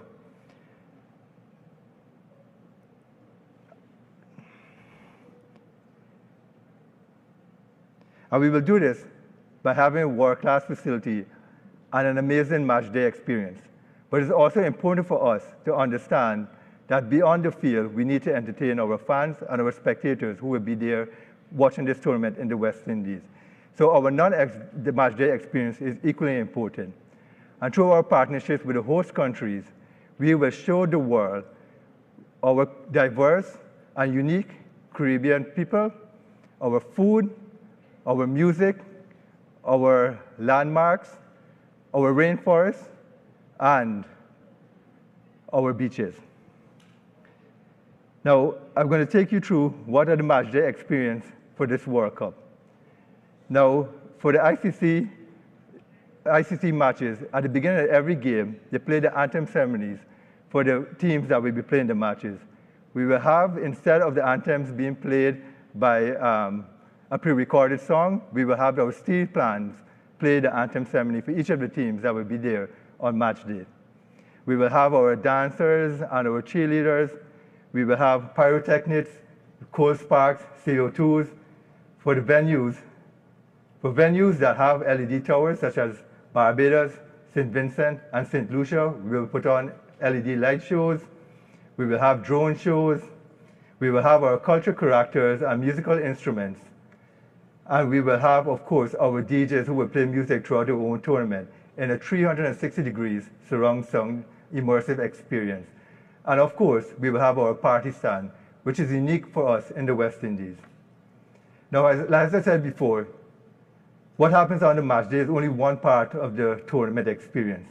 We will look at what's going to happen beyond the boundary, and those are what we're going to plan for the non-match days. Now, to spread the word, we're going to employ some tournament ambassadors, which includes our cricket legends and other legends in the sport, such as Sir Curtly Ambrose, Sir Vivian Richards, Sir Andy Roberts, and even Usain Bolt, who has come on board as the official tournament ambassador for this tournament. We kicked things off by doing a trophy tour, which started in the USA, with our very own Chris Gayle pulling the switch, lighting the towers at the Empire State Building. We moved on to Jamaica, where the trophy was taken to the Bob Marley Museum, and it was featured by Usain Bolt. We moved on to Barbados, where we had a street parades through Bridgetown, then moved on to Antigua and Barbuda, where we had a similar parade through St. John's. The trophy then moved on to St. Lucia, where our own Darren Sarmi took the trophy around the island. And also, part of the experience for the tournament too is making sure that everyone can feel part of any match, regardless of where they are. So matches that are not being played in the country will be shown at fan parks across all the 6 host countries in the West Indies. And at the fan parks, you'll be able to watch all the matches live, experience the food for the West Indies and from from that particular country. We will have children activities, we'll have concerts and shows, games, tournament activation, and we'll have legends and guests make appearances. And this will be in every host country for this tournament. On March 2nd, we will launch the tournament song featuring Sean Paul and Kess. And again, we have more activities planned, such as golf days with legends, helicopter tours, bus tours, beach cricket, bus crawls, community and school programs, street parades, and a whole lot more. What I want to share with you now is what the final bit of work that's going in to make sure that we have world-class facilities for this tournament. One of the things we focus a lot on is ensuring that the pitch and outfield preparation meet the expectations for this tournament and for the players who will be here. Now, every single match venue and practice venue did renovations to all the pitch and outfield. And for this tournament, every single one of them will have grass and a playing condition that will meet and surpass the expectations of the players. Now, at Sir Vivian Richards, we're doing the final steps to redo the playing dressing rooms. At Arnoldsville Stadium, we're putting in the LED towers right now and setting up a new party stand area. There's a lot of work being done at Darusami Cricket Stadium. They're finishing off the roofing, and they have just renovated the pitch and outfield at the practice areas. At the Guyana National Stadium, we're redoing the dressing room right now and doing works in the One Guyana stand. At the Brian Lara Cricket Academy, they've installed 2,000 additional seating. They're doing some renovations to the dressing room, and they're finishing off putting in the replay screen. At Kensington Oval, we're building a triple-decker hospitality area. We're putting in an additional 3,000 seats, and we're putting in LED lights to replace the old ones. Also in Barbados, we're going to establish for the first time a media hub. Now, with 9 venues being hosted across this tournament, which includes the USA as well, it's difficult for the media to travel to each one of the venues. So we have done it for the first time ever, established a media hub where all the media, well, those who wish to participate, can go to this media facility in Barbados and be part of the match. Through this media hub, they will be able to participate in the post-match presentation and feel like they're connected to the match at any venue across the tournament. Now, so far, I just want to give you an update on ticket sales. We have sold 80,000 tickets in the West Indies, which accounts for about 30% of the ticket sales so far. On May 2nd, we will open box offices in all the host countries. We are making available a minimum of 2,000 tickets for each one of the match venue, and we're guaranteed that every person in each island and each country will be able to purchase tickets for any of the matches. And lastly, I just want to talk about the warm-up matches that will be played in Trinidad and Tobago. While May 1 is the start of the tournament, teams will arrive on May 21st for the first warm-up matches. 9 teams will be here in Trinidad and Tobago, playing 8 matches across the Queen's Park Oval and the Brian Lara Cricket Academy. And lastly, I want to thank the governments of the West Indies for their continued participation and continued support of West Indies cricket. To run this tournament is a mammoth task, and it's not a singular effort that Cricket West Indies can do on its own. And without the partnership of the governments of the region, we will not be able to pull off this tournament. And I also want to say before I close, and I want to continue from what my colleague Shilita Rose said, I want to see everybody here everyone in Guyana on May 2nd when West Indies play the first match. I want us to follow the tournament until May 29th when the West Indies play for the trophy. Or June 29th, my apologies, when West Indies play for the trophy, and we are declared them champions of the ICC Men's T20 World Cup. Thank you very much.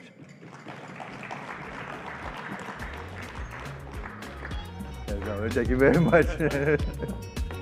Did very well on time. Thank you very much once again to Fawaz Baksh, World Cup Tournament Director, for giving us the spicy details that we should look forward to. I'll invite Mr. Johnny Grave on stage, our CEO CWI, to share the stage with Fawaz. And moderating for this conversation is Chalita Rose, who is the head of marketing of the ICC T20 World Cup. Chalita, you're welcome to join us on stage for this. Ah, there you go. All mic? Okay, so you'll be using the podium, and we'll facilitate a few questions a few thoughts and a few answers in response. All yours. Thank you. Good afternoon once again. Floor is now open for questions. I can imagine that the room may want to ask some pertinent information for CEO and Tournament Director Fawaz Bash. Do we have any questions? Silence is golden. Well, I'll probably just start off with you, Johnny. Could you just give a bit of update as to where we are from Cricket West Indies in terms of welcoming the teams to the support period and moving into June 2nd when the first ball is bowled in Guyana?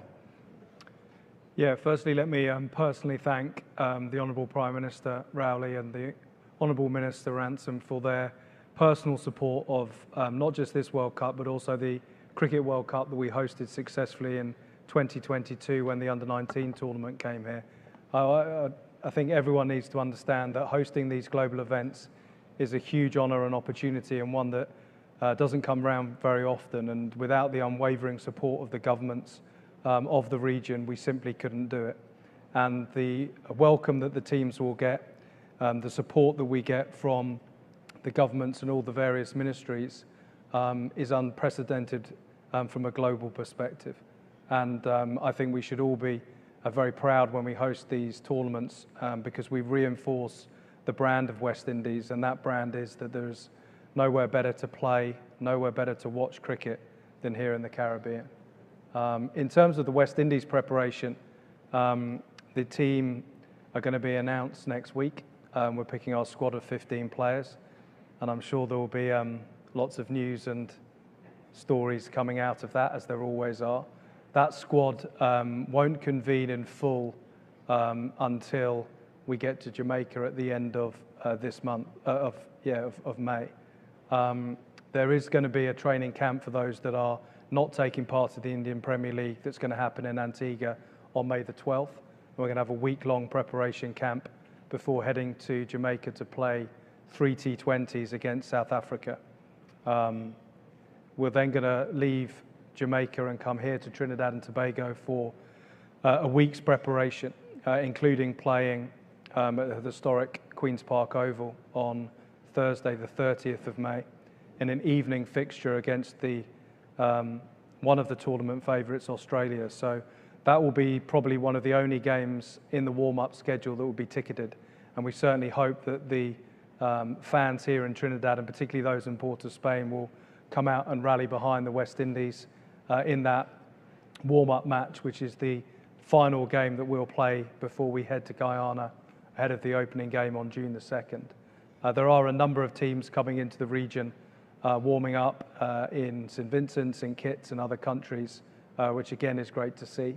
And I think everyone is looking forward to the first match in Dallas on the 1st of June, and for the West Indies perspective, making sure that we have a huge party in Georgetown and get off to a winning start, because we all know that these global tournaments, confidence and momentum is important, and we can think of nothing better than starting with a victory in Guyana and as Fawaz said, ending it in Barbados on the 29th of June with a similar victory.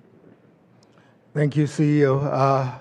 Just going to turn again for one last chance for any questions from, and I'm seeing no questions. On this note, I personally want to thank the governments, the LOCs, and also the territorial boards and everyone who's playing a part. I think for us it's very important that we get ready for June 2nd when the first ball is bowled, but there's a huge responsibility on us to ensure that we can host world events and that the stadiums are full. So I just want to say welcome you guys to Guyana, and we look forward to hosting the ICC Men's T20 World Cup. Thank you all.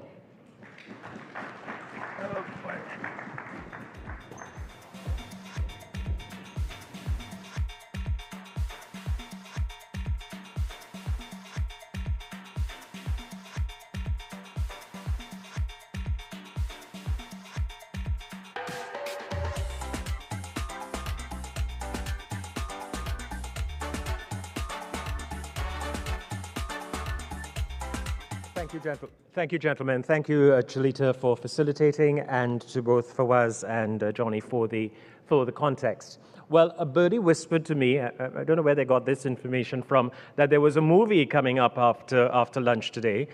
Didn't know that we had a movie on cricket right now for today's presentation, but I do know that the President of the Cooperative Republic of Guyana made an effort to ensure that he could provide a full context to his thoughts and feelings as the chair of CARICOM, and of course to support the hosting of this symposium in Port of Spain, which was so graciously offered by the Honorable Prime Minister, Dr. Rowley. Time would not have allowed us to adjust the way that the schedule was planned for yesterday, given the length of the presentation, but it was an item that, having shared it with the heads, is now possible for us to share with all who are present and those who are viewing online. So without further ado, you can call it the movie from Guyana, but ladies and gentlemen, will you please take a moment to listen in and receive the perspective from the President of the Cooperative Republic of Guyana, His Excellency Irfan Muhammad Ali. Let's watch.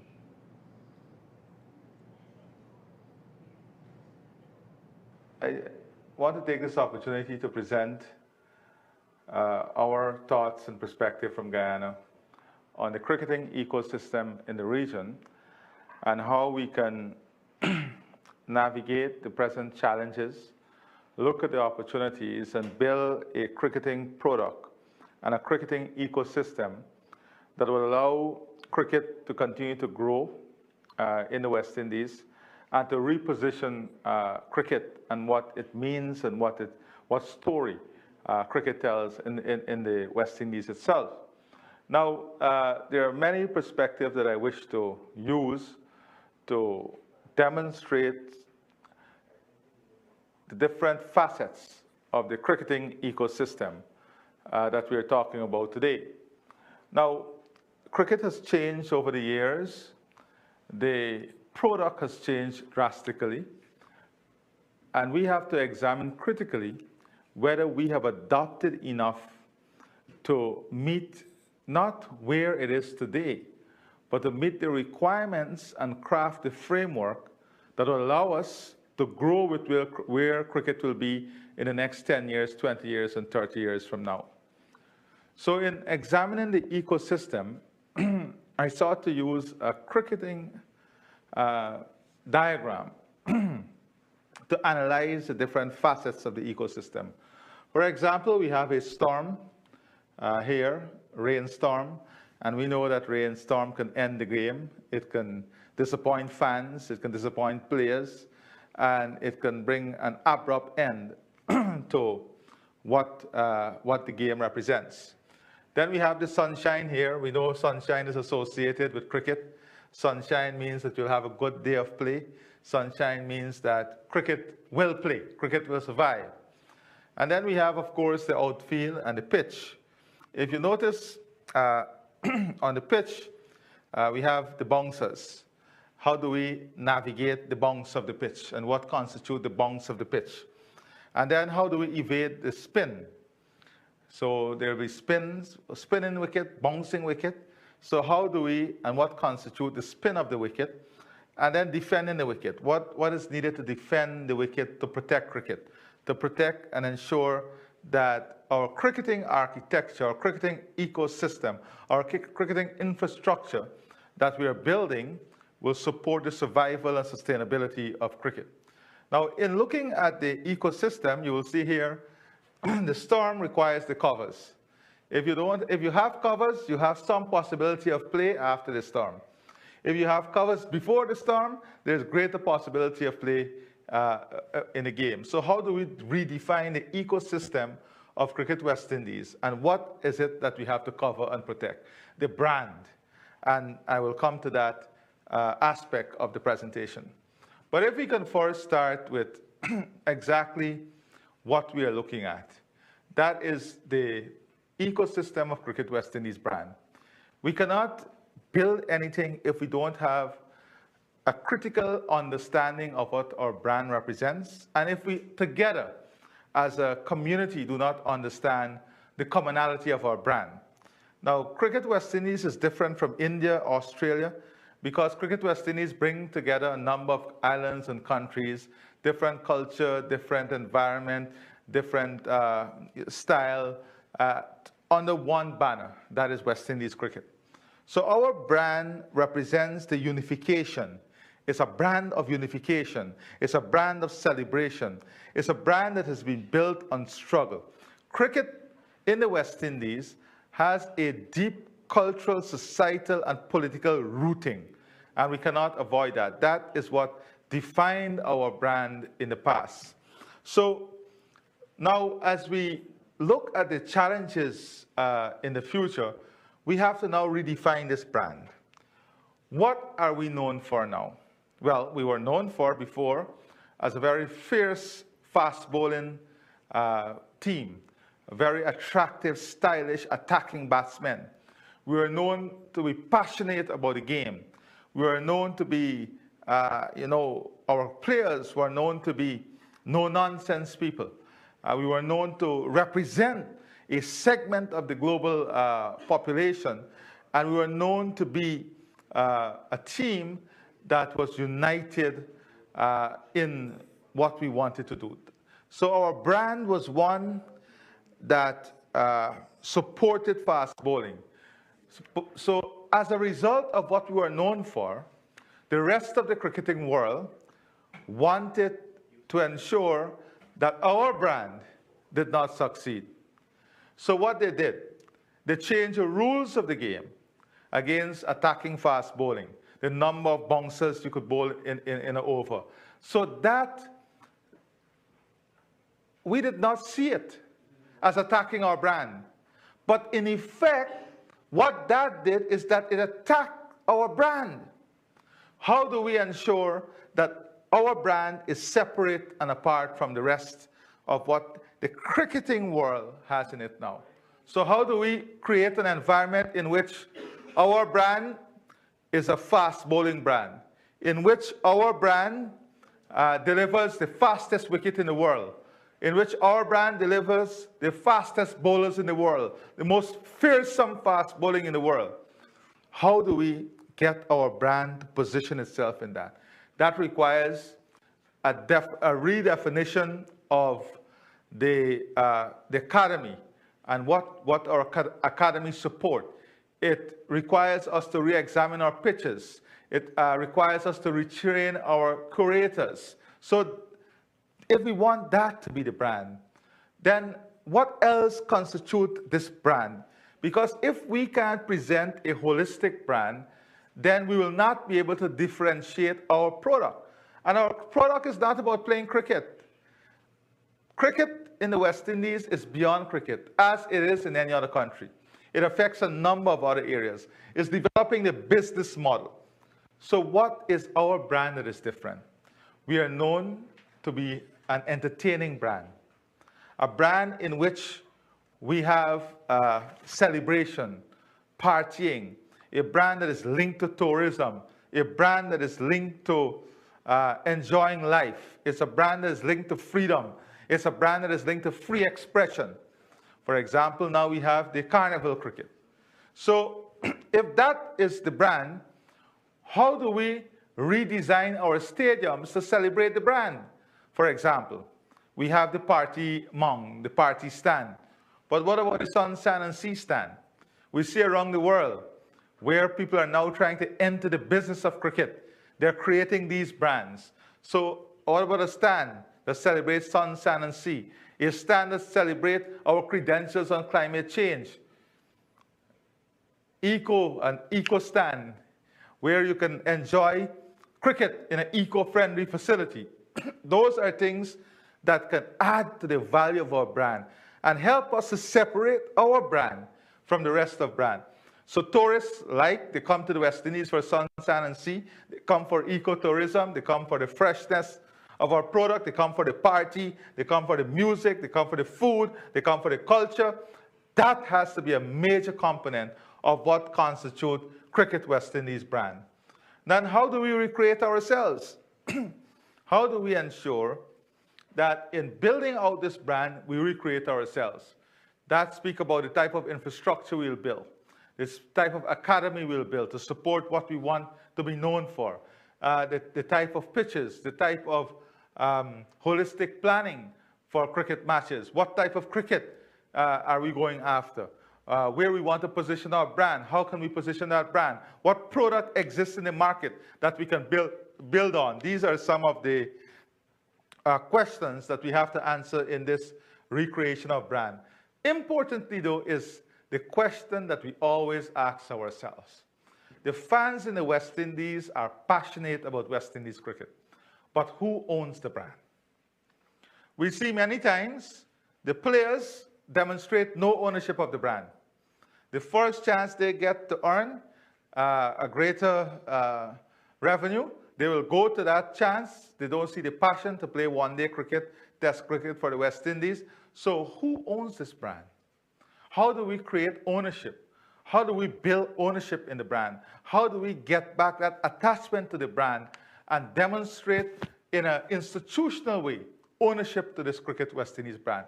Whether we create a West Indies bond so that we can invest in West Indies cricket, so that we allow the ordinary West Indian a chance to buy into this brand, to own this brand.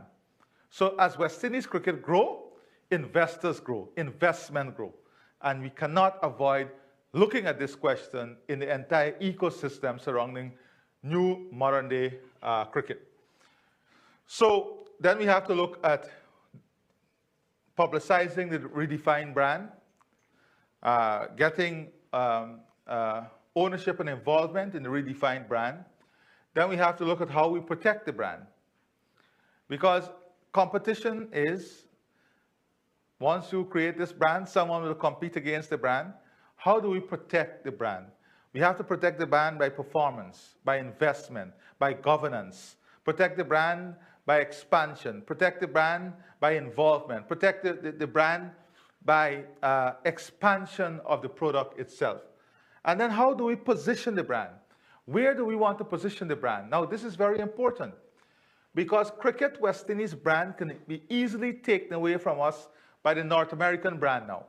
Cricket in the USA. We have already seen in this ICC World Cup that most of the good matches are going to the more profitable venue. This is a direct threat to the brand. So how are we going to protect this brand? How are we going to expand this brand? I will deal with that a bit later, because we now have to expand Cricket West Indies into Cricket Americas. That now allows us to control and to define our brand beyond the West Indies in an effort to protect our brand and Cricket West Indies. And where do we position the brand? Are we positioning the brand for the West Indies alone? Yes. We own the brand in the West Indies. But what does the brand seek to attract? Who does the brand seek to attract? Where do we market the brand? Where do we position the brand? Where do we want the brand to make the greatest impact? And you just have to look at the viewership and where the money follows the viewership, the money follows the commercialization of cricket. And then we have to create, and this will allow us to create the global ownership. We cannot, we don't have the numbers like other destinations. So how do we bring the international framework, the international ecosystem to ensure that we create global ownership for what we want to build? And why is this important? We see that sports around the world is moving to more towards franchise sporting, whether it's football, cricket now, we see the UAE, we see Saudi Arabia. All of these countries are trying to get into cricket. We see the franchise cricket in T20 in all the countries, and that is taking off. And as franchise cricket grow, less and less bilateral series are being played. So unless players are making themselves available continuously for bilateral series, they may make themselves available for the World Cup, a test match, the World Cup in T20, the World Cup in one day. But in a continuous basis, the challenge comes. So this is addressing the brand, the questions surrounding the brand, and how do we redefine and redevelop the brand. Now, if we go now to look at some of the threats to this creation of the brand and threat to West Indies cricket now, we have loss of talent to IPL and other international leagues. We see that our main players, our players who can attract fans, our players who can bring excitement, they prefer to play for IPL and other international leagues than West Indies. Of course, this is a result of getting more revenue. This is a result of their own security, life security, economic security, financial security, and we cannot fault the players. But we have to look at this as a threat and plan to see how we can mitigate against this threat. Limited financing. We all know that the financing at the West Indies cricket is not anywhere close to where it should be. We know that the gates have reduced substantially. We know that we went for years without sponsorship, even for the West Indies team. We know that financing in cricket has reduced even at the government levels and state level, so that's a threat. Inadequate facilities and poor governance. Now, limited financing put us at the mercy of other financially viable boards. For example, the Indian Cricket Board, call the shots. And we have to face the reality. So financing is an important aspect. Inadequate facilities and poor governance. Our facilities, we have not added new facility. We have not improved upon the facility. We have not improved upon the governance of cricket, both at Cricket West Indies. Every year, we have months of battle and turmoil within the administration of cricket itself. And that does not allow for the growth and development of cricket. Then we have the extra-regional threats, the growth of cricket in North America, where more revenue can be earned, that directly threaten how many matches will come to us, directly threaten what we will be capable of doing. Because if North America, in the extra-regional cricket equation, decide to develop a league by themselves that will now attract our players, whilst we do nothing to expand our league or build a league system, then it will be not an immediate threat, but a full threat to West Indies cricket. And then we have the declining performance level. We saw what one performance recently by Shamar Joseph did for the entire West Indies. But that tells the story. The story is that our performance has been so lukewarm that one spark allowed us as a region to ignite our interest. Imagine if we can address in a more holistic way, in a more structural way, the low level of performance or the declining level of performance in regional cricket. And we only have to look at, and this has nothing to do with the quality of players. This has to do with the entire ecosystem. That's why I'm speaking about ecosystem here. It has to do about club cricket, from club cricket, school cricket, grassroots cricket. All of those are input factors as to why we have this level of threat. But it is not only about threat. There are opportunities ahead of us. We know that we have talent. If you look at the IPL, some of the most exciting players in the IPL that brings viewership to the IPL are West Indians. We have opportunity with that. So we have these talent. How do we harness the talent? How do we identify the talent? How do we develop the talent? How do we grow the talent? How do we secure the talent? How do we sustain the talent? And how do we finance the talent? Now we have the legends in history. We have enough cricketing legends in the repository to call upon, to bring their expertise, to support the recreation of the brand, to help to redefine the brand, and to use this legendary status, this historical legendary status, to reposition West Indies cricket. So, opportunities again.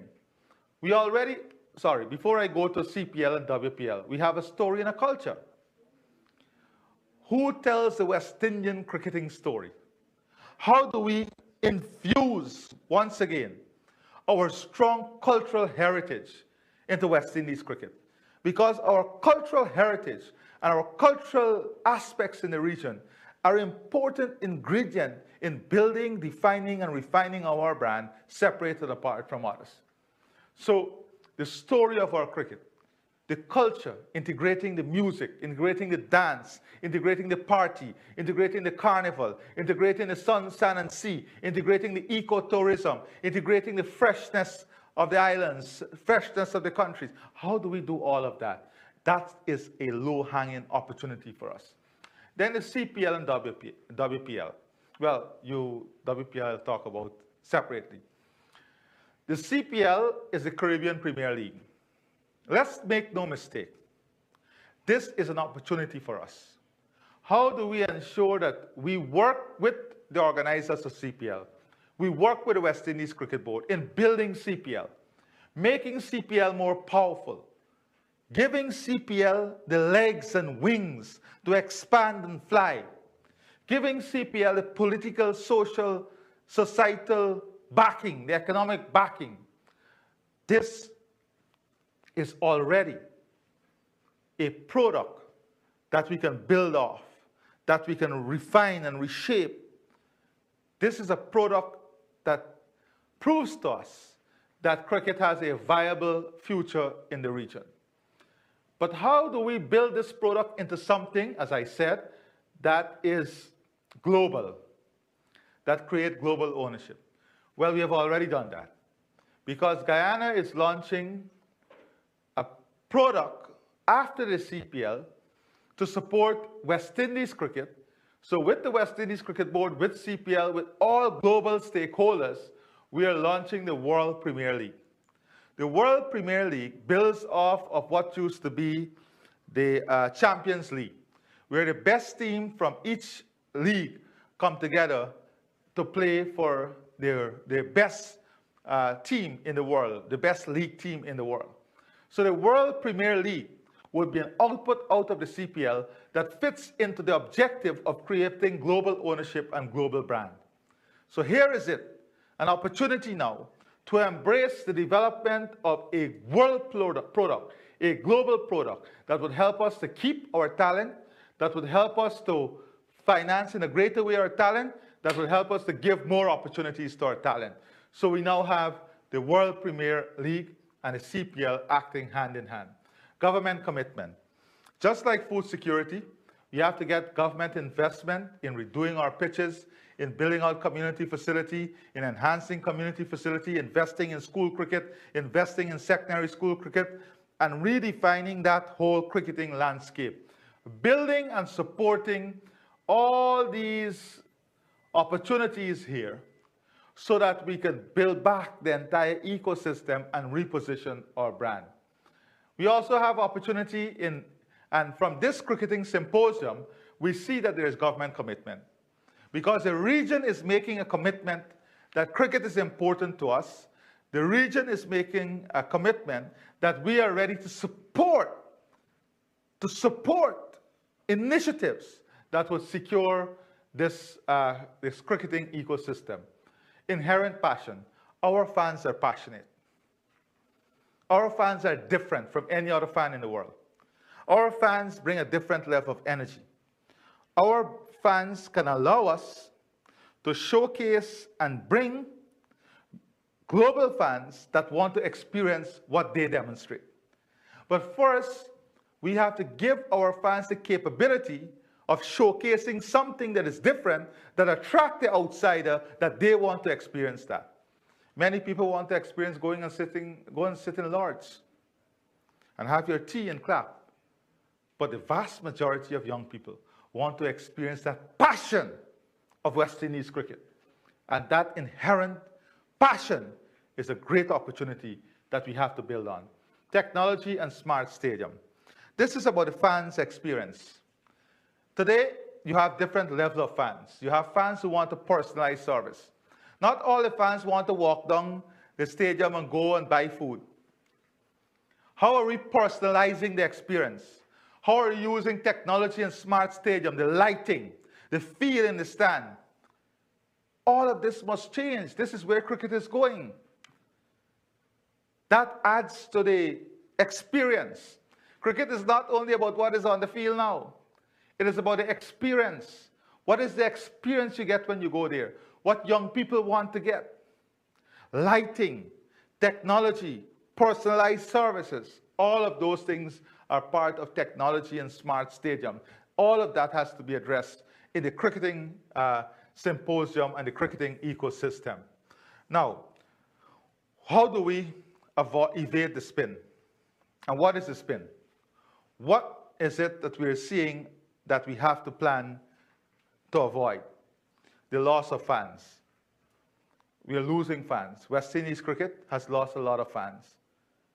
We have lost fans, we have lost sponsorship to the extent that we did not have a brand sponsor. Loss of ownership. A lot of people today, I tired with them boys, man. I tired with West Indies cricket now. Look, just turn off the television. Why go in and watch regional cricket? For waste time? That is the expression of the people. So loss of ownership. We don't associate with this brand. Lack of talent. Whilst we're producing some exceptional talent, we are not nurturing the talent. So if you look at Australia, India, South Africa, well, England to some extent, South Africa, they can produce 2 or 3 World Cup teams.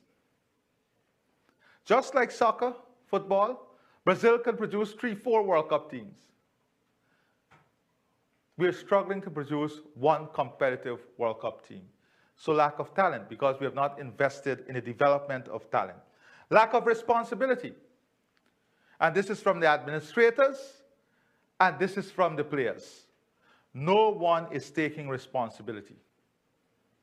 When I say responsibility, it comes from ownership. So you have players who have the luxury of saying, I'm not playing this tournament, I'm going to play IPL.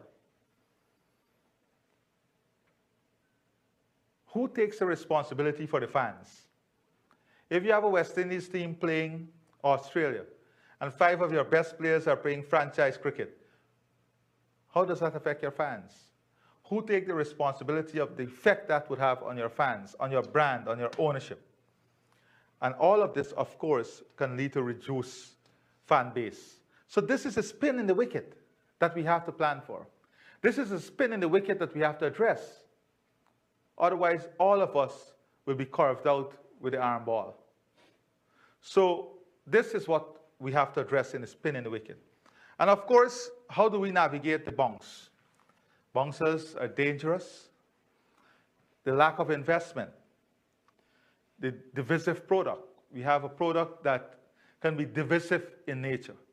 Man saying, man, look, these 3 good Vincentian men make the team. The whole team is Guyanese, the whole team is Bajans, the whole team is Jamaican. We can only address that if we bring back credibility, openness, transparency, accountability, and a system of selection that is equitable. Not some people must pass a fitness test and some people are exempt. The rules must be strong and applicable across the board. The governance must be strong and applicable across the board. So we have to address the issue of divisive, the product being divisive, lack of investment, failed government mechanism. And it's not only the governance at the board level, it's governance mechanism at the country level. How is our ministries organized? Our investment in sport development organized to address some of the inherent problems that we're talking about? Weak institutional support and market dynamics. These are some of the immediate bunks. Understanding the market dynamics and building and addressing our product and ecosystem to meet the market dynamics if we want to survive. And if we want to survive and defend the wicket and play in the wicket to protect the wicket, because at the end of the day, it's to protect our product.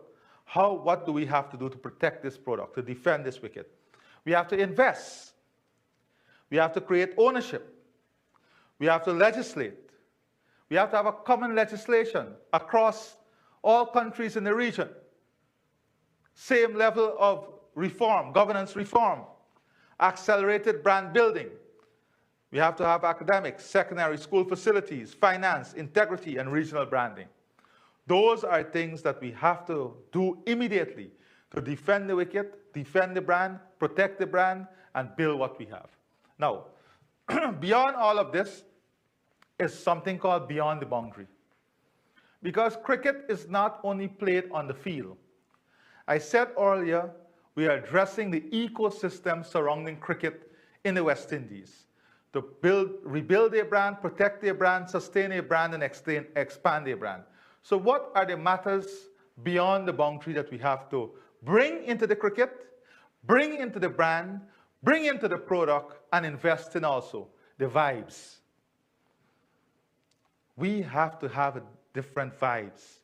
The vibes, the culture, the entertainment, the food, the tourism, what we represent, the markets, investing in marketing, the branding, merchandising. We don't even have a single duty-free shop across the region that specializes in West Indies merchandising and branding. Can you imagine? And we've seen how merchandising and branding is critical. Just look at a CPL, a different level of branding and merchandising. Integrating other sports, yes. How do we use cricket and the platform of cricket to bring other sports discipline in it? Merge our sports. Our market is small, so we have to merge our interests, merge our opportunities, merge our sports. Societal integration. This is an important part of cricket. How does it contribute to positive living? Getting private sector and social investment into cricket to contribute to positive living, societal integration, community orientation, so that companies can budget to achieve these aspects of their social consciousness by investing in cricket. So this is basically addressing the totality of the cricketing ecosystem. The covers, as I said, is an important part. The wicket, protecting the wicket, the bouncer, the spin, good defense mechanism, beyond the boundary, the opportunities, the threats, all of this forms part of the cricketing ecosystem. So this is how we in Guyana are thinking. This is our presentation as we work towards building a West Indies brand that is strong, sustainable, reliable, resilient, competitive, profitable, and brings to us the joy of cricket as we know it. Thank you.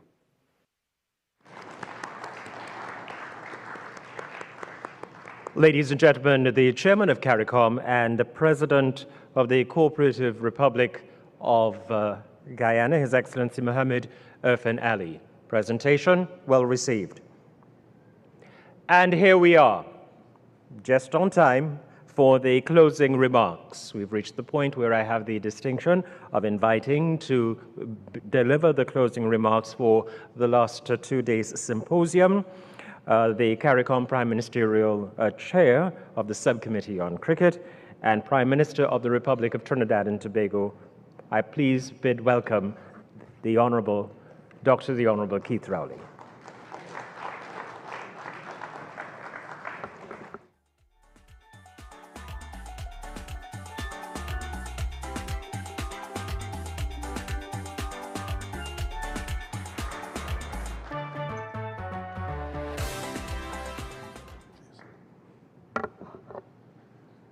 Thank you very much, Wendell. And let me thank all of you, firstly, for coming, and secondly, for staying. But you've run the course, you've kept the faith, and a crown of dismissal is not ready for you. I won't keep you too long, but at this time, as we're coming to the close of what has been quite an exhilarating experience for me, and I hope for you, and a day or two where we can reflect on something that is more than a game. Because given the issues raised and the level of seriousness attached to it by very many participants in this symposium, one can only come to the conclusion that in the Caribbean, cricket is more than a game.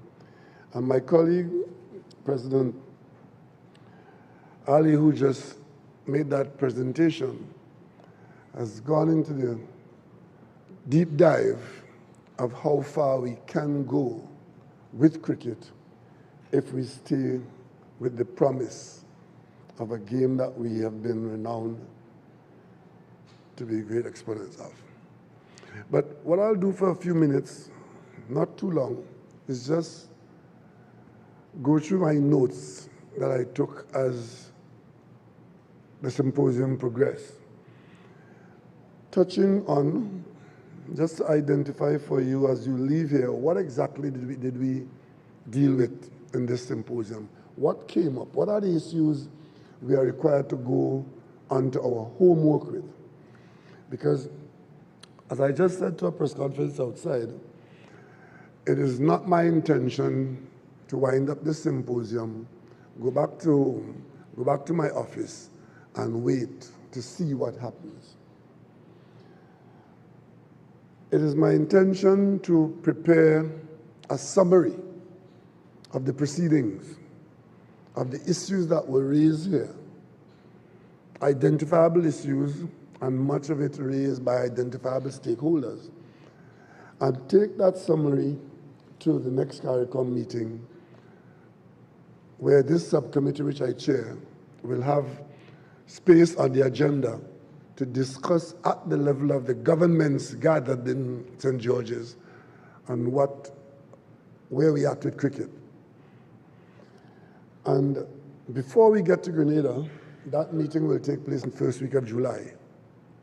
Sounds like a long way off, but a couple of days from now we're into May, so we really have 2 months between us and the meeting. And between now and then, I've got the agreement of President Kishore Shallow that he will take steps to ensure that the territorial bodies are apprised of what we've done here and what is available, and have them get into the discussion and the apprehension and preparation for what we are going to be dealing with respect to ideas for change, ideas for support, ideas for new vision, and so on, readying those levels of authority.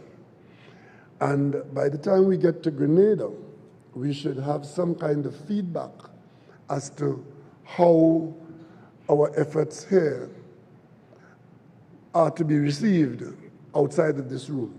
So let me just mention, in no particular order, the main issues that surfaced during the very many presentations here, and which would form some part of that report that will go to CARICOM. One of the issues, which is at the top of my notes, is the whole question of governance in West Indies cricket and the role of elections or no elections.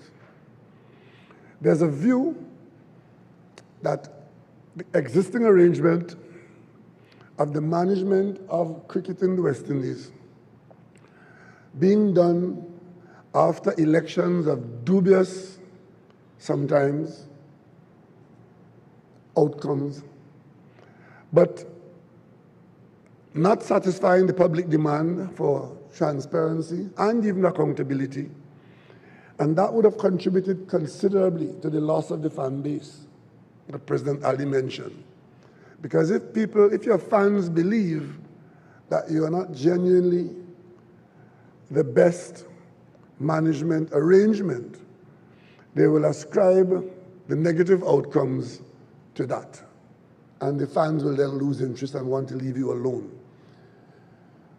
We may not have to invent any wheel here, because one of the things we can't get away from is the fact that we have, I think it's 14 governments, or is it 13?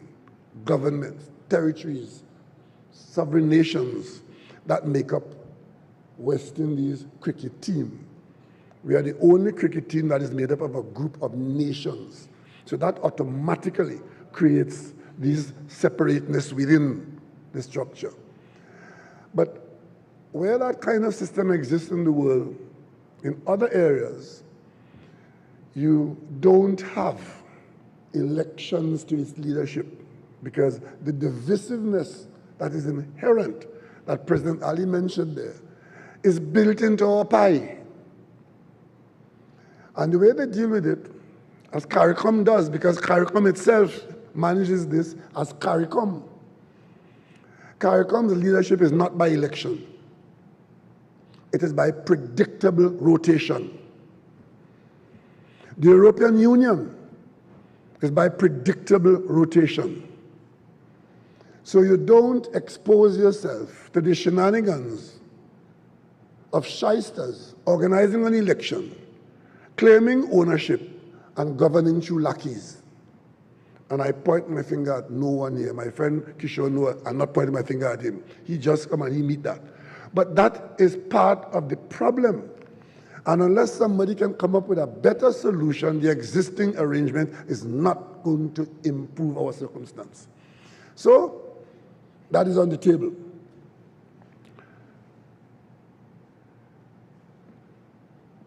Prime Minister Motley, throughout the legal luminary that she is, the possibility of considering the creation of a regional shareholding body into which the entire region can claim ownership and have some kind of involvement in the ownership aspect of cricket, because later down in my notes, I have the question appearing again of who owns West Indies cricket? Because if you have an incorporated body wielding authority and discharging largesse, but that authority cannot tell you how they got ownership of the asset, we got a problem.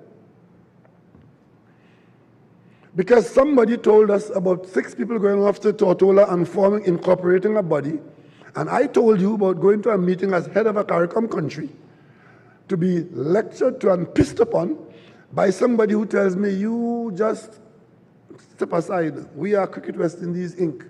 And you might represent one country, but we represent the whole region.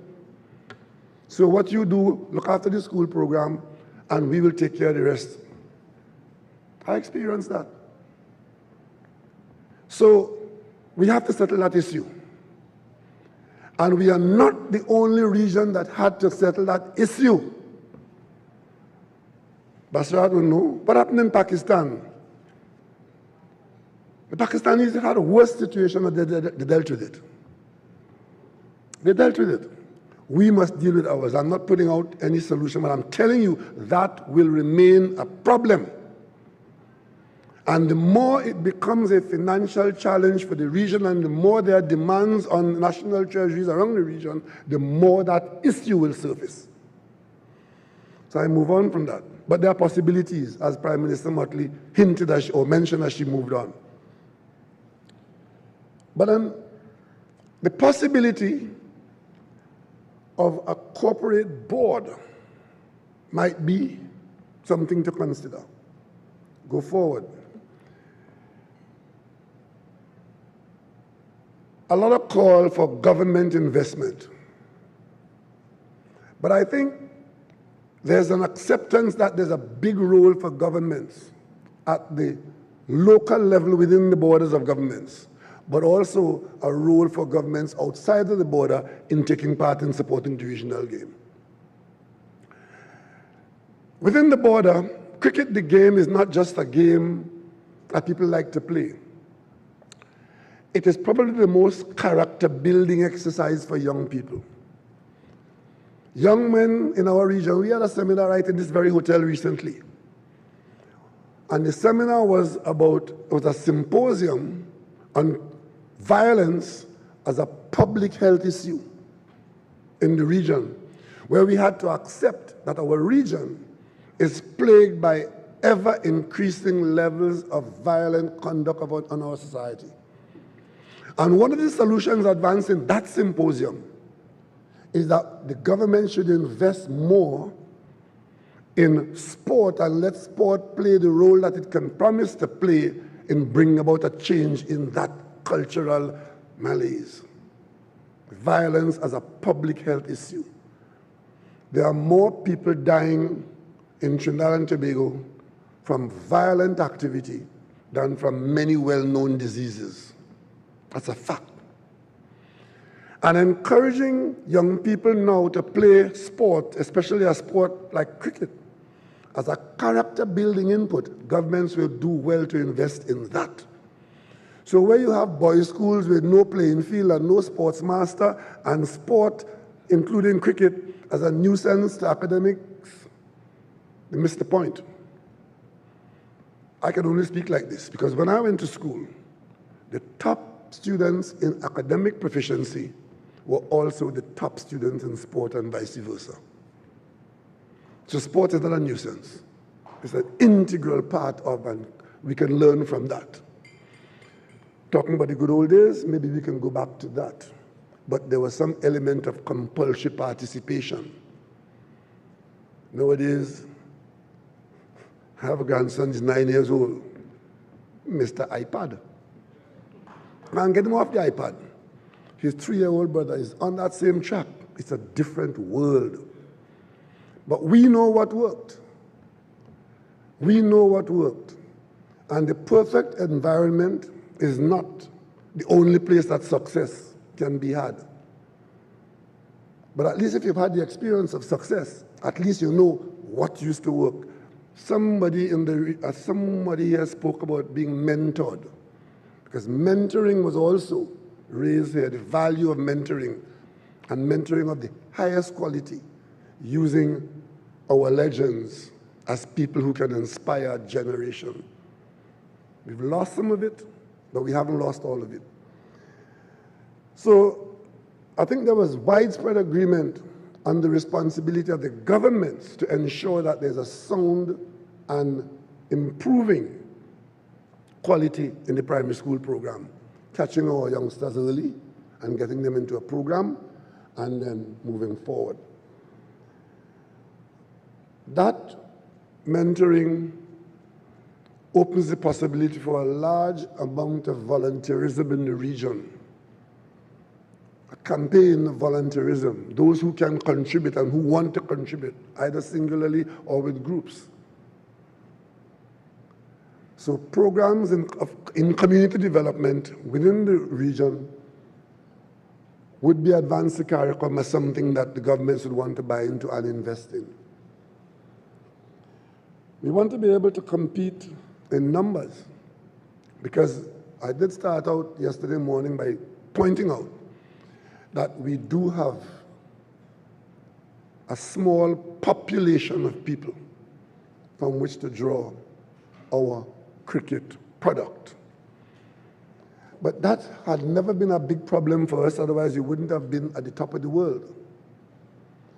But in today's world, it's a problem, because of the requirement to have more people produced at a faster rate, because the canvas is much larger now.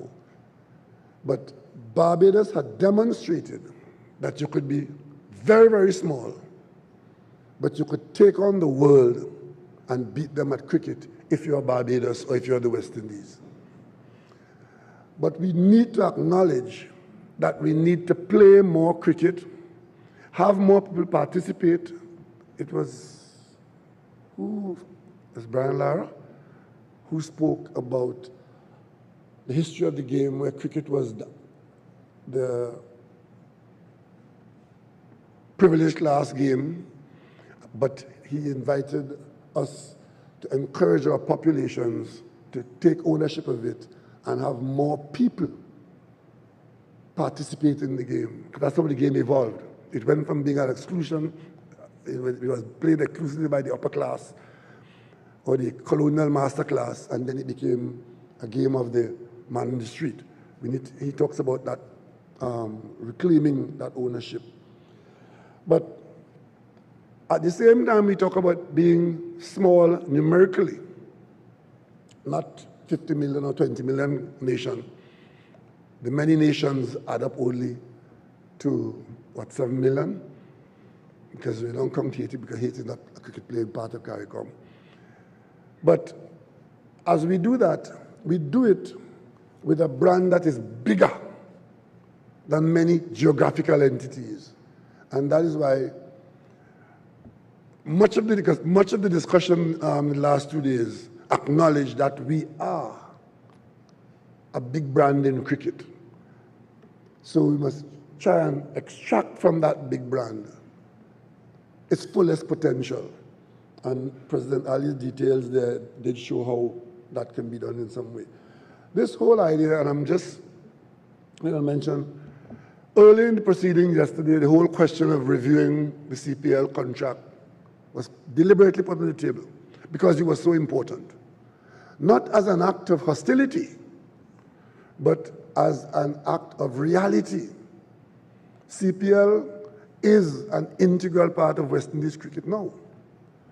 And now more than ever, it needs to be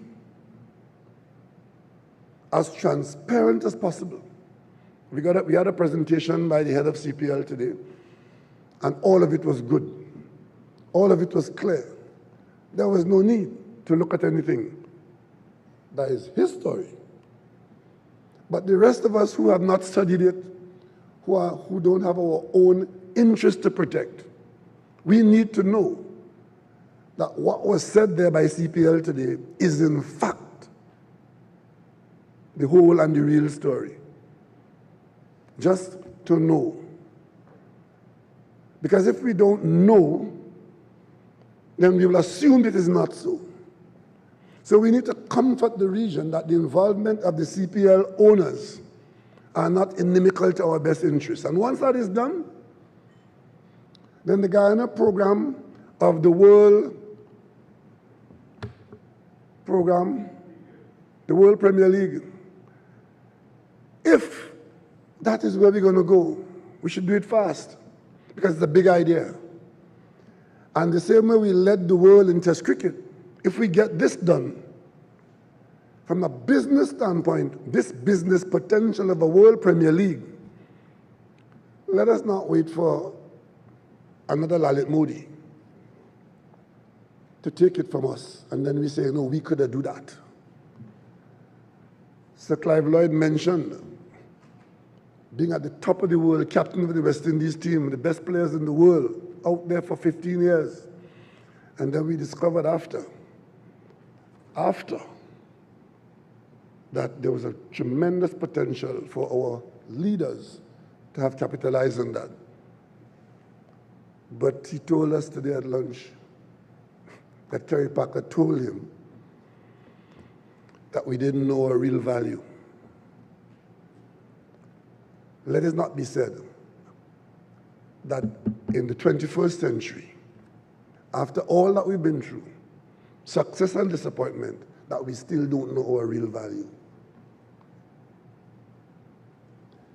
And it didn't only happen to us in cricket, it happened to us in other areas where we didn't have the confidence to stand out front or to claim big ownership where we had the opportunity to do that.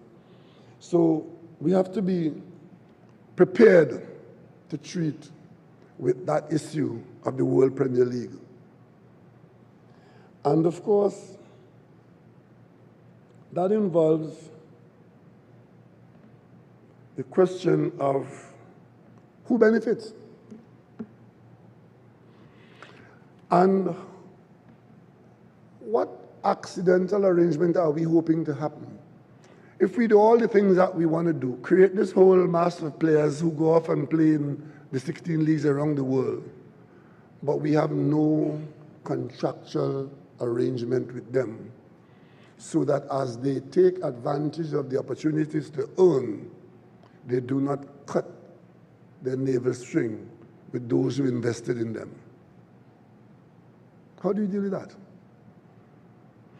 We can only deal with that by understanding and having in place subsisting contractual arrangements that start early.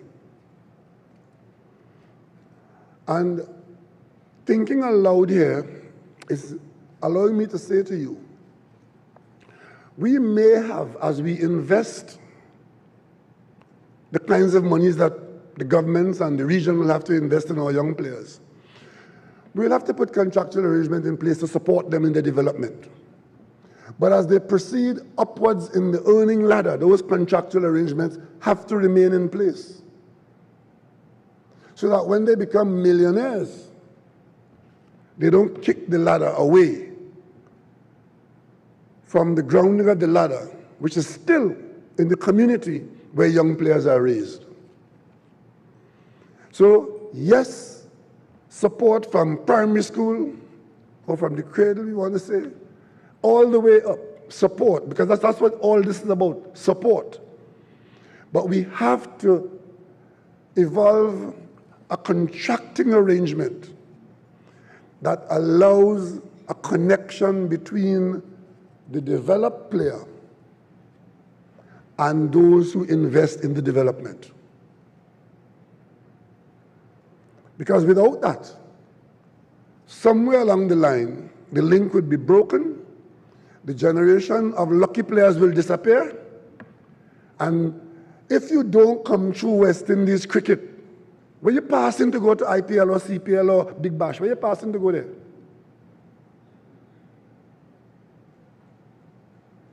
And that's an issue that we have to confront now.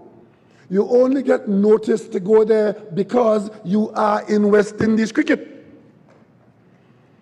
And if you are in West Indies cricket being supported by the resources of the taxpayers and the communities in the West Indies, you can't tell me that you must not be connected once you make it to the top. That is when you need to be connected. And that is one of the biggest issues that CARICOM will put to Cricket West Indies and to the players at all levels. Because most players don't end up at the top of the pyramid. Very many would be in the middle, and most would be playing for the love of the game. But Brian Lara didn't play with 11 Brian Laras from age 7. Brian Lara didn't play with 11 Brian Laras at Queen's Park or representing Trinidad and Tobago. He played with a lot of players who just played for the love of the game, or who were good enough to bowl a few off breaks, or good enough to bowl a few 6 overs and then they go on. They didn't become international stars. But he needed them as part of his development. And most importantly, you could be as good as you want. Somebody said, I think it was West, who said, they put 22 players outside there, greatest in the world, and nobody taking them on. What's the benefit of that? The fans, the fan base. I didn't know Brian Lara in school, but a friend of mine came home at me one Saturday morning and said, come, let's go up the road. Fatima have a boy there, stroking some good ball. You had to see him play. I said, I gone. And I became a Brian Lara fanatic. That's how fans are developed. And without the fans, you could be as good as you want, right? You're not going to get anywhere. So the fan base is important, but the successful players must have a nexus to those who made them successful. And that can only be done through proper contractual arrangements. You look at football in the UK, basketball in America, you don't go and just become an NBA star. You go into college, there are arrangements in place, legal arrangements in place. Nobody can come and hire you in college and put you into a team.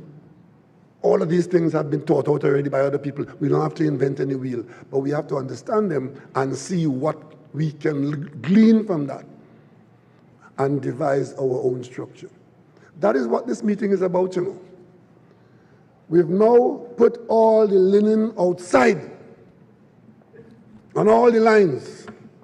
Dirty sheet, dirty pillowcase, it's all outside. The question now is how are we going to wash them? Because we had a lot of grievances throughout the region. They were encapsulated in this conference.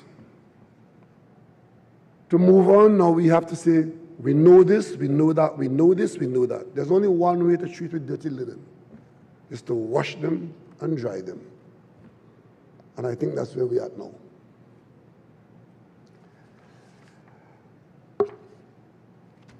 The whole question of getting our pre-professional players to play more of the game. The area where that can be done using existing organization is in the secondary schools. Across the region, we have a good secondary school structure. I will encourage my colleagues across the region to invest some money and some of this development potential in the secondary school. Again, we're not inventing any wheel here. West Hall, before he was Sir West Hall, came to Trinidad and Tobago and ran and got his name attached to something called the West Hall League. For me, that was one of the most exciting times. I wasn't here when Rupert Tanchoon and Derek Seeley played cricket in Trinidad and Tobago, but I read about them. I wasn't fortunate, but I was here when the West Hall League was operating. Great weekend cricket, and it produced a lot of international standard players. We can use the secondary school system in a similar fashion and infuse into it some intra-territorial competition. Give them purpose to participate. Give them opportunity to occupy the wicket, to see the rest of the Caribbean before they are grown men. But it costs money. That is good money, if we spend money on that. And if we do that, every one of these legends who we have could take responsibility or be given responsibility to assist a program like that, if only for a specific period.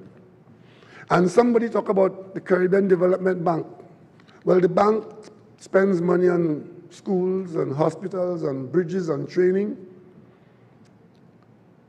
Those people who support us, like the Caribbean Development Bank, will do well to see good returns from supporting the governments in spending what would be small money on a program like that, saving the next generation and creating excitement with a potential where out of it may come 5, 6, 7, or 8 stars and maybe a handful of legends to be. And that's what it is. You put 1,000 players out there, 100 of them might become household names, 10 of them might become of international standard, and 2 of them might become Brian Lara or Clive Lloyd. That's where the investment goes. But the people who they impact are in the 10,000s. Haley Matthews wasn't known to us or to young girls in the region, but she's already a household name for girls across the region. And everything I've said here applies to every young girl as it applies to every young boy. And it will assist in another area of great deficiency in the region. There is a deficiency in parenting in our region. And that has shown up in a number of ill-prepared youngsters who end up sometimes in front of the court or just on street violence. Cricket programs can assist in parenting, especially if it carries with it a discernible amount of mentoring. And unhidden talents can be unearthed by programs of that nature. So these are the kinds of things that the CARICOM leaders will deal with. How much do we invest in programs of that nature? Because I don't think it would take much to convince my colleagues that this is an area of priority spending that we must now treat with some fierce urgency. We talked about our women getting into Test cricket as quickly as possible. That, I'm sure, would find fullest support at CARICOM. Under the heading of the business of cricket,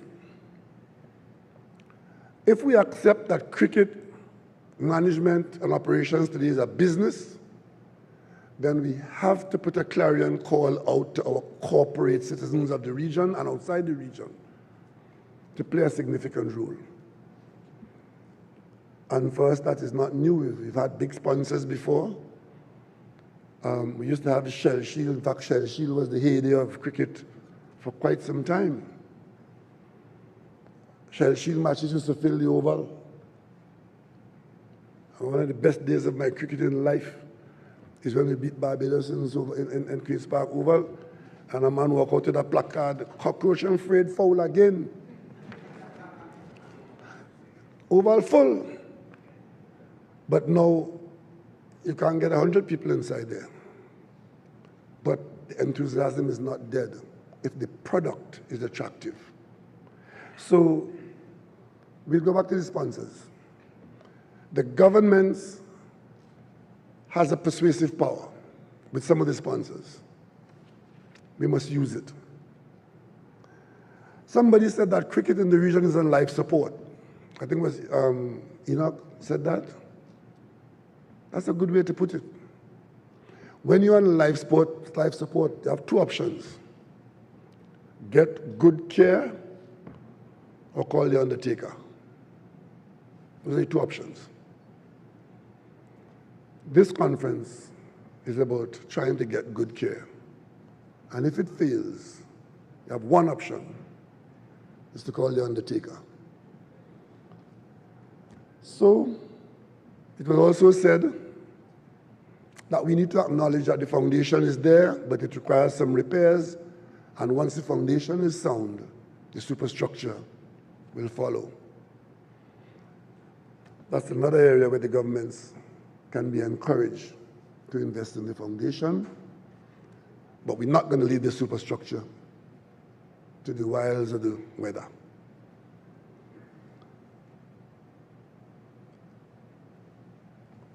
As of this conference, as of this evening, it can be said that cricket in CARICOM is a priority. Governing is about establishing priorities. We have limited resources, limited financial resources, sometimes limited human resources. But when you establish the priorities, then you allocate accordingly. And having established cricket as a priority, I speak for my colleagues, it would follow that there would be improved allocation. I thank you for your attention. I thank you for paying attention to what was said here. I thank you for coming and look forward to me calling you again because there would be significant follow-ups. Thank you all very much.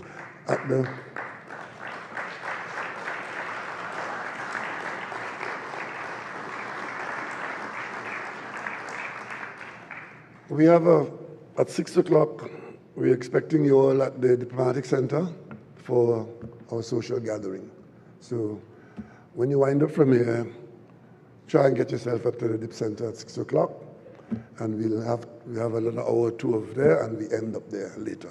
See you all at the Dip Center later. Thank you very much.